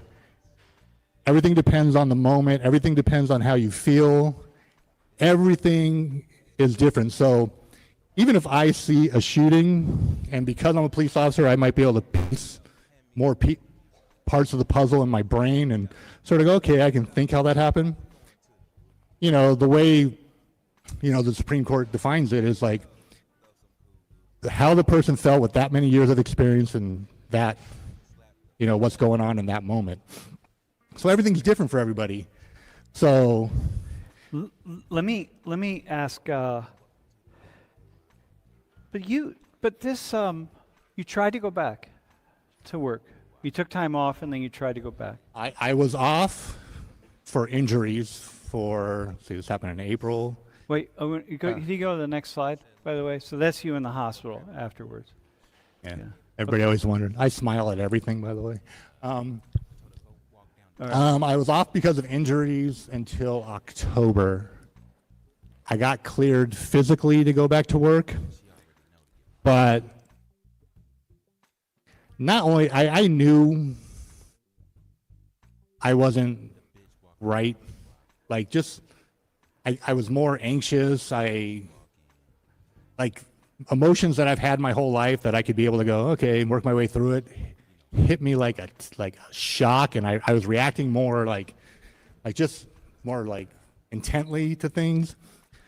So I requested to go see a therapist, and the therapist's like, you ain't going back to work. He goes, you got to do this, that. And he put me through exercises, which like he put me in certain situations. And, you know, like I said, there's this lovely part of everybody's brain, the amygdala, that's our fight or flight. And it fires when it thinks you're in a situation that's dangerous. So like I was going through a training thing where I just had to sit next to a car. And you don't see after the video, but when the first car showed up, like, I'm like, you take her, and I just went and collapsed, and I'm just laying on the ground. And then somebody sat me up, and I was leaning against the car on the ground. So that was part of the training where I had to sit next to a car. And I got in that position, and my heart just started racing. Like, I was wearing a heart monitor because I kept passing out after this. Like, I was passing out, vertigo. I would pass out for no reason.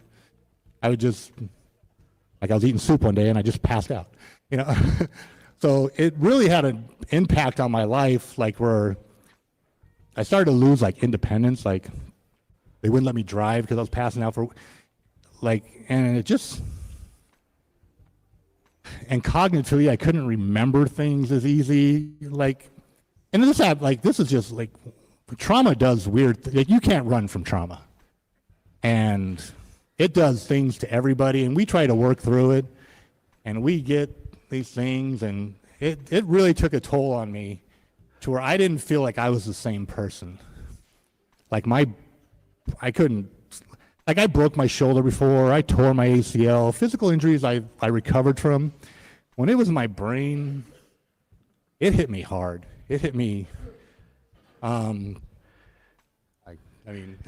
So I think one of the, thanks for sharing, by the way. I mean, when I first asked you, I put that slide up, and I said, hey, you said that's the day that changed your life. What happened? And you immediately, the tears came, right?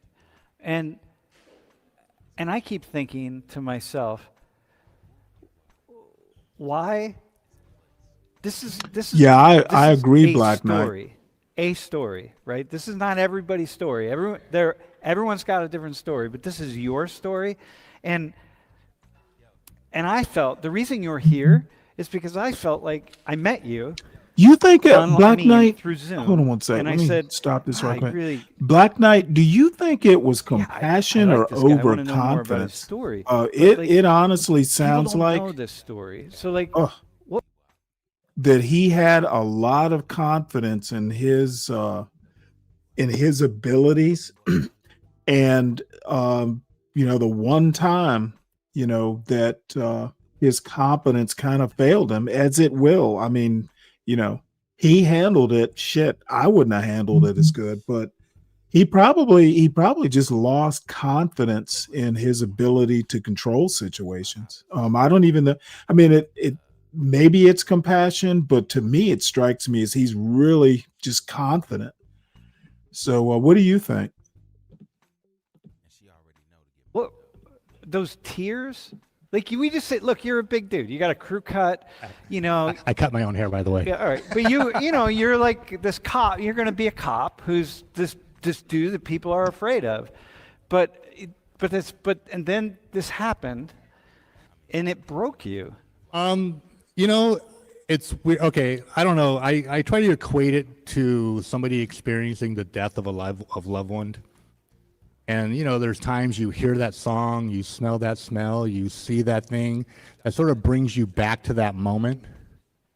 There's times when I tell that story, it brings me back to that sadness. Like how sad, I mean, it was like a wave of sadness. Like it was incredible how sad I felt. Like, man, I'm going to hurt somebody. Can we go into that? Because nobody sees cops. Look, this class is a place for people to tell stories that often aren't heard, that I think are actually more common than we imagine that they are. Because I've worked with a lot of police, and I think he said it's at least 25 years. I thought I heard him say 28. Dude, it was probably time for him to retire anyway. I know they usually do it by age. I don't know if they ever do it by years on the force. Like I know, but after 25 years, it was probably time for him to hang it up. Whether, you know, just no matter what. You know, being a cop just fucking wears on you. It's like, you know, a lot of stress, like he was saying earlier. That's just not what you're saying right now. A lot of people would say like, oh, but that's not the police I know. And I'm like, yeah, it's a lot of police, you know, you just don't know it. And like, can we, what's the sadness? like I said, I don't think people get in this job to hurt people. We get in the job to protect people. Some people, Yeah. I mean, maybe, like I said, I think it's very minute amount of number. And look, wait, hang on. I want to say something here. You would know better than me, okay? I've met a lot of police in my life, and I've known police personally, but I don't work with them every single day. Yeah. And so you would know better than me the answer to that question. And you would know better than a lot of people who have this idea that police are these robots who are really, they get into police because they were failed athletes in high school or whatever, and they take steroids and they just want to go beat the shit out of people, like with the military, right? But you would know better than me. So, I mean, like I said, there's probably, and even those people, I think they think they're protecting the guy who doesn't have a voice. So I think they think they're doing it with a reason. They're also afraid. People are afraid. And I was telling him earlier, I used to watch this video called Raising Cain. It's about raising boys and raising mainly boys, and they'll say like when young men feel fear, feel sadness, feel any sorts of way, they do this thing called with the face of a man, and they puff up, they put their chest out because, you know, society tells us we can't be vulnerable. I never subscribe to that. I think tears are powerful. I think tears, they make your skin look good. You know, I take pride in crying. I cry a lot more now. I have a weird sense of empathy. I cry all the time now. This thing impacted my life greatly. Not only my life, my wife's, people I knew. It impacted a lot of people's life. And I was blessed. There's this person I got to see speak. Her name's Ann Corzales. 2 days before this incident happened. And she talked about the impact her incident happened on her family. And she talked about how it just doesn't happen to you, it happens to a lot of people. I mean, it just happened to all of you. When you saw London get hit by the car, it just happened to everybody in this room. And the people who knew her name Keisha, right? Yeah. And the people who knew her, all of her family and all of her people. So it happened to everybody on the radio that day. So, and so I was able to see her, and she explained this. So, funny enough, that morning in our roll call, I was talking to the Uncle officers. Fatty? So I was a sergeant at the time. And I said, hey, guys and ladies, today we're going to practice. When we get into incidents, we're not just going to talk about our tactics and stuff. We're going to talk about how we are feeling, because it's important to break that down too and talk about it. So you're okay with that. When a real incident happens, you're okay about talking about your feelings. And 4 hours later, I had to put my money where my mouth was. And it changed your life in a Yeah. way that you never could have anticipated. So, we were talking about earlier. I like my brain. I was in pain all the time, and I had a lot of urges to kill myself. I would drive down the street on 2-lane roads, and there'd be a truck Dang. on the other side, and I had to fight every ounce of my body not to turn in front of those trucks. You know, I remember one time I was on a trip, and my wife was in the car, and we're driving, and she's sleeping in the car, and I'm just like, I want to, and it's like an urge that comes over you, and I'm like, I can't kill her. I can't do that to my mom. And then she wakes up, and she's like, what's going on? I'm like, I'm just trying not to kill us. You know, and she's like, what?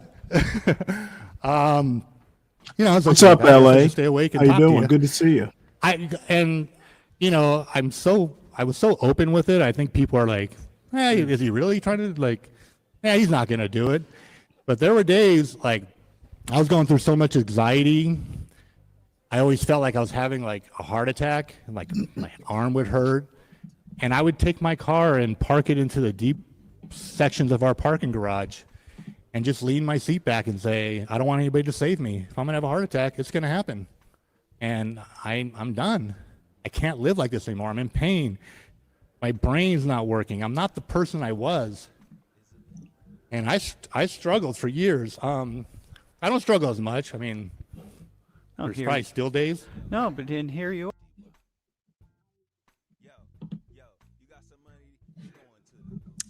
Whoa, what happened there?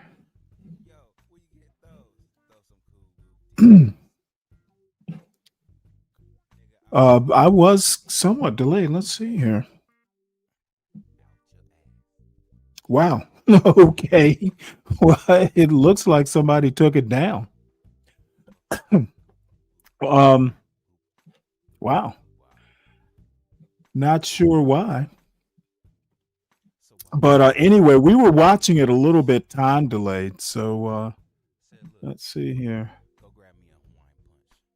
Sometimes they do have technical difficulties, but it looks like this one was taken down. So, all right, well, that is that.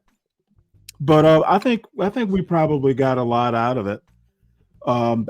That's like the best. That's like the best video that I have seen. Because I've watched a few of these classes. So. Wow, that was pretty powerful. So I don't know. I do have videos. I do. I don't really want to go back to the history video. Let's see what else we got. There are a couple videos that we started yesterday that I wasn't particularly interested in watching, but everybody else seems to have been. Well, one of them was Chad O. Jackson, which I am not a big fan of his, but maybe we'll just go back to this. We'll pick this up. It's about halfway through. And again, I'm not a fan of either of these guys, but just for the sake of continuity, I'll just go back and finish this up. And Duke Jackson? You mean Chad O. Jackson? Is that who you want to see, J-Dub? Not a fan of his, but I was watching it just because I don't always watch people that I agree with. This is Jeff St. James. He and his interviewee, I thought were kind of weird as well. So we'll just pick up about halfway through this, and I'll play it as long as I can stand it. Hopefully, I'll get a better idea. Or, folks, hit the link. Don't be shy. I will go maybe an hour. Depending on what happens, might go another hour or so. So everybody, make sure you hit the like button, by the way. And if you happen to be new to the channel, please feel free to subscribe. I know JP, everybody seems to be talking about J Prince today. I'm barely even interested. And I tend to want to limit my exposure to that sort of thing. And make sure you support the host. Support the show, support the host. I got plenty of newspaper subscriptions and all kinds of things like that. And I am always appreciative of people who want to help sponsor the show. So my Cash App is in a little crawl at the bottom. And we will be doing a Saturday show. I pretty much know what I'm going to be doing. I'll kind of firm it up and announce it tomorrow. So let's get back to where we left off last night. And again, if anybody wants to hit the link, feel free to do it. The other thing is most of the links of the stuff that I've watched or talked about today, they are in the show notes. If anybody ever needs a link or something dropped, feel free to ask.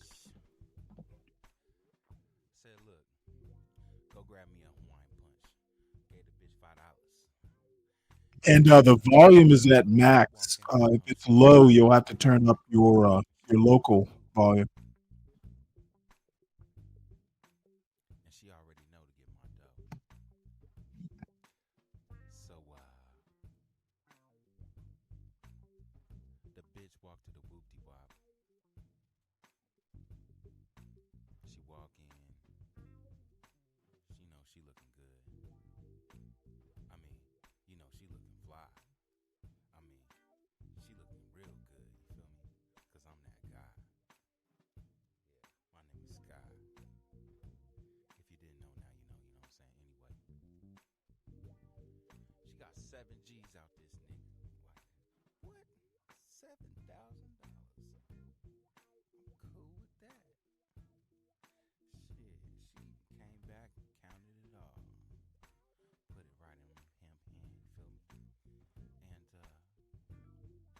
What's up, DiCapriono?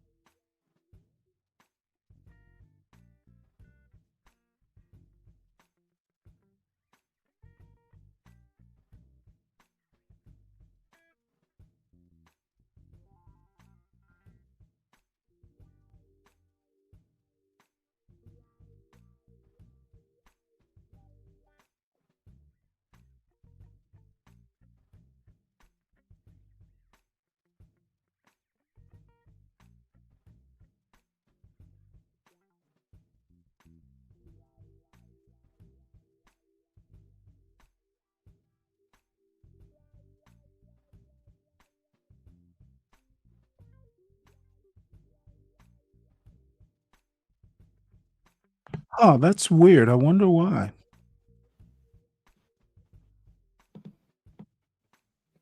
Let me refresh this.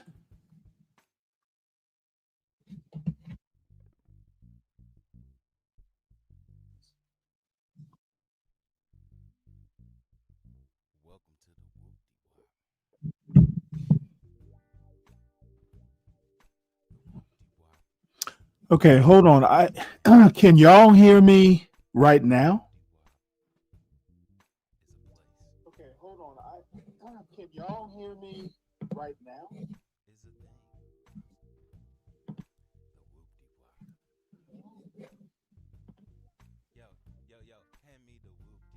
Okay, let me figure out what's going on with this video. Maybe what I'll do.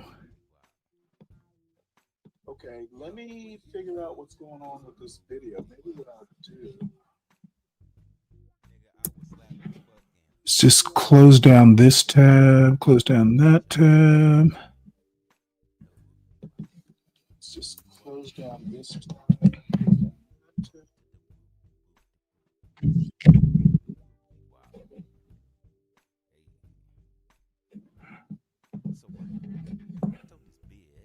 Okay, let's see here.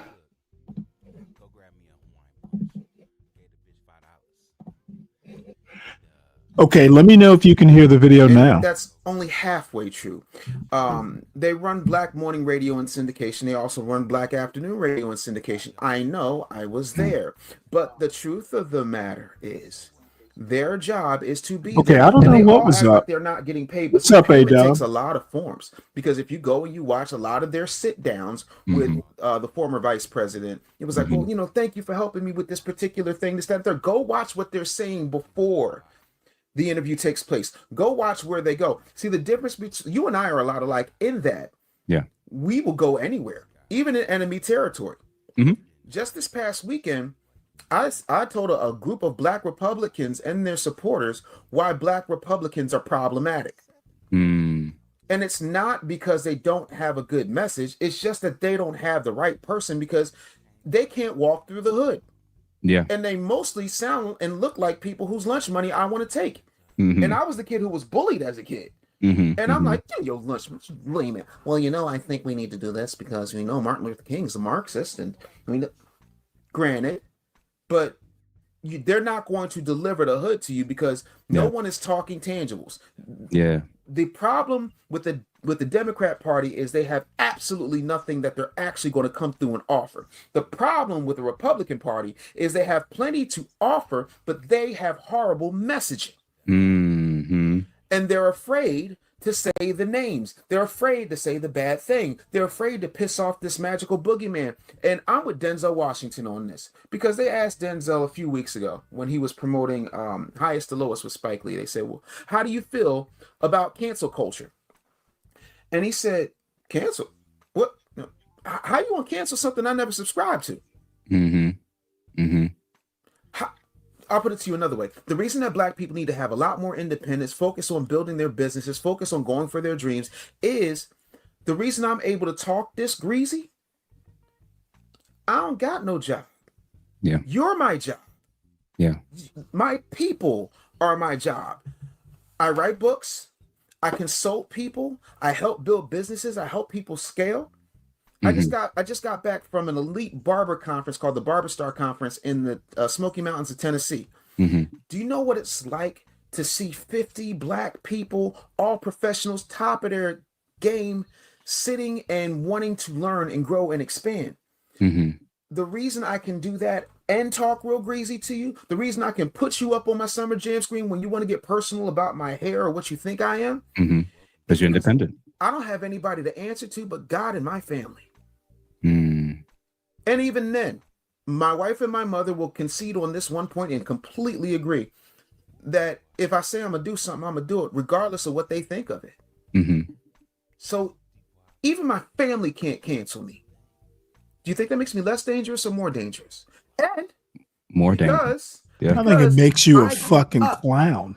Knowing everything there is to know about that side of the entertainment business, the fact that I've turned down 29 offers to come out of retirement, the fact that I know who did what deal with whom, the fact that I have seen the contracts that the DNC gives to certain broadcast companies, the fact that I have been in rooms where people are like, well, yeah, you can borrow my jet if you do this, that, and the third. It's cool. And I can name names because guess what? None of them will sue me. Because they know I'm telling the truth. And they are praying that I still don't have the tapes. I'm sorry, this is your show. Listen, man, I appreciate that. And I realize now, people can talk about foreign governments. They can talk about white supremacy. They can talk about the system. They can talk about all that they want. I now realize and know the true enemy of my people are the people who gatekeep and keep us in line so that we never get the tangible things to actually grow and be treated like everybody else in the culture and society. I realize now I can't get upset. I can't be nearly upset with the people that's further down the line when the people that look exactly like me are keeping me in line, keeping me in the cage. And I'm realizing now it's like, wow, because now once you see it, you can't unsee it. It's like taking the red pill. Once you take it and now you see what the matrix is, you see news differently. You see how politicians move. You see how celebrities move different. You see how they'll have the same talking points. You'll see they'll come out around the same time talking and attacking certain policies. People that we know ain't read a bill, ain't read a book, but everybody's jumping to them with what their political opinion is. It's very, very, it's unfortunate because now I've learned and realized, well, if you're rich, like you said, if they got the deal, if they get the perk, if they get to sit down, they're not asking the real questions. They're not making the real demands. And in hindsight, when we were looking at W.E.B. Du Bois versus Booker T was right. Booker T was right. And when we look at the discussions and debates between Malcolm and Martin and everything, it's very clear and obvious. Martin had regrets and Malcolm was on to something. He warned us about the very thing that we gave our loyal. We're the only ones that emotionally will be loyal to something that involves politics.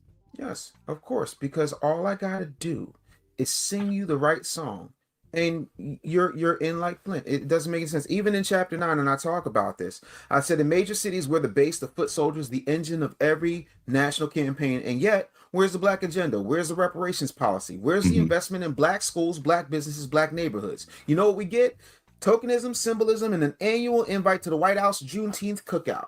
Chapter 9 of the Real Black Agenda. Don't forget the kente cloth when they taking the knee. We got to remember they'll rock the kente cloth and bring the hot sauce in their purse during the election cycle. And and the stories of their black upbringing when it come to greens being cooked in the bathtub. You don't like bathtub greens with bacon in them?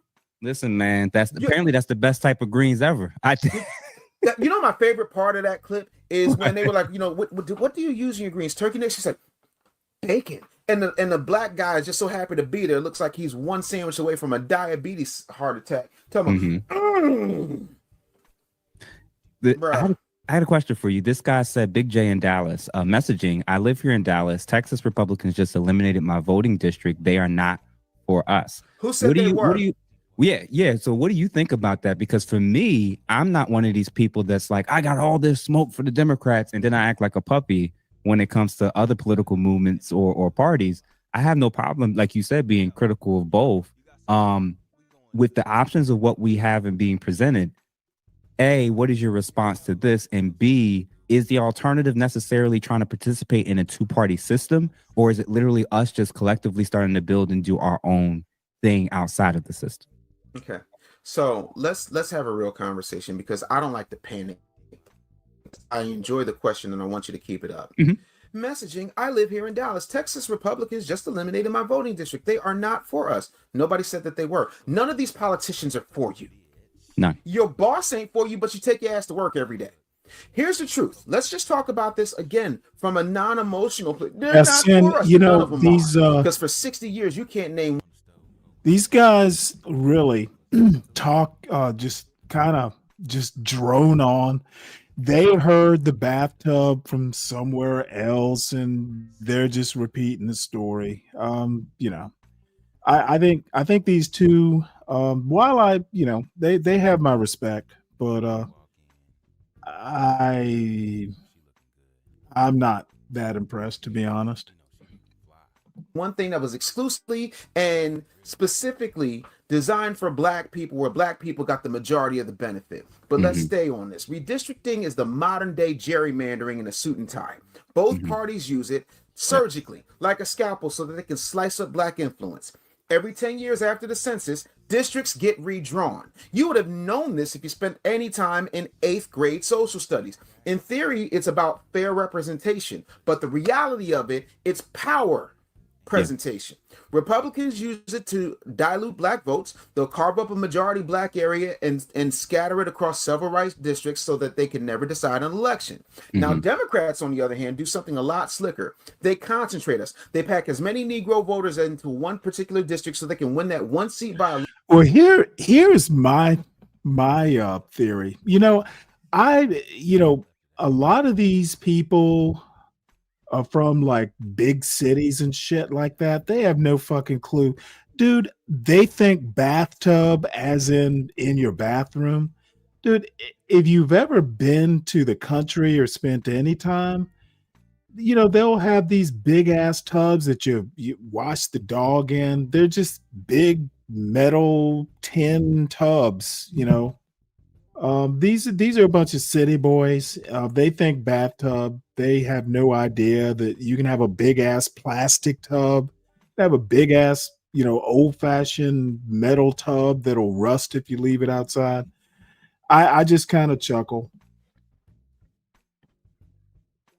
Landslide, and then they ignore us for the next 9. And then they also open up the borders so that they can increase their chances of being able to improve. They want a new loyal voter block. Yep. Yeah. So yeah. then the outcome is the same. Whether it's Republican or Democrat, black votes become predictable, containable, and ultimately disposable. Mm-hmm. So just because the guy you don't like has the pen and started a redistrict doesn't make them any less evil than the guy you do like with the pen that's just packing you in. Mm-hmm. Any way you slice it, you're screwed if you don't start doing what black people have not done when it comes to the political process in this country. Mm-hmm. DEI. Cut the check. Yeah. DEI. I want to hear your opinion because I feel like I've lost some friendships. I've lost some relationships when I was saying 2 years ago that this was never really for us. It really wasn't about us, and that we were made. Tub means you got a lot of greens, and all you're really doing is like trying to get the dirt off. You're probably going to rinse them more than one time, by the way. So these city boys have no clue how to fucking deal with greens and shit like that. I bet he's never even shelled peas. The face of it, and we were controlled emotionally to continue supporting it when it really wasn't for us. Like, what do you think about DEI? I'm sorry. I did not realize I was on a comedy show. So let's have a conversation about DEI. First of all, I believe DEI is called didn't earn it because the majority of the DEI hires are going to white women. So that's why you got people like Jamal Bryant tap dancing with his mama's brooch talking about, we're going to boycott Target until they give us $250 million so that we can make sure that we have DEI. So basically you're telling us you're Stephen from Django and you're going for white women because 4% of all jobs related to DEI. Now, I don't think it was the. I don't think it was the tub that lost her the election. In my opinion, it was behind white women, gays, Hispanics, really, Asians. Joe Biden lost her the election.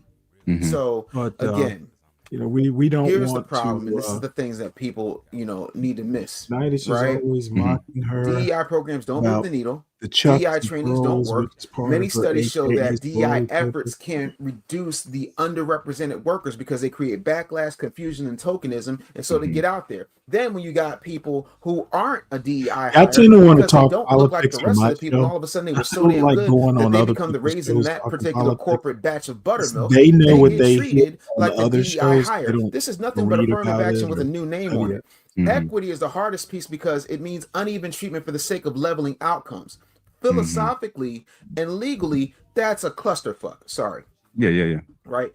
If you downgrade and adjust standards for one group to equalize outcomes, then you undermining the group that really has the competence, and you're creating resentment that doesn't need to be there. And it becomes a cover. So they'll hire a DEI officer, give them absolutely no power to change anything, but enough to have a report so they can put it in their filing so they can get funding. But the truth of the matter is, it does not work. It's not about a poster on the wall that says, we're here for everybody. It's about who's making the decisions, who's getting paid what, who gets a seat at the table. And if you're still asking, can I participate? You miss the point and you're losing the script. Yeah. And it's been fascinating to see, like, they've trained and taught us like SEALs. DEI think black. DEI think black. And then guess what? It wasn't just the Democrats that was pitching that message. It was Republicans as well. So both sides was marketing and stating, if you see a black person in a space, they didn't deserve it. They shouldn't be there. They're unqualified. Yeah. And it's the most and it's the most mind-numbing thing when you look at the stats. You see the data, like you said, of the resentment that it is building. And then now that we're on the other end of it, I'm looking and I'm like, they got so good. I'm realizing now every damn season, it seems like they come up with a new thing to kind of get us riled up. And what gives me a little bit of hope is I'm starting to at least see Black men. I'm starting to see cracks in the hole that they've had over this community for far too long. And I'm starting to see Black men starting to be more vocal, starting to come out more, starting to be like men like you. I'm starting to see a little mini revolution, and I'm waiting for all these other Black men who's currently still like, well, what did my wife say? What my girlfriend say? What's my aunties and my mother-in-law say? And what's all the Black women that I'm cool with thinking? Y'all gotta realize that the party that's they're pushing every single policy that it seems like they're pushing is anti-life, anti-family, anti the Black community. Of course. And rather than stopping and saying, well, I keep voting and supporting something that's killing us, not helping us and not delivering, they've trained you to defend all these policies that are not even helping or hurting or harming you. And I'm like, can y'all slow down for a second and realize that maybe the actual sellouts are not the people who's trying to tell you what you don't want to hear. Maybe it's the people that's lying to you that keeps getting your vote and never delivering. I imagine if I went to a store, right, and I keep going, you said the definition of insanity is doing the same thing over and over and expecting a different result. So if I go to a store once a week, every week faithfully, to go. You know, my buddy here was talking about reparations and tangibles and shit like that.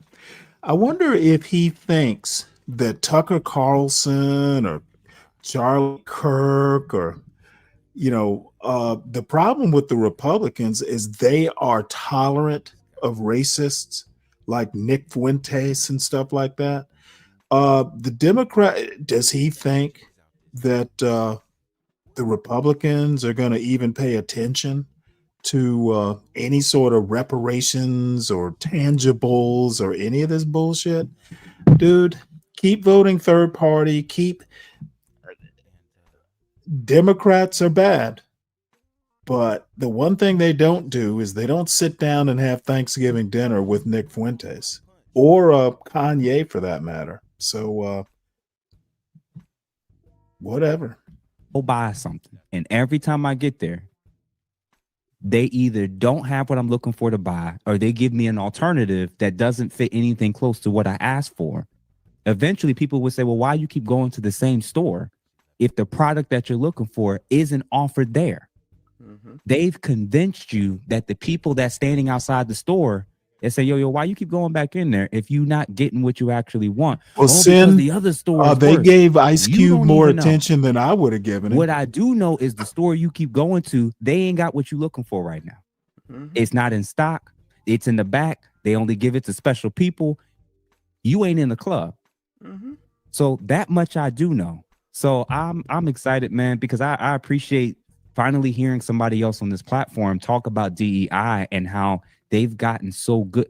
Listen, let's get to it now. Sure. Undocumented immigration, undocumented immigrants, illegal immigration, deportations. What's your honest to God assessment on it? Because my lens is the only reason why you will open up the border is so that you can eventually improve and increase on the census for redistricting purposes, and eventually the votes of the blacks who are now starting to buck, who are now starting to talk, 10 years from now, their voice and words won't even matter anyway.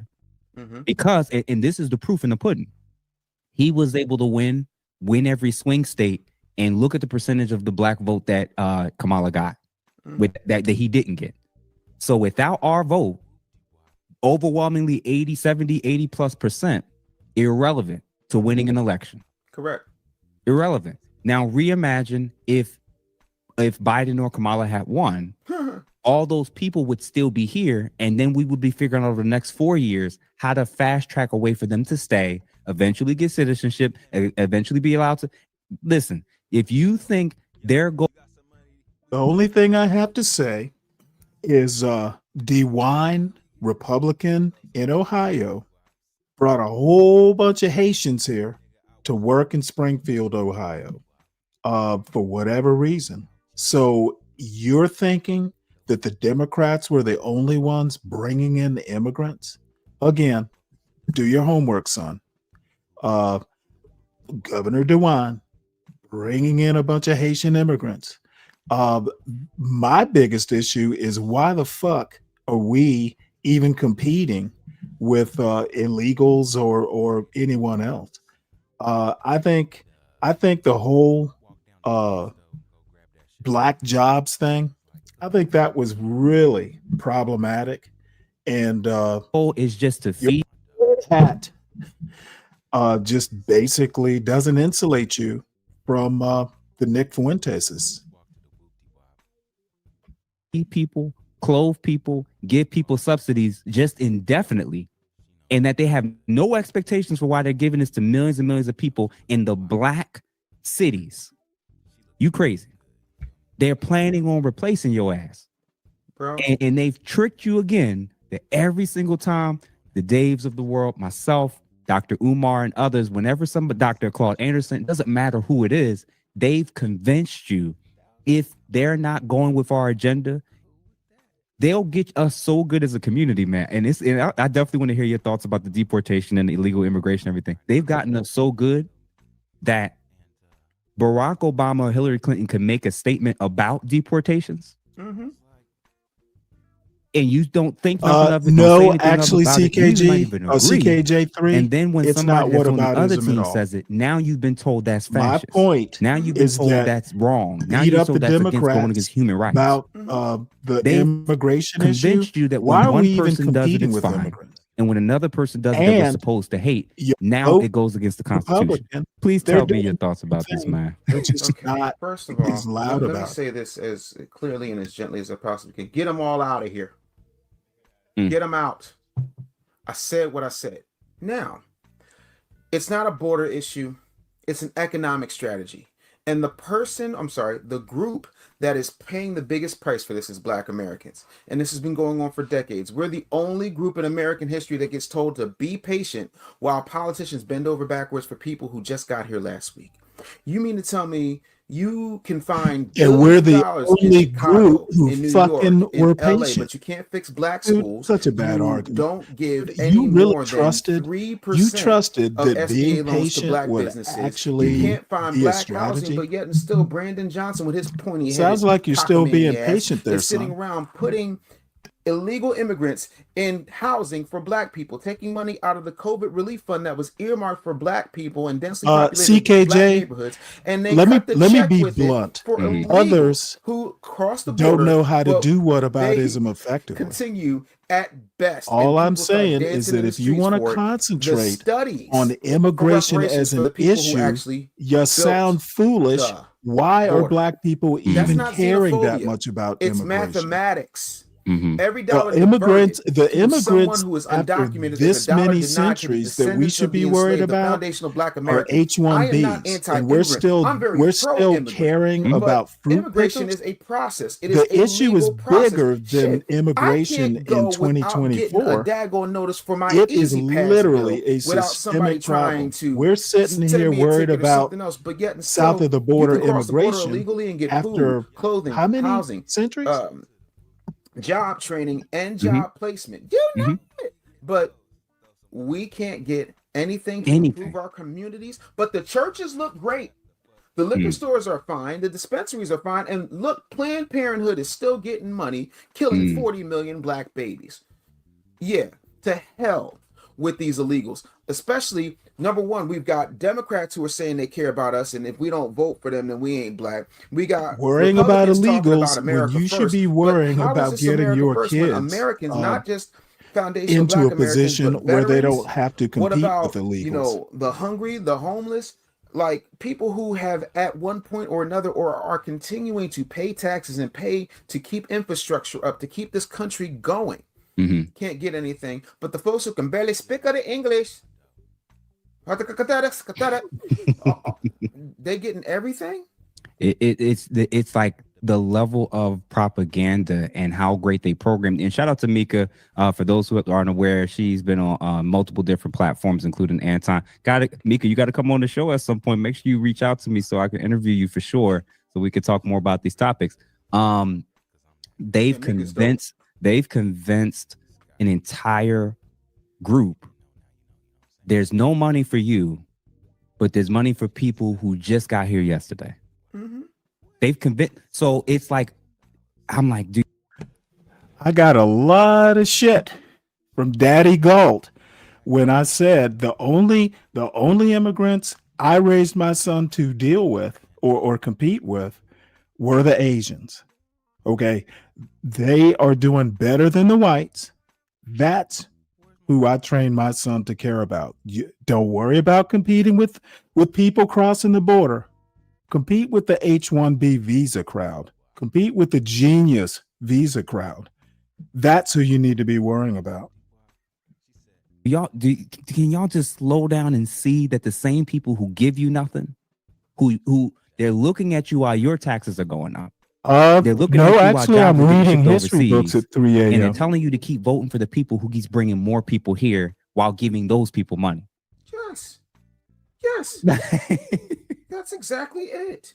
And you're just supposed to say, "Oh yeah, that's normal." You know what it's like? It's like the last 40 minutes of the original Wizard of Oz. Pay no attention to the man behind the curtain. Pay no attention to these troughs of illegals that we just keep funneling in here. Listen, all these white folks, not even white folks, the white men in all these different countries talking about the great replacement theory. This is all great replacement theory. And in real time, y'all don't even realize who's being replaced. It's literally happening in real time. And I'm like, wow, I appreciate this, man. So we already cleared the hour. So real quick, y'all, again, if you're new, if you recently came on, one, make sure you like this video. If you haven't done so, make sure you become a subscriber. And then lastly, make sure you send this to 2 or 3 people that you think might enjoy this type of content. I'm gonna ask you, guess maybe 2 more questions because I don't want to hold you, man, too long for sure. The church. Sin, no, it's easy to do. I've done it. So if I can do it, if I can get my son into a place that's very competitive, anybody can do it. Church. I've grew up in it. I went to churches in Philly, Camden. I through and through apostolic Pentecostal. I've been to Baptist churches. I did it all. I've been in it all. Got baptized twice actually. Right. The first time didn't stick good enough. Nah. The first time wasn't the right water. So what's your view about the relevance of the church in society in general? And no, it was this group of people that they were basically black nationalists early in the 90s through the early 2000s. And Portia kind of sent me the video, and I'd forgotten about these people, but it was interesting mainly because they're right outside of Athens, Georgia. Like years before, I was in Athens, Georgia, going to school in the 80s. These people came down from New York and were in that Athens, Georgia area in the early 90s. But they were basically black nationalists who bought a big parcel of land.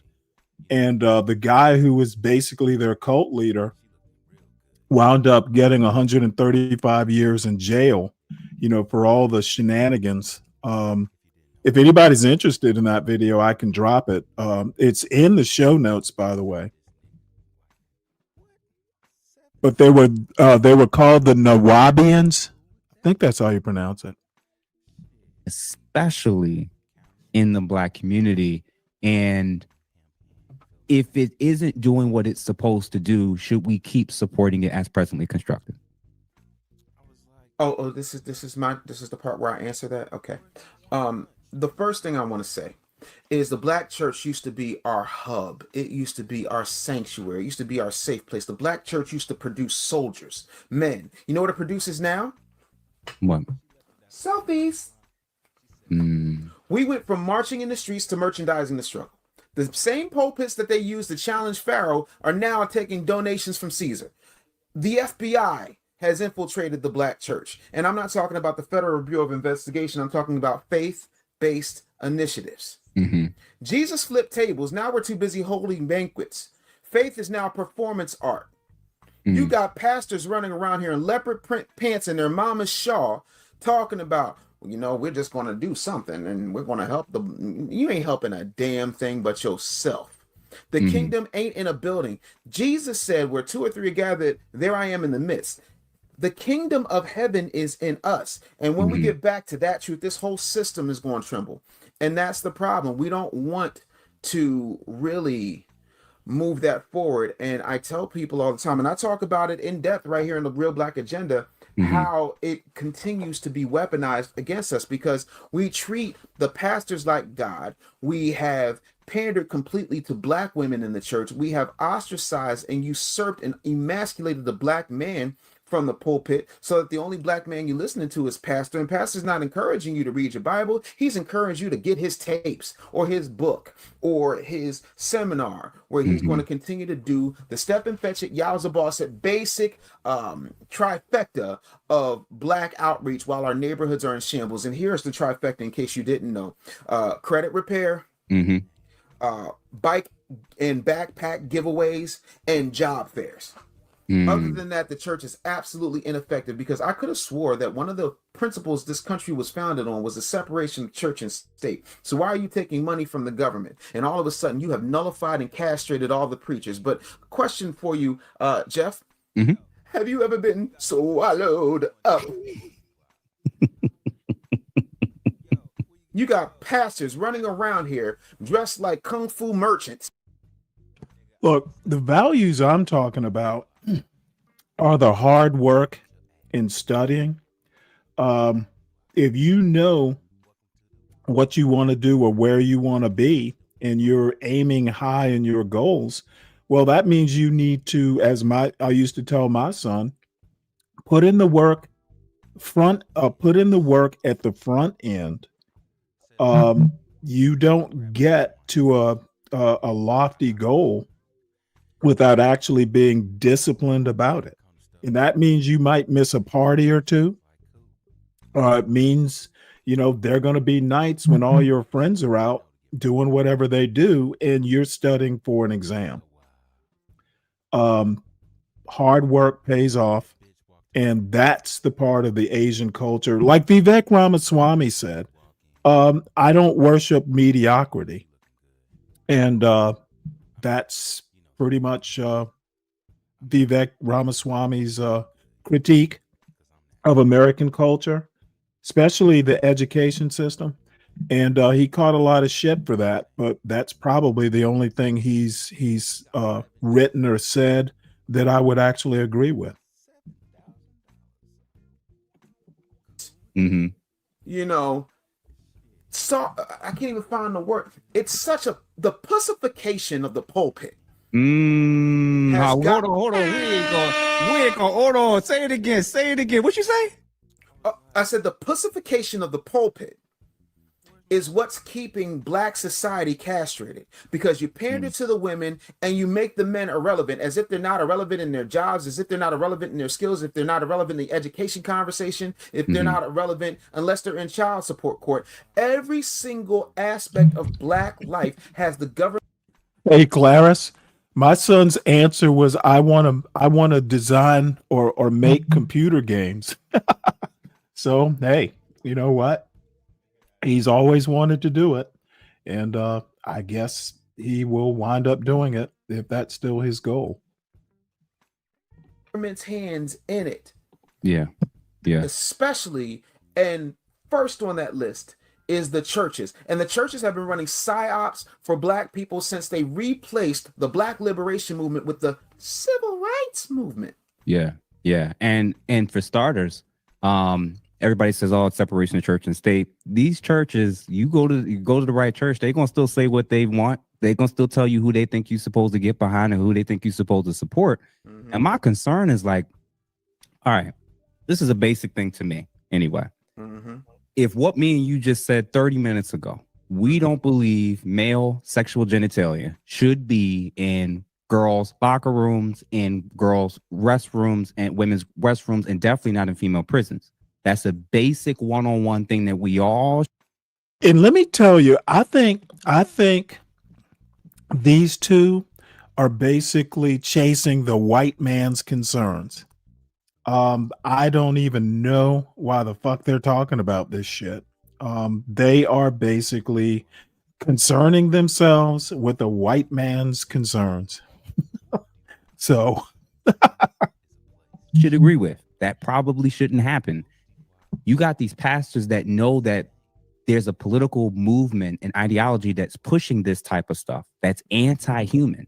Children getting surgery way before, insane stuff. And rather than call that out and say we can't support stuff like that, y'all will go silent only because it's being supported on the side that's called progressive. Don't y'all know that this is anti-humanity? Birth rates declining, abortions out the wazoo, divorces are up, no political power, no political demands. I realize now in hindsight, learning from the Black conservatives, doing more research on my own, the Black church, as effective as it was, when the communists realized between the 40s and the 60s, if we can figure out how to get them, like you just said, to get off of the Black rights and focus on general civil rights, we can use them for the next 200 years. And it's working beautifully. And that's the thing, man. Like, I'm not going to sit up here. And this guy's making that point after talking about male genitalia in a girl's bathroom. Dude, you're making the same mistake with that big red silly hat. Here's what I want Black people to do. If you think what I'm saying is too radical, if you think what I'm saying is completely disrespectful, then ask yourself, why is it that every densely populated Lou, neighborhood, I by and actually large, think he's just very, kind of very, theatrical. very few exceptions. Some people are is like the that, hood. I guess. Yeah. Why is it that the churches are pristine, while the liquor stores are untouched, while the abortion clinics are rampant, but we start and stop the conversation on women's rights and women's reproductive rights with abortion, and not with the fact that Black women, regardless of socioeconomic status, are dying or coming close to dying on the table because they say, well, you know, Black women just don't have financial access to the proper care when they're having children, and that's why we have so many issues. I'm sorry, ain't Beyonce a billionaire? Ain't Serena Williams a billionaire? They both almost died on the table giving birth. Wake up, dum-dum. The reason that they want you to go out here and go to the vacuum doctor, the reason that you used to have to go to the doctor 15 years ago to get a morning after pill, and you can go down to a Dwayne Reed, a CVS, or a Rite Aid and get yourself a Plan B, is because they're trying to castrate you. Margaret Sanger's plan is now in full swing. If you don't abort the baby, you can take a pill to get rid of the baby. If you don't take a pill to get rid of the baby, then you know what you can do? You can be strong and independent. And if life gets a little too hard, and I'm not saying that this is the case for everybody, but if life gets a little too hard, you can be a Decepticon or you can be an Autobot. And you can transform. Yeah, this Margaret Sanger argument, boring. This is amazing, man. And yeah, I appreciate it. It's refreshing to hear actual masculinity talking back to me, because I feel like I'm talking to brick walls when I say this out loud to do grown men, beards, been out the womb for 30, 40 years. Talking about men can have babies. Come on, y'all. Some Come on, y'all. Y'all don't know that a woman is your mama? That if you ever question that, that's how you get it. See, a woman is your mama. That's No, you know sir. what? That's going on a hat. Woman is your mom. If you can't answer that, I'm so like when me and Crimson Cure had met These recently, and I was motherfuckers saying, are man, still talking it's about been what's a amazing to see woman. like God the amount damn. of people who I thought were big and bad. So I realized like, nah, they say all the controversial things about their own people. They say all the controversial things, but they know which parties, which movements, which politicians. You don't speak on them. And I was like, It's Bro, crazy, everybody's man. Billy Badass until Billy Badass shows up, but I got to give you some pushback Mhm. because here's what's happened. We have to be inclusive, Jeff. We can't be phobic. If I Mm. fear somebody that Mhm. thinks a good time is dancing to a mega mix of Sylvester's "You Make Me Feel Mighty Real," take Mhm. me out the back and pop me a good one, homeboy. Here's the truth, and I need you to hear me clearly on Yeah. this. Yeah. I'm going to concede. You're right. Everybody can be a woman. This is a woman. My facial moisturizer is a woman. This is a woman. From now on, women, reject your womanhood. Let them have it. This is what you're going to do. The same way we now call ourselves foundational Black Americans because we've been here, you need to call yourself FVA, Foundational Vaginal Americans. Oh my gosh. The FVA movement needs to start. Did y'all hear that? The fuck is that on the back of his head? Do you see that shit?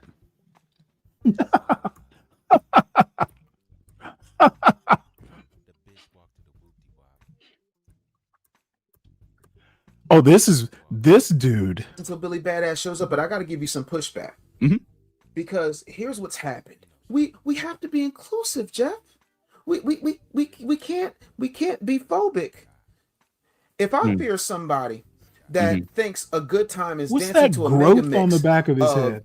Sylvester's "You Make Me Feel Mighty Real," take me out the back and pop me a good one, homeboy. Here's the truth, and I need you to hear me clearly on this. Yeah. I'm going to concede. You're right. Everybody can be a woman. This is a woman. My facial moisturizer is a woman. This is a woman. From now on, women, reject your womanhood. Let them have it. This is what you're going to do. The same way we now call ourselves foundational Black Americans because we've been here, you need to call yourself FVA, Foundational Vaginal Americans. Oh my gosh. The FVA movement needs to start. Did y'all hear that? Foundational Say it again. Foundational Vaginal Americans. You want to be women? Cool. We got a whole new label. We're FVA. Dude, Right? you got a That's fucking it. ponytail And what's attached to crazy your is, head. Talk about and for my FVA. audience, obviously, we're The all finishing fuck? up reading 1984 by Orwell, right? The issue What's was up, for Richard? those who did, the government got as powerful as it did because they took over language. They get, once you allow anyone to dictate what you can say, they can therefore dictate what you can think, and then they can control what it is that you do. Yes. So if you don't take back the language, you can't take back the ideas. If you can't take back the ideas, you have no power. Yeah. You have no power. Oh, FVA is, man, I can't wait. I know Trending right now, hashtag FVA. FVA. And you know who bought you FVA? The FBA guy, the guy who gave you the Real Black Agenda. Go to the realblackagenda.com and get it. But I want to say one thing when it comes to this, right?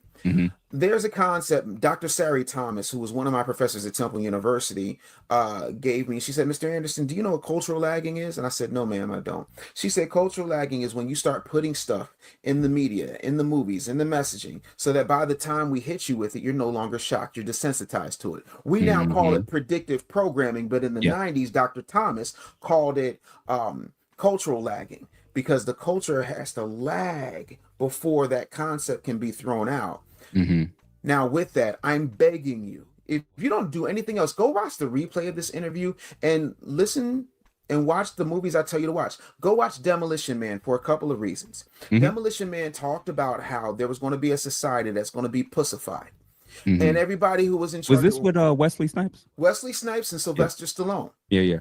And anything that was masculine, cussing, beer, wiping your ass with toilet paper, having real sex instead of putting on virtual sex, which was basically OnlyFans, all of those things have come to pass. And everybody in charge looked like they was wearing skirts and carrying purses and had Fruity-Doo type of garb and walks and eccentricities. And the real men were forced underground.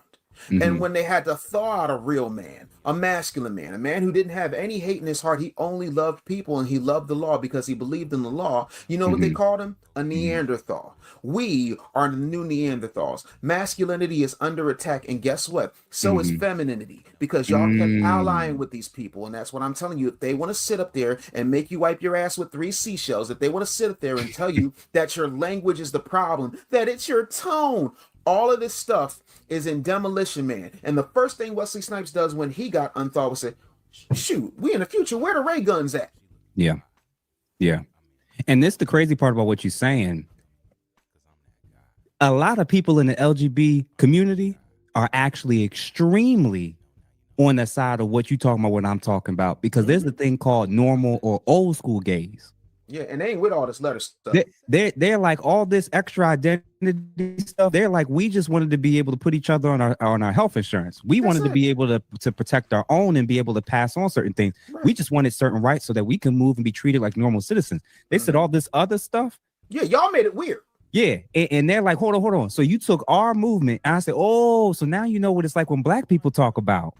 When and black that's people another thing. You keep co-opting movements, using us till you get what you need. And I'm like, now other groups are starting to see how that's happening. Bro, what I'm about to say is gonna be, I got gay friends. I'm cool. I've known some of these people for my life. I got them in my family. I know that they know what my stance is when it comes to pride and all this stuff happening on the parades and on the streets and everything. Y'all can celebrate, y'all can do your flags, you can do what you want. My issue is, why do you got people in your group that's comfortable with children being there with men with their asses showing? Yeah. What the hell are they talking about? Y'all don't think that's like insane? Y'all bringing children to these places and environments where it's like, do you logically think that makes sense? Bro, and I'm telling you, the old school gays actually agree with me. They are and they're like, this is disgusting. boonies. They was like, I'm now seeing. Talking do about you know nothing how much bad at a all. party has to be for gay people and bisexual people and people with purple hair? People with purple hair to say, I don't know if I can keep voting for this party anymore. You got gay people with purple hair, with gauges and everything else, septum rings and piercings and everything, saying, I think I'm gonna have to vote for Trump. That's how bizarre and insane this damn party has turned into. Come on now. Now, I'm gonna tell you something, and Jeff, you're gonna get in trouble for this, but I guarantee you this is gonna be the thing that they clip. Yeah. So I apologize in advance, but I'm gonna say the bad thing out loud. Hi, Dave Anderson here. Here's the truth. The modified, weaponized, libiquita or the eligibility movement has become the new feminism op. By that, I mean this. See, back in the 60s, Gloria Steinem, who was backed by the Central Intelligence Agency, and you can Google it, she'll tell you this herself, the spy wing of the federal government law enforcement went to black women. And they said, black women, you are not black first, you're women first. You need to burn your bras, get out here and work so that you can make your own money and you can be independent and the government can get taxes paid. Oh, ignore that last part. Don't worry about you getting, into the system because we're going to take all your tax money. You know who this guy reminds me of? Leonard Roy. He's kind of theatrical that way. Interesting. Now they've got black people saying, you're not black, you're libiquita first. But if that was the case, then tell me why the number one business owner in that community is white men. Explain to me why less than 3% of any neighborhood in America has a black-owned business in it. Less than 3%. So they're trying to fragment your blackness the same way that they are trying to redistrict your voting block. They are trying to redistrict your loyalty to your people. It definitely happened in DC for sure. Definitely happened in DC for sure. Keep on playing with it.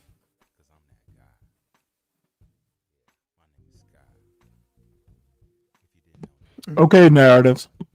Who's the one doing all this gentrification in the urban cities? Who's the ones that's doing the Starbucks and the teacup dogs and the yoga studios? Aren't these white liberals? Yes, sir. Of course they are. Hold on. So the people that's on your team is the ones that's taking over your neighborhoods, jacking up the cost of living, and then arguing and pushing for all the things that was yours and is yours. It's too loud over there. It's too hood over there. We got to send the police over there. And then before you know it, all your black businesses is gone. Ain't it? Is it all these Republicans that's moving into the cities and trying to gentrify everything? Or is it liberals?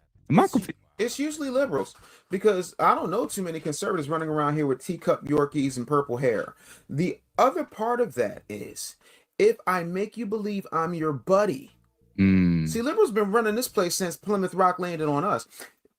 If I make you believe that I'm your buddy, by the time I've got the knife all the way in your back, it's too late for you to do anything out. And you'd be like, oh no, buddy, I'm going to pull it out of you. And you know what happens when you pull out a knife that deep?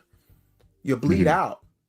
So they will convince you by giving you false love. They literally love bomb the black community. And then they realize, if you think about it, in Chicago, in New York, in Philadelphia, in Milwaukee, in Detroit, in LA, those inner cities were built for people who were there for a long time. You know, Old City in Philadelphia, Old Germantown, Mount Airy, North Philadelphia. I came back home from Dallas to Philly, and they started to tell me places I hadn't heard of. I thought I had gone to sleep and woke up 20 years later. I was like, what is Northern Liberties? What the hell is that? You mean North Philly? Right, in Fishtown, yep. In Fishtown. Yeah. Like, that's Fishtown. What is you talking about, homie? They do this because they can, and they know they can run you out. And so they'll completely do things, and it's a huge thing, and I'm not going to spend a whole lot more time on this, but I just want to say this. They will have and put a district attorney in place that will create a revolving door of crime, especially when that revolving door of crime is affecting densely populated black neighborhoods. Because what do black people do? They do the George Jefferson, because everybody starts the George Jefferson conversation on moving on up. They don't start out the fact that he got out of Archie Bunker's neighborhood before Archie Bunker did. And he moved up and away to a deluxe apartment in the sky. So he's high up. He don't know what's happening on the ground. And then once you have gotten to the suburbs, once you've gotten into your little gated community, once you've gotten out there, you know what happens? What did Chris Rock say? He said the white mall usually becomes the nigger mall. And the nigger mall, it becomes the white mall. In Cheltenham, which is just outside of Philadelphia, the Cheltenham Mall has been regentrified to I don't even reckon that's not the Cheltenham Mall I sang in when I was in kindergarten. Everything is nice. They got a Chick-fil-A. What did Joni Mitchell say? They paid Paradise. Up there now. Yeah, they paid Paradise to put up a parking lot, and y'all fell for it. They got people coming to you. We buy ugly houses. All those commercials run on urban radio, run on urban television. And urban is a euphemism for black, because people hate saying black, which is why I wrote the Real Black Agenda. And they will tell you to get out of your property because ownership is better than renting. Ownership is better than having to be pushed. But if you look at what they're doing, everything has become about the intangible. Owning the Dawn, how you doing? Owning the air. You're buying movies you can't even touch. And if they lose that license to still give you that movie, you don't own it anymore. So I can drop the link for you if you with want, a lease Dawn. option that you didn't realize you were in when you thought you bought it. Y'all better start buying physical media.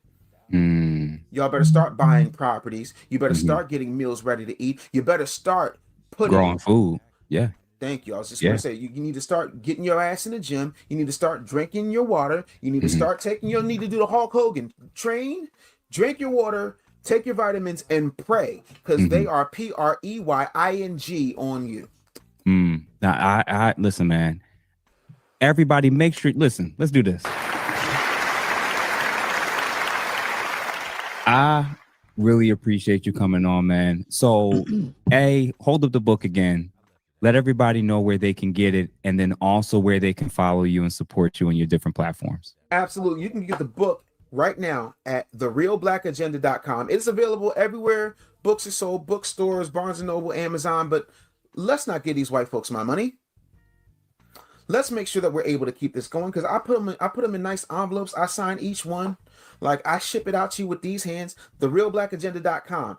And also, if you get the book tonight, I am going to personally email you a code so that you can get the audiobook. The audiobook has things in it that I did not write in the book at the time, because I was thinking about it while I actually read the audiobook to you. And I'm telling you, you're going to love it. The book is all 5 stars on Amazon, except for one stupid ass hater. And just so all of y'all know, Dave personally has told me multiple times, come November, I got to start working on the book myself. Yes, and sir. he's going to make sure I have it done ASAP. So that be in the works and know that that's coming. Where can people find you and follow you? You can follow me on all social media platforms at The Business Bully, except for X. On X, it's DA Business Bully. Elon didn't give me enough letters to be The Business Bully, so I had to be Dave Anderson, DA Business Bully. Absolutely everywhere. But no, man, I'm honored that you allowed me to Hey, come on Narratives, and I let know me be right where myself Buford is. and talk real greasy to your audience. It's a joy, man. And I want to shout out to everybody who came through. Thank you so much for coming through. Thank you for supporting this man. If you have not subscribed to this man's channel, I need you to do that. I need you to hit the like button. I need you to also click that notification bell. And I need y'all to give them hypes. Get them hypes up. Hype this man up. This man is doing God's work. And Oh yeah, the hypes. I got to start telling people about that, because I didn't even know how they worked at first. Get that sub. See, Mika the sub to you. Oh, you about Hey. to blow up. Oh, I'm about to blow. Listen, I'm about to blow up now. This is an endorsement right here. This is an So listen, y'all, grab the book, support this brother for sure. And this is the crazy part.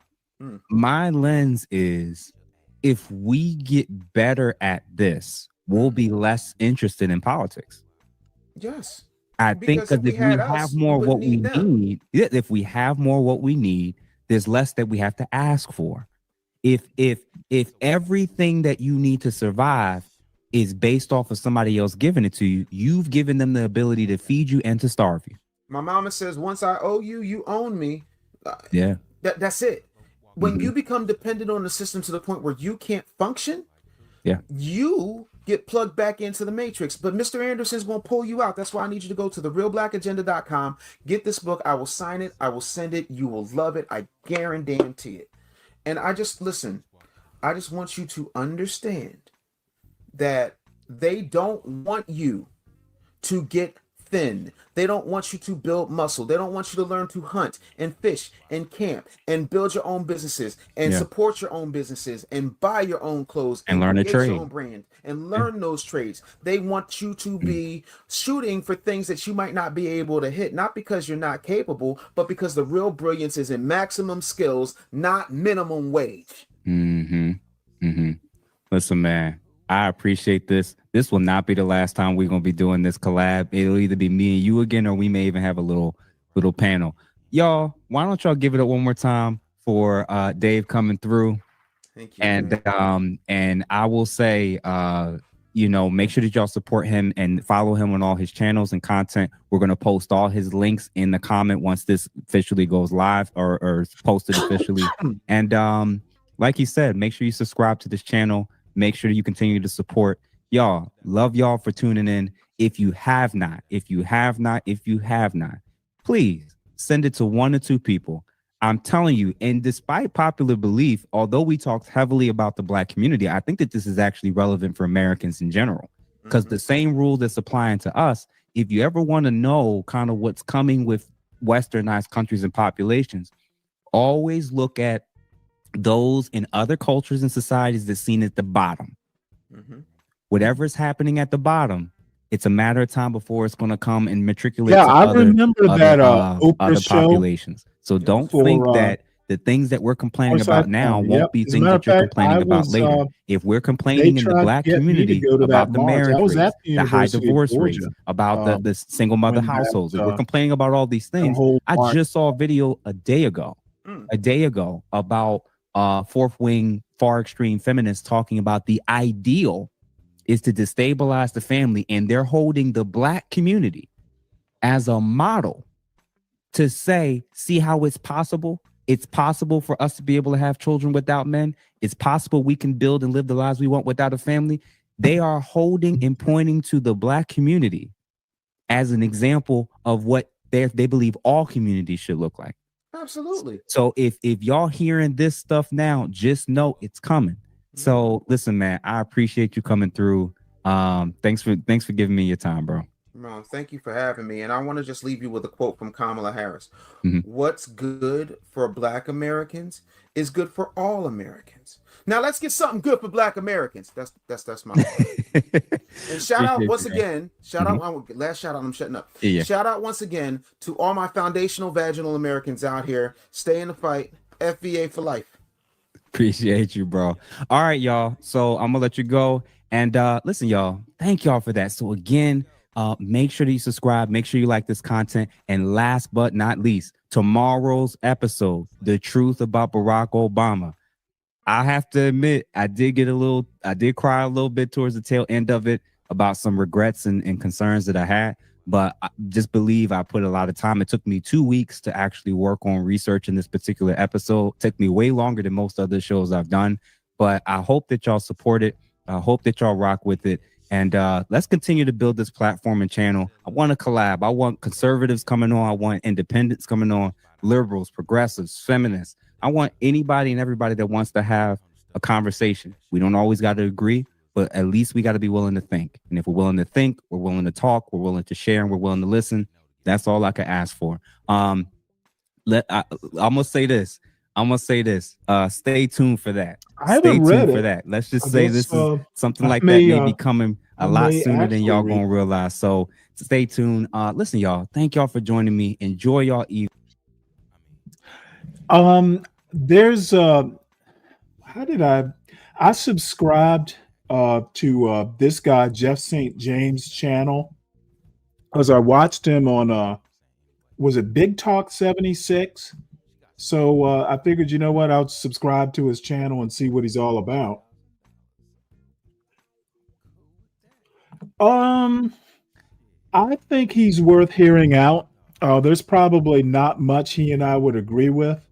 Mainly, where I think Jeff and I would part is I don't think there is a coast to coast Black community. Too many people, especially Black conservatives, they almost have like a messianic view of the American Black community. Like there needs to be a leader and we all need to go in the same direction. I'm not that guy. Tropes, what's up?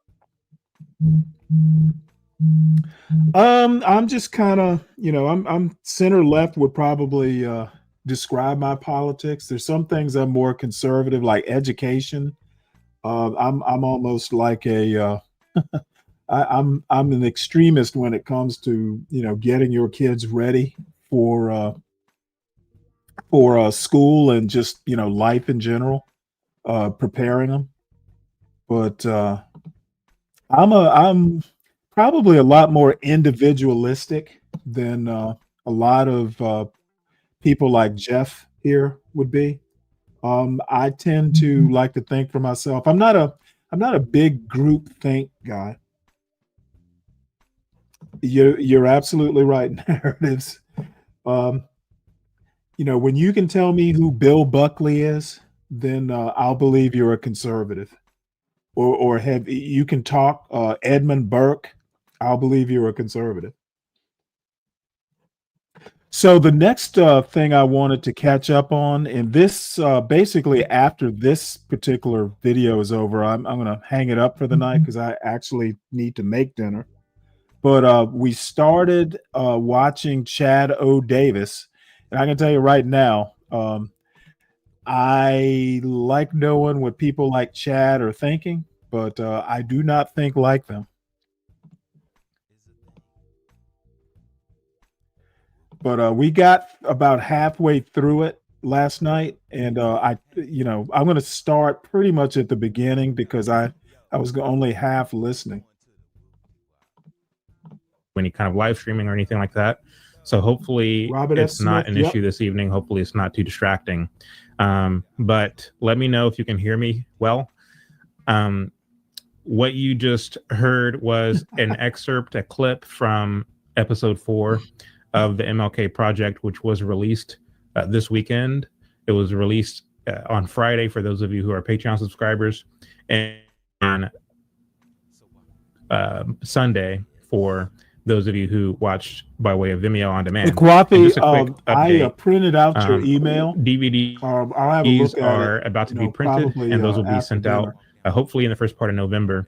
So for those of you who have bought DVDs, you'll get the DVD for season 1 because that one purchase of the DVD actually covers season 1 and season 2. So you get the copy of season 1 sent to you before the end of season 1. So you'll have early access to the remaining episodes of this docu-series.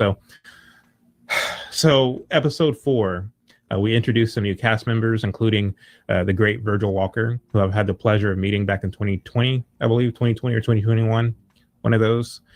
And him and I have kept in contact. I've been following him, and as he's gone and have done a number of speaking engagements.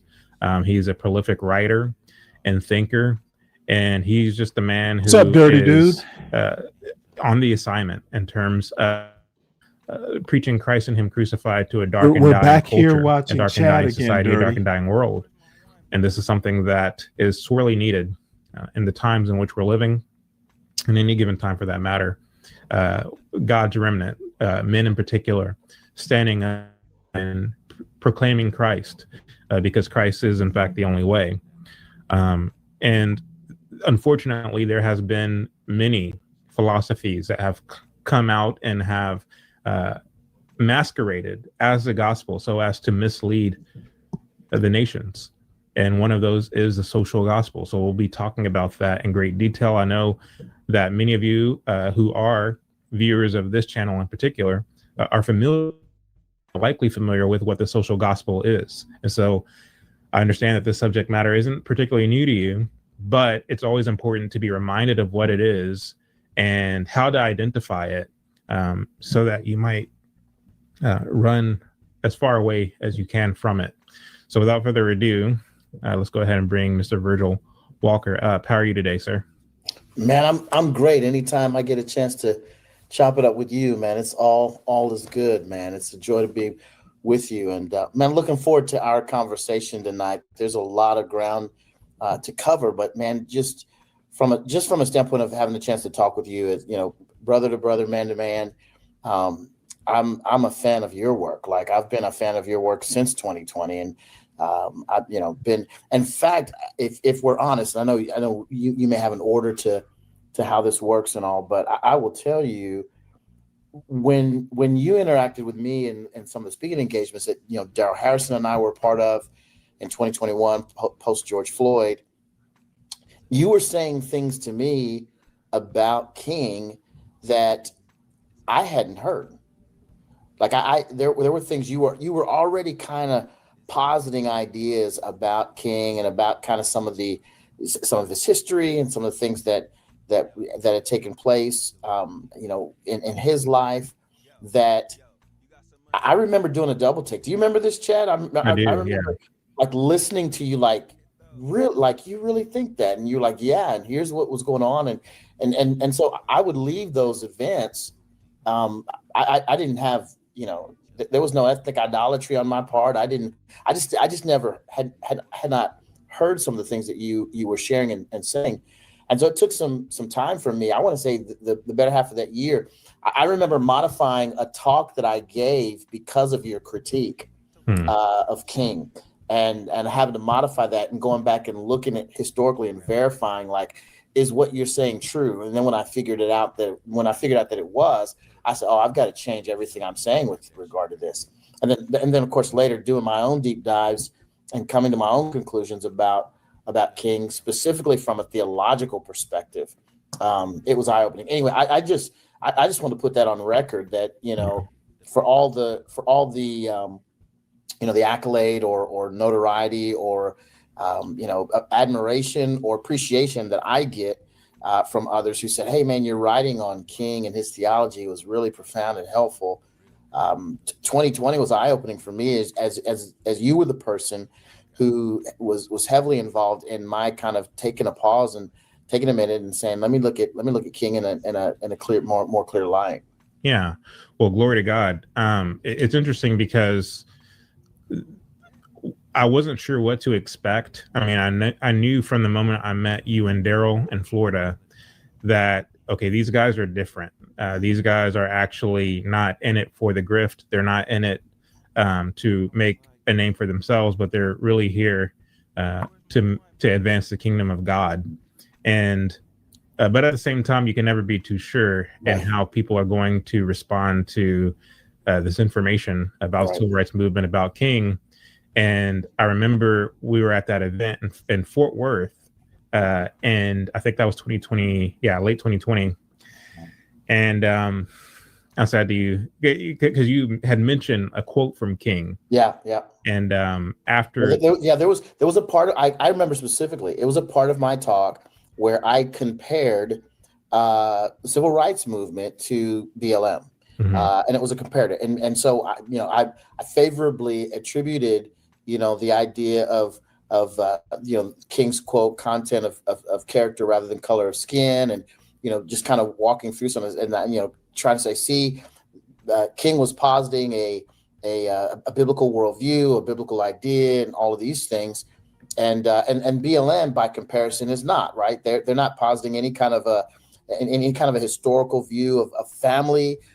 They negate the idea of man being equal based upon character. Color of skin is now taking precedent if you're the wrong skin color. So I was kind of laying all of that out, and again feeling pretty powerful. That was the rise of my talk.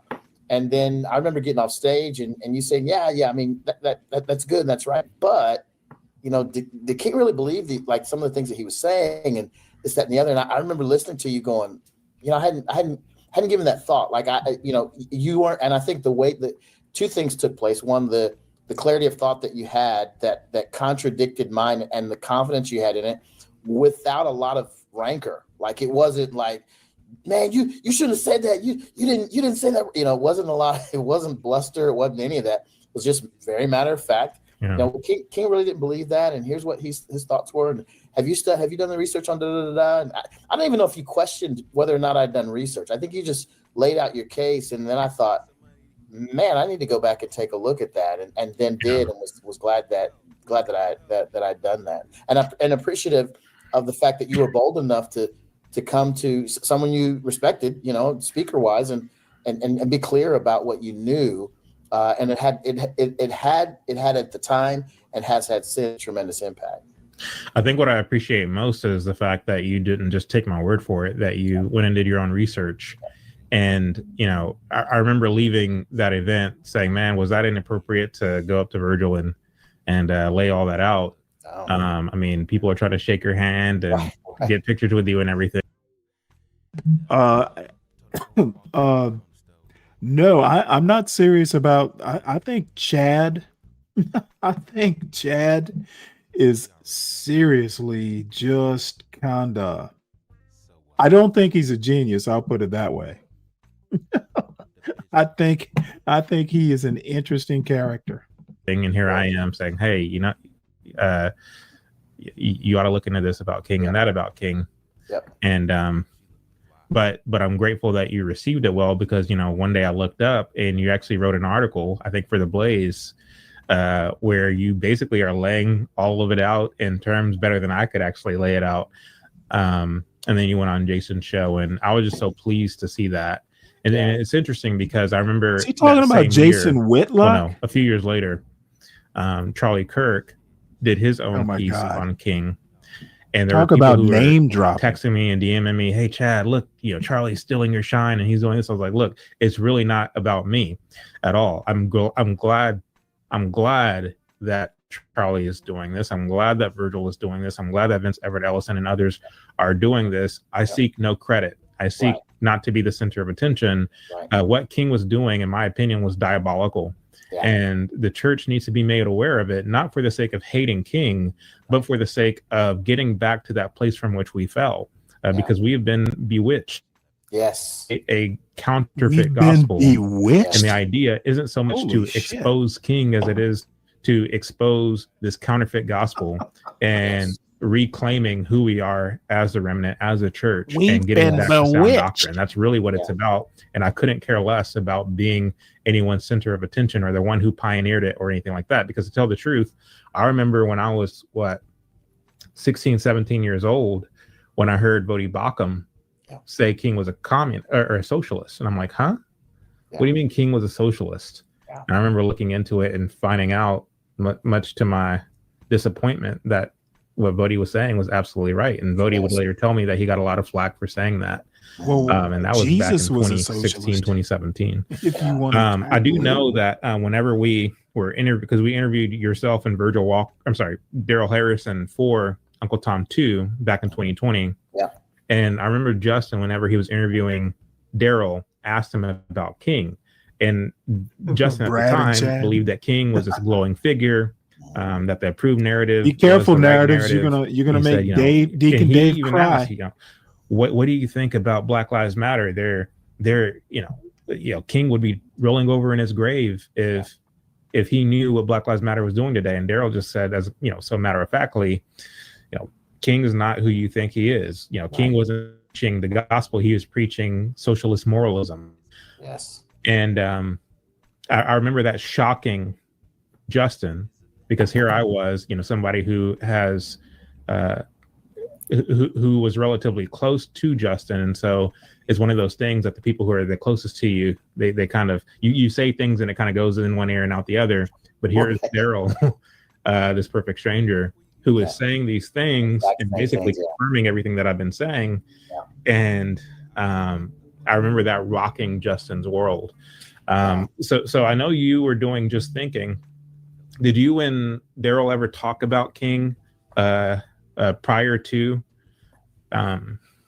that talk that you gave in Fort Worth? Yeah. I mean, little bits off and on. I knew. Listen, I knew the name Walter Rauschenbusch. I knew the social gospel. I knew its impact. What I didn't know, Chad, was I didn't know the extent to which King was informed by him. I didn't know the extent to which he was following the playbook of Rauschenbusch, the ideological framework of the social gospel. That was not a connection I had made. So if you were to ask me in 2020, are you familiar with Walter Rauschenbusch? Are you familiar with social justice? I'm totally familiar. He's the father of the social gospel, Hell's Kitchen, New York. I mean, I could have given you all the info, but at the time, I did not make the connections that I did after you had mentioned what you did to me, and I'd gone back and done the research and the study to find out, man, that's a primary, I won't call him a theologian, much more philosopher, primary, philosophical idea that King had adopted and adapted to the cause of civil rights. I want to go back to something that you mentioned earlier. Two things. One, you talked about how you weren't concerned about credit, and to your credit, I definitely know that to be true. That's kind of how you're wired. There were even opportunities that doors I was trying to open for you, like, well, this person doesn't think that, or this, that, or the other. And I won't name their names. They're now fans of yours, which I'm glad about, and I won't take credit for that because that's your own work. But that said, your influence is even greater because Charlie was informed by an article that I wrote about King's theology, and the evidence I have for that is an email that he sent me. That he had read my work, that he was appreciative of it, that he was being informed by it, and that his position on King was changing. And he had asked me at the time if I would come on his show. And again, I point all to the influence that you've had on me to say, hey, be sure and check this out. And then I wrote a piece. Charlie had it, and then he was running with it. And so in some small way, you had an impact there as well. By extension, and the only thing that kept me here's the deal. The only thing that kept me from being on the show was Charlie had reached back out to me and asked me if I knew of Vince Ellison, and I of course. Deacon Dave, if you're still in the chat, what do these two have a problem? Why do they have a problem with the social gospel again? Can you? I don't get what their beef is with the social gospel. Had run into Vince Ellison. In fact, I had read Vince's book. I got his book and could not put it down. Like, it was so good, so rich, so intense with content information that I think I read it maybe in an 8-hour period. Oh, and wow. so I knew Vince Ellison's work. I had not yet met him, but I was familiar with his work well enough to tell Charlie that if he could get Ellison on, Ellison would be a better person to have on, because my work is really limited to the theological framework of King. I really didn't delve into King's personal life, or all of the issues related to his philanthropy and all the issues with women of the night and all of that. I don't have a breadth and depth of a firsthand account of that kind. Oh, and the other question, let's see, is Deacon Dave still in the chat? Yeah, the other thing, Deacon Dave, the other question I have is, they do know Charlie Kirk is no longer with us, right? Just checking. Content, but I am aware of the social gospel, things related to theology, and I could cover that ground well. And he ended up passing on me, so I didn't get to share the chance to be. What do they have a problem with the social? Why do they have a problem with the social gospel? Oh, I'm on here. Hey, yeah, I'm in the middle of doing something, but the issue with the social gospel is that it took people who were trying and turned them into people who are crying. Instead of that out of slavery, let's make it happen mentality, it was like, boost us up, give us what you owe. This is the activism spirit. Okay, I don't That's think all. that's the social gospel. The social gospel is basically It's the social gospel. taking It's the biblical social gospel. principles. It's taking biblical principles and trying to apply them as solutions to everyday problems.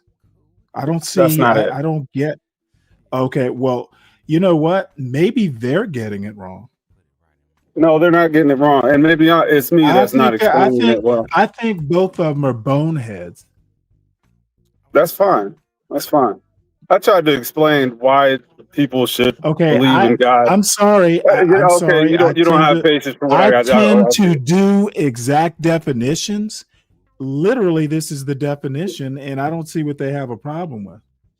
Christian ethics to social problems. Why do they have a problem? Your with that? definition or the definition he's talking about? Okay, I'm going by Wikipedia's definition. Now, if they have like some personal definition, I'm curious to know what that would be. He does, and he gets into it specifically.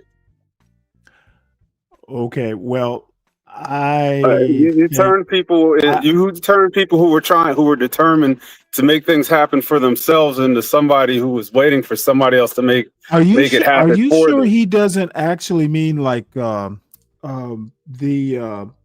what is it, liberation theology?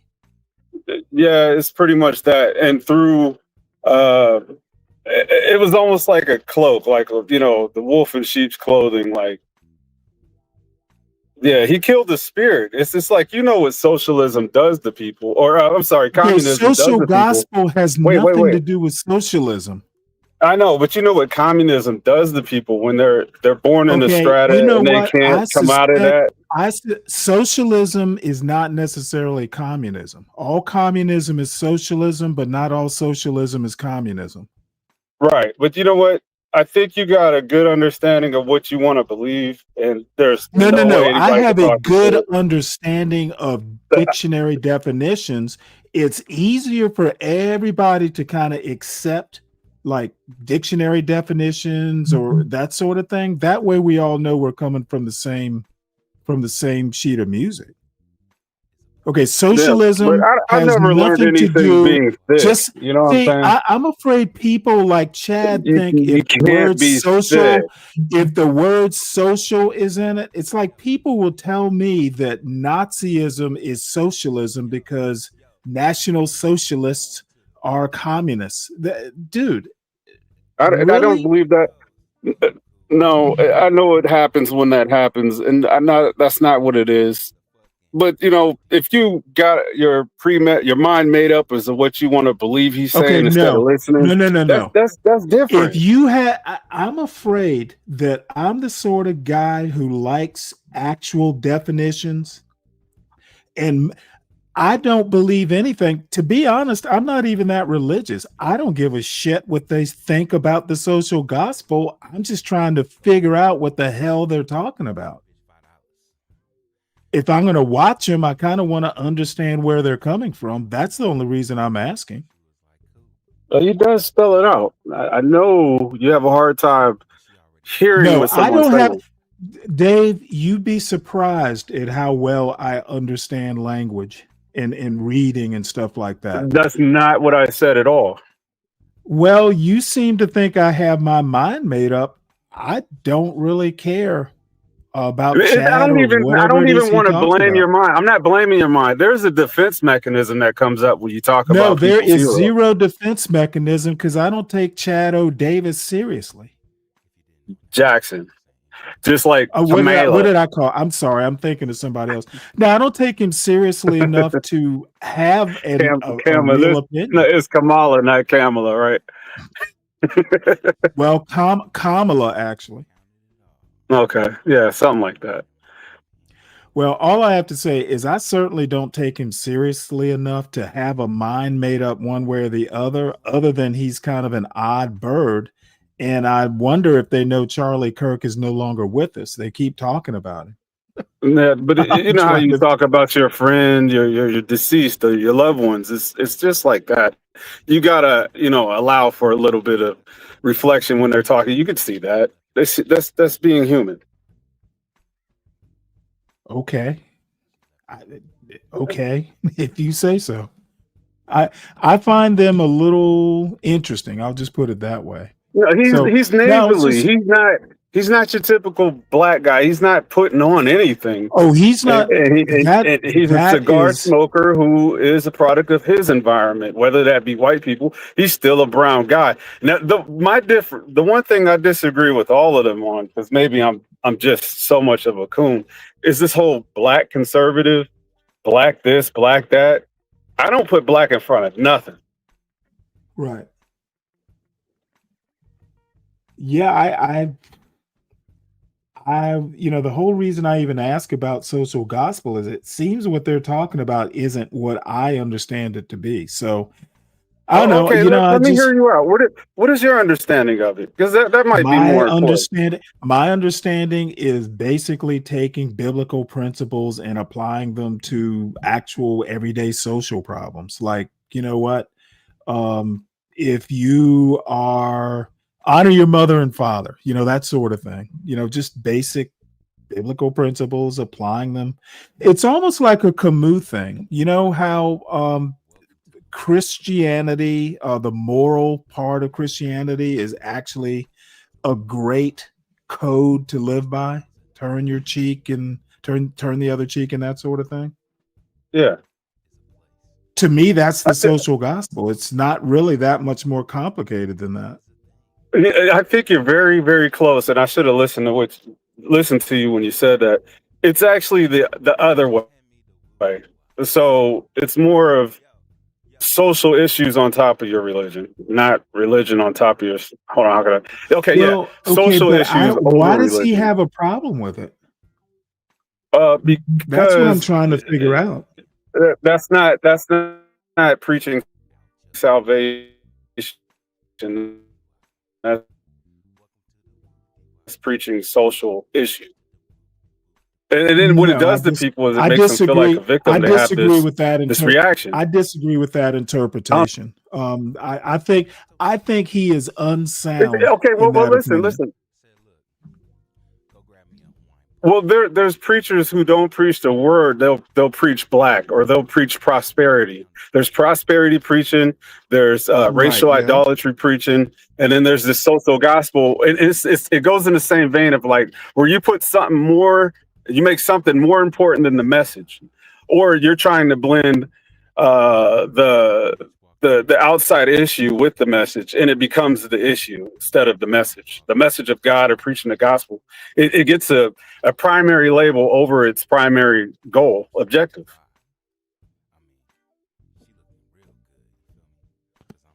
Okay, well, It makes the gospel the minor. Yeah. Okay, well, maybe I'm not grounded enough in Protestant theology to really get it. I think they're making something out of nothing. Now, I think that you have to approach these conversations, or like, I'm Deacon Dave. Like, I grew up in the church. Doesn't mean that I know a hill of beans about the Bible, but I do know that I respect the foundation that I came from. Sounds crazy, right? But if you're in church and you're not preaching about the word, that's blasphemy. Well, my background is Catholic, and we don't take the Bible that seriously. They Yeah, are I've met a lot of literally people. they are literally just words. They're not like the living word or the living gospel or anything like that. So maybe that's where I'm falling short. I don't take it that seriously. Well, you do know that's God's word. Like, God's word's everlasting. You It know doesn't what? change. According Catholics to the pretty Bible, if much you have a religion, it's got to be based on Catholics something. generally don't think it's literal. It's inspired, but not the literal word. Catholics don't believe that. I'm the wrong person to have this conversation, but I told somebody to use the scientific method. Is it better to live your life and Okay, well, die and find out? scientific method, the way I was raised, Scientific approach. gotcha. I don't treat the Bible as Well, history. I got.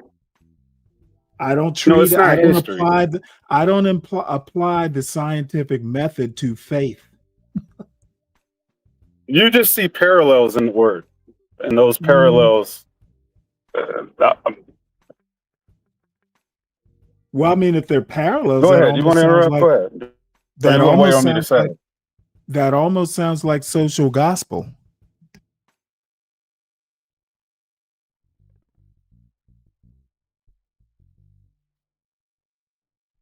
To be honest, it doesn't really matter. I'm no theologian, and I'm just trying to kind of figure out what Chad and Virgil are talking about.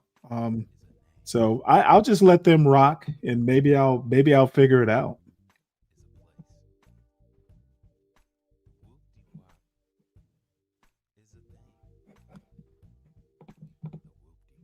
Oops. On the show, but again, it's not about credit. It's about, like you said, getting who's got the most truth to deliver. And at the time, Ellison was the guy. I'd argue that you've kind of taken that baton with the work that you've done and are doing. But again, all of us have our circles of influence. If you're trying to talk, you're gospel. you're kind of roboting. Oh. Ran into Vince Ellison on my way back I was coming from Roanoke back to Phoenix, Arizona, and ran into him in the airport. And again, he's a gracious man. He's, my wife was there. He was so gracious, and he was telling my wife, he said, don't, make sure you take care of this man. He's important to the cause, and all of that kind of stuff. He was just very, very gracious and just a great guy with a lot of powerful content and information. And so, yeah, you're right. It's not about who gets to have information centered around them. It's about getting that information out. Yeah, he's the most well-dressed man in the movement, by the way. Bro, he had just got off a plane, was in his suit, had his Louis Vuitton, business bag. I'm like, look at this brother. Yeah, and I say that knowing full well who I'm talking to, because I think you're a very close second in terms of well-dressed men in the movement.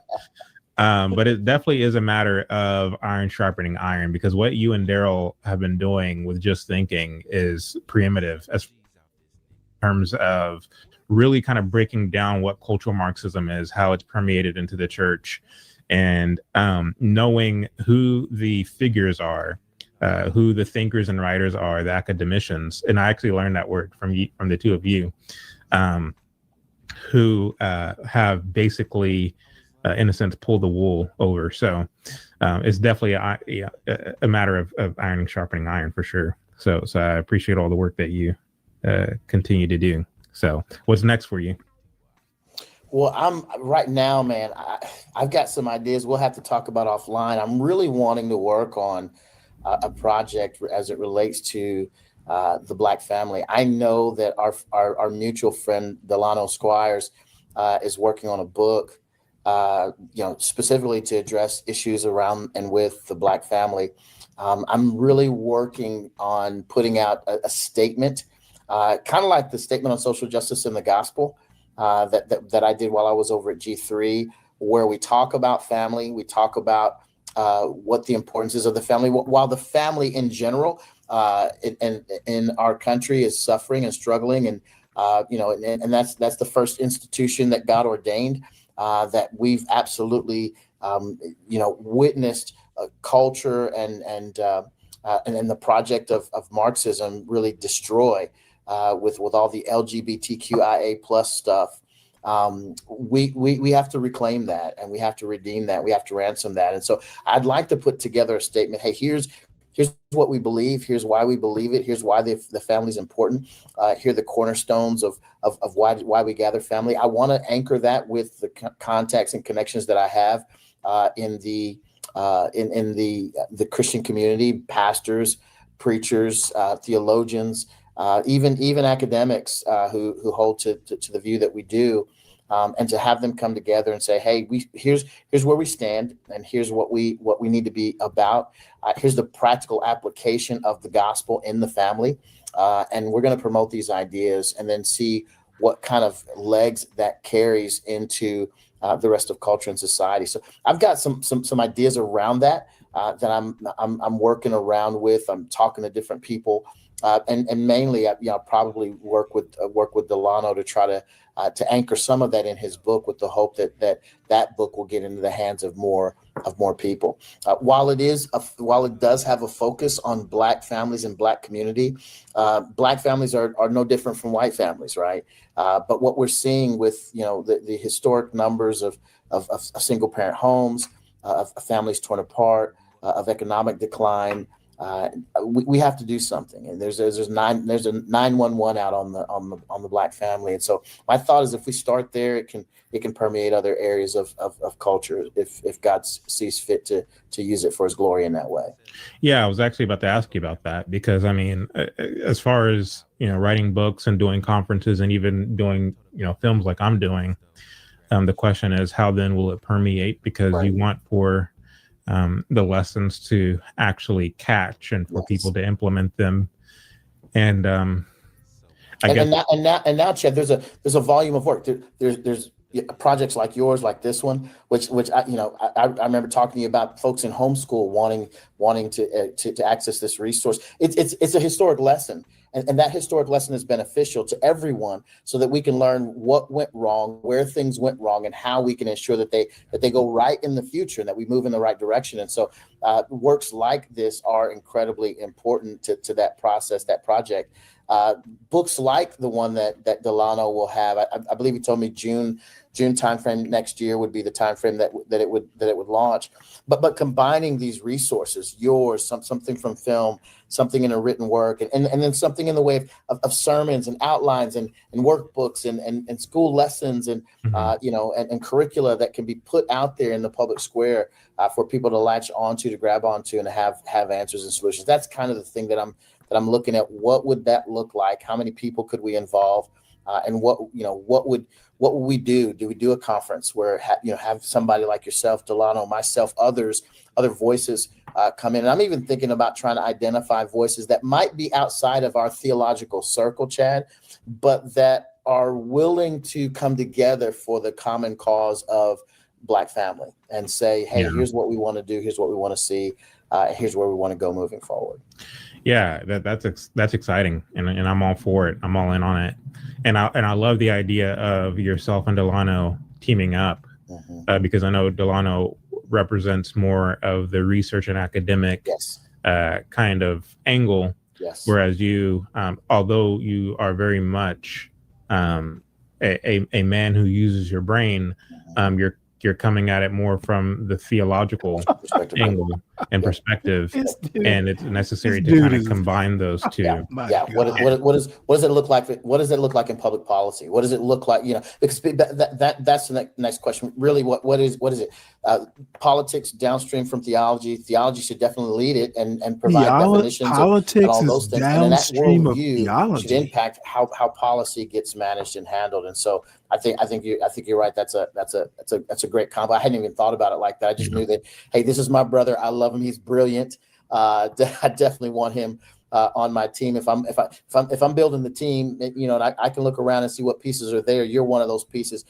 Delano's one of those pieces. Jason Whitlock is a piece of that. I mean, there's all kinds of people that I would pull into that mix to say, hey, let's go do something and make something happen for the glory of God. Yeah. My hope is, because what you're explaining, I think, is the necessary counter to the social gospel. Absolutely. Which places the onus on what must the government do for us. Right. It looks to, as far as solutions are concerned, to public policy exclusively. Right. To government action exclusively. Right. Whereas what you're talking about is no, you've been given a commission by God as a man and as a woman of virtue to form families, to subdue the earth, to multiply, and to grow families under the Lord. Basically, what I'm hearing is these guys are basically Christian nationalists. They, for some reason or another, well, like he said, politics downstream of theology. They basically want to be, want to promote some sort of Christian nationalism. They don't want a separation between church and state. They want the state to be downstream of theology. That's the impression I'm getting. And I knew of Chad Jackson. Dave kind of, has been his biggest promoter on this channel. Ordinarily, if Dave hadn't kind of recommended it, I would probably never even watch this sort of stuff. I'm a strict wall between religion and state. The two might intersect, at the personal level, maybe, but no. Government should never be downstream of theology, and theology shouldn't be downstream of government. They should be two different streams. One side should be the Atlantic, the other side should be the Pacific, and they might meet, they might meet at the at a canal, but no. They should not even be mentioned in the same name if I had my preference. So let's see. Liberals demand right-wingers subordinate their politics to theology. No, not this liberal. Yeah, the Panama Canal. No, I think separation of church and state. Jefferson got it right. The wall. Leftism, liberalism is a religion. Now, you believe that John McWhorter bullshit if you want. McWhorter is just one a little bit better than a Chad O. Jackson. Leftism, liberalism is a religion. That's so much hokum. I just read that Kanye and Drake were the two most played artists on Spotify yesterday. That sure goes against what people report. No idea, Sin. I don't listen to either of them. I don't listen to Spotify. All right, so you know what? We may even have to take this up again tomorrow if I can stand it. I think I might have had enough Chad for the night.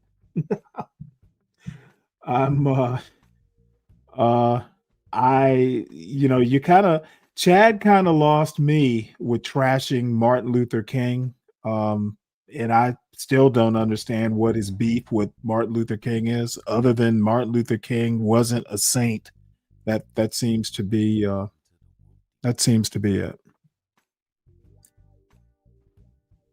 So social gospel, social justice, and I know Chad has a problem with social justice, period. I heard him mention something about cultural Marxism, which is a myth. There is no such thing as cultural Marxism. That's that weird Jordan Peterson. What's the dude's name? That weird dude with the beard.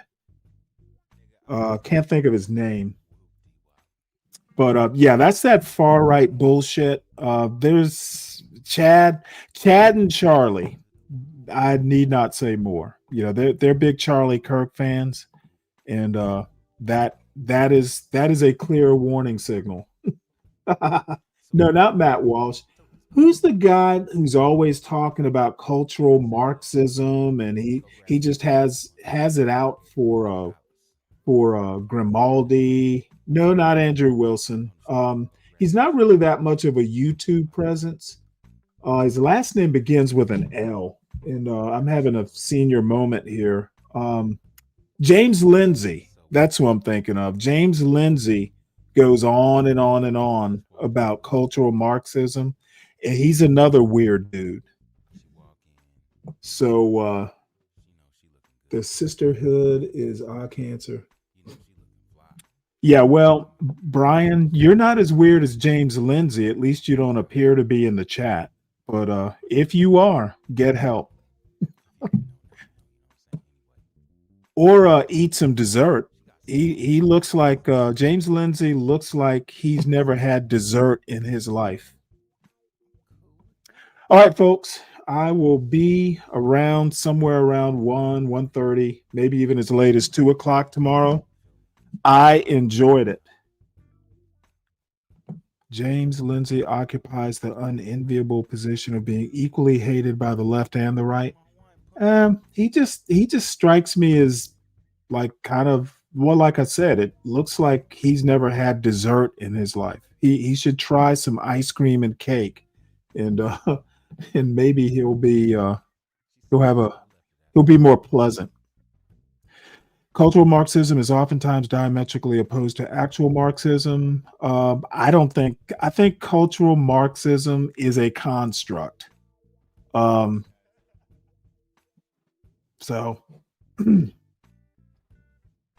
has he? Well, I mean, he was bound to get chubby at some point. So, all right, folks, I will see you all tomorrow. I enjoyed it. Let's reconvene tomorrow to mock Chad some more, I guess. Have a good night.